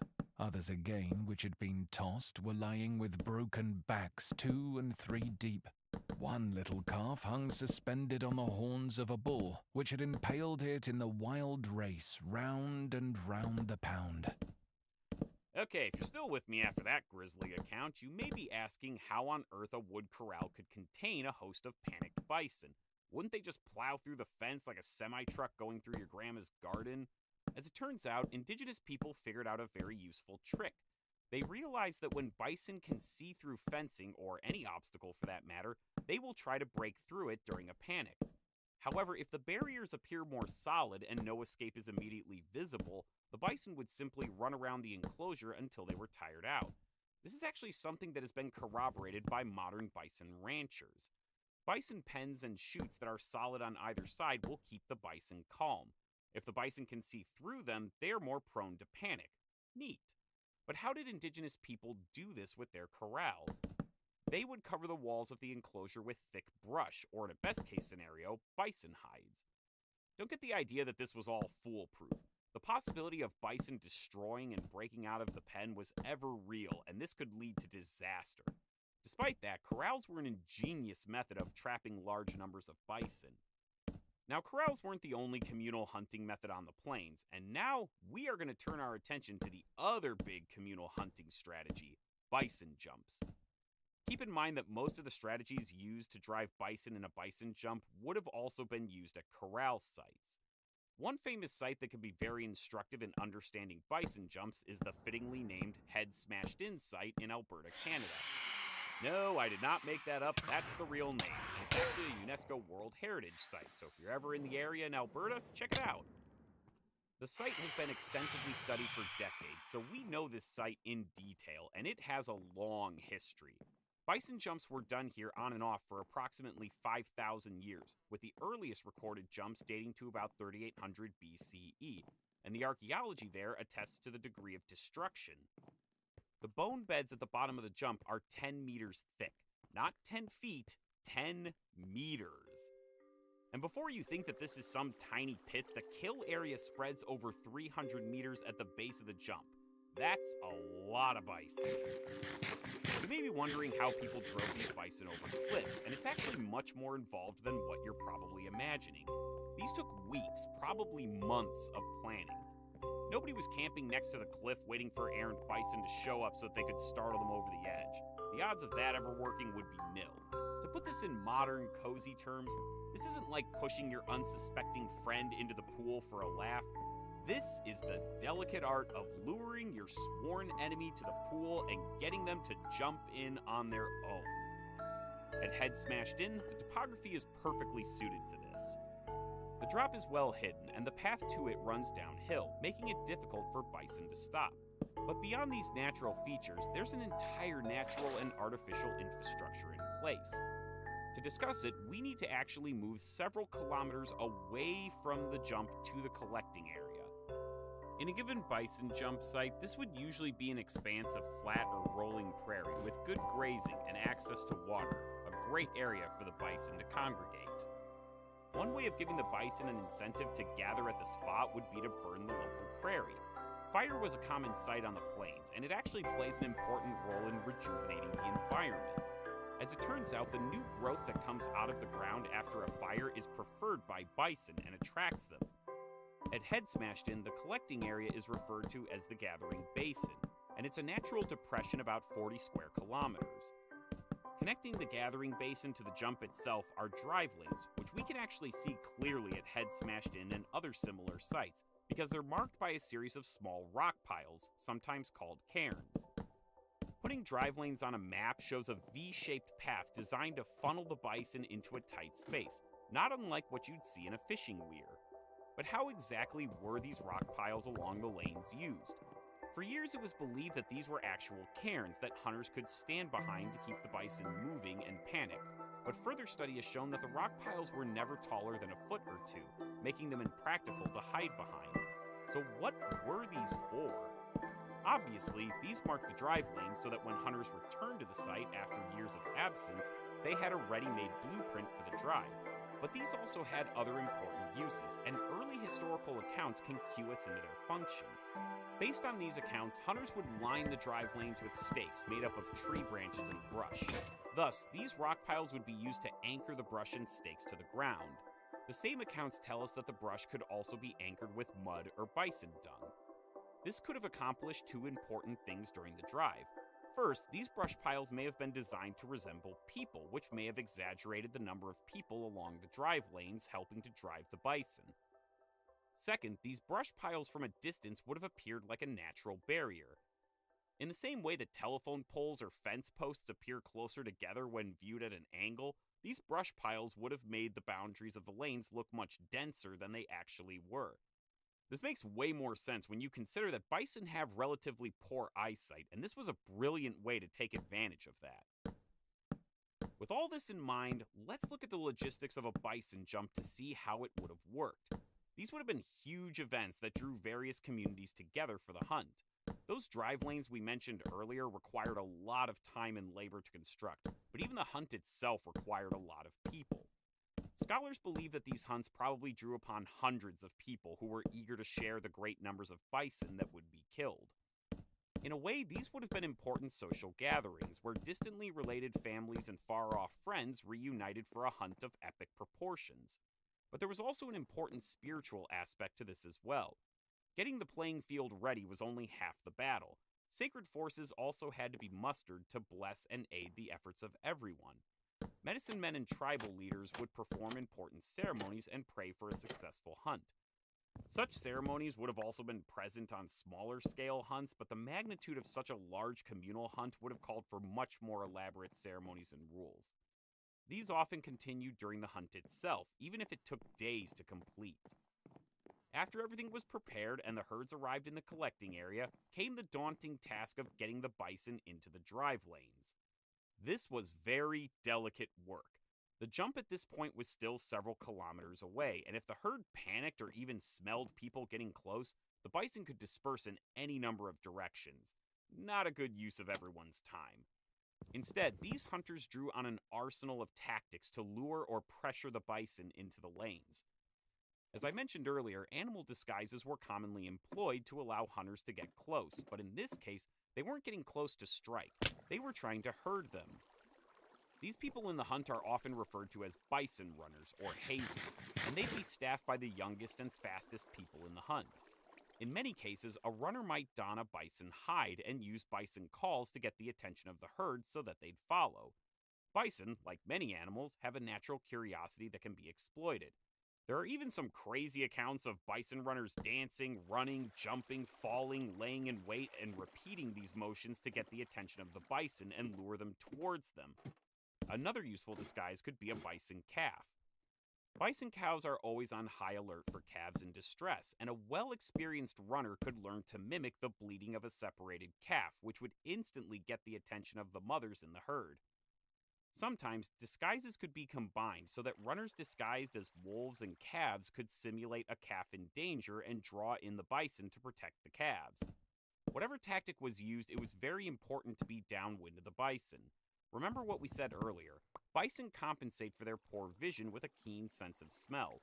If the herd catches the odor of a person, they will immediately be alerted and could disperse. And speaking of smell, a commonly mentioned tactic in historical accounts is using fires to drive the bison in a certain direction. But researchers I read consider this an extremely risky strategy, and I imagine Smokey the Bear would probably freak out if he saw this in action. The few viewers who have actually seen a prairie fire rage know how quickly these can go out of control. Try to start a fire on a dry prairie in the summer, and a sudden change of wind could send that fire at you. If fire was used, it probably depended greatly on topography and weather conditions. It would have to be tightly controlled. Lighting small controlled fires with wet fuel could create a lot of smoke, and doing this upwind could trick the bison into thinking that a fire was approaching and prompt them to move away. These deceptions had to be done with the utmost care and could take hours, possibly even days. The animals had to be slowly and patiently moved into the lanes, and there were likely frequent moments of rest to make sure that the herd remained calm. This would have been tense and grueling, but with carefully rehearsed roles, agreeable weather, the favor of the spirits, and a little bit of luck, the bison would make their way into the drive lanes. Once the bison were into the drive lanes, they could be more easily controlled. Until now, the movements of the bison would have been slow and paced. It was important not to panic them early, but once they were in the lanes, the tempo of the drive would increase. Along the sides of the lanes would have been people clamoring, waving bison hides, and making a scene to keep the bison moving in the lanes. Some plains groups are known to have used women, children, and elderly to fulfill these roles, but this was still pretty risky. If the bison panicked and escaped the lanes, they were wont to trample anything in their path.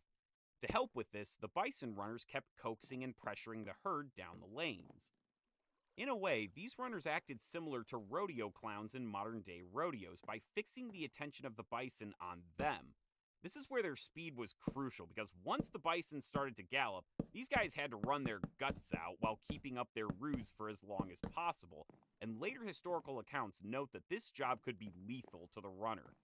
You think bullfighters have a dangerous job? Those guys are playing Little League compared to those bison runners. Sometimes exits or shelters were deliberately constructed along the drive lanes for the runners so that they could duck out of the way before getting caught by the herd, but this still would have been an insanely dangerous job. As the bison picked up speed and began to gallop, the herd would gather more and more inertia. The bison at the front of the herd would find it difficult to stop at the sight of danger due to the rumbling mass barreling behind them. As they turned towards the precipice, that critical mass would finally be brought to bear. All of their natural agility would have been neutralized. No matter how hard the bison at the front would have tried to stop, the mass of the bison behind them would have forced many over the edge, sending them tumbling down the cliff. If all went well, dozens of bison, perhaps even more than 100, would plummet over the edge, dying upon impact or being maimed in the fall. For any bison that miraculously survived the ordeal, hunters would be stationed at the bottom to dispatch them. Not until the advent of modern technology could such a huge number of large animals be killed in a single moment. With the remainder of the herd at the top dispersing, thanks could be given to the spirits and the leaders who organized the hunt. This would have been a thrilling moment of triumph. Those who had shown particular bravery would have been allowed to take choice cuts of the bison. Even with hundreds of people participating in the hunt, only a portion of the bison would be butchered. This had to be done in an orderly fashion so that as many useful products as possible could be harvested. The bison carcasses would quickly begin to putrefy if it was a spring or summer jump. Winter jumps and corrals would have allowed more time for this. But just like in the old Oregon Trail video game where you shoot every bison that dares cross your screen only to find out that you can carry 80 pounds back to the wagon, there would have been way too many to butcher and carry away. So people would take everything that they needed and then burn the remaining bison to combat the stench and to ward off scavengers like wolves and grizzly bears. Now, I've probably made this sound easier than it was. In reality, many bison jump attempts would have ended in failure, and that must have been absolutely agonizing at times, and there must have been a lot of trial and error in honing these elaborate communal hunts. What the rates of success actually were in such hunts is anyone's guess, but these tactics did pay off handsomely when they worked. Such techniques were the result of thousands of years of hunting experience, observation, and shared knowledge. I'm sure a few people in the audience might look at the results of a successful bison jump and offer up a critique. These methods, while impressive feats of hunting, were incredibly wasteful. Only a fraction of the bison could actually be processed, and the rest would be discarded intact. This is a fair point. While it's possible that hunting parties may have tried to limit the number of bison that were killed, they never allowed survivors in the trap to get away. In the worldview of many plains people, bison had souls and many human attributes. and thus a surviving bison could alert other bison about the dangers of the jump, and, for lack of a better word, jinx future hunts.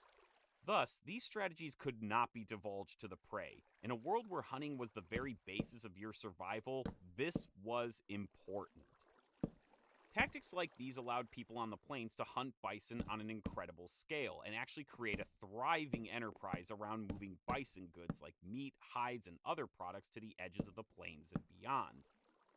Agricultural communities had a high demand for these products.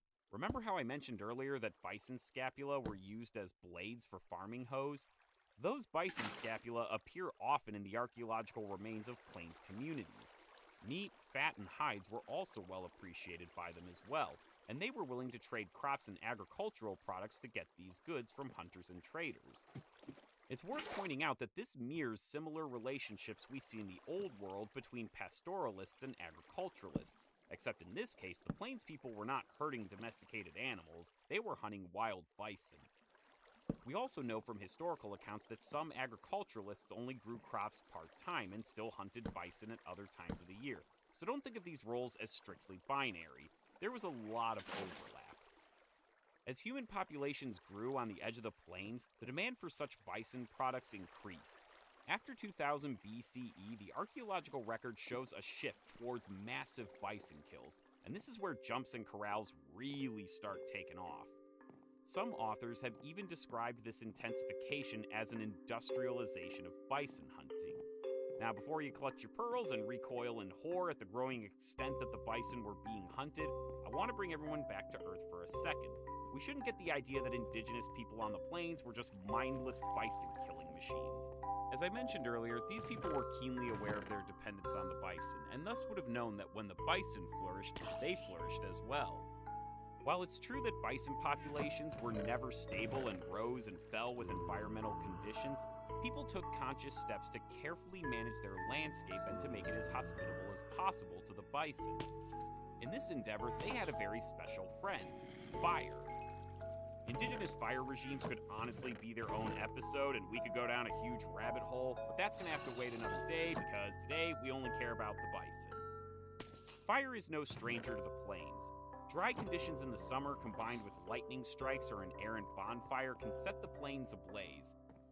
Bison from time immemorial would have encountered it, and recall what I said earlier. Recently burned areas produce new growth and vegetation that is highly sought after by bison. They love it, and plains people, ever observant, would have noticed this. Fire could thus serve two purposes. First, it could rejuvenate areas and make them more enticing to bison. Second, fire could literally make more prairie by burning forests and parkland. Burning forests over and over again allowed the prairies to expand and thus gave the bison greater space to graze, which increased the land's carrying capacity. Over the centuries, indigenous people turned millions of acres of eastern forests into grassland, and when the grasslands expanded, so did the bison. This is why when you look at old maps that show the range of bison, they extend way beyond the plains to the east. In fact, since colonization ceased these fire regimes, eastern sections of the plains that were once tall grass prairies at contact have now been reclaimed by forests. All this allowed people on the plains to harvest more and more bison without overhunting them. Plains historian and professor Jeff Kunfer sums this up nicely with this quote. There's no evidence that the increased harvesting of bison diminished herd sizes. Indeed, the contrary may be true. In fact, in 1540, when Spanish conquistador Francisco Coronado became the first European to enter the Great Plains, bison and human populations were at their highest levels ever, thanks to very savvy and sophisticated environmental management. All that changed, however, with the arrival of Europeans. Initially, colonial ambitions tended to focus away from the plains, which were regarded widely as a wasteland. However, Europeans brought something to the plains that would completely change life there forever: horses. We could say much more about horses on the plains, but today we'll stick to summarizing their impact on the bison. Anytime you imagine native bison hunters, you probably imagine a scene like this, with a hunter on horseback chasing down a bison at high speed. But until very recently, this wasn't the case. Horses play a huge role in the collective American mythology of the Great Plains, And that's no surprise because the Great Plains were a great habitat for the horse. In fact, horses had existed there during the Pleistocene, but went extinct at the end of the period. So a much more accurate way to look at this was that horses were reintroduced into North America. Horse use among the Plains nations began in the south, where the first Spanish horses were captured and then spread north throughout the 17th and 18th centuries. Horses gave Plains people a speed and mobility that they had never imagined. Remember when I said earlier that ancient hunters could never follow the bison on the plains?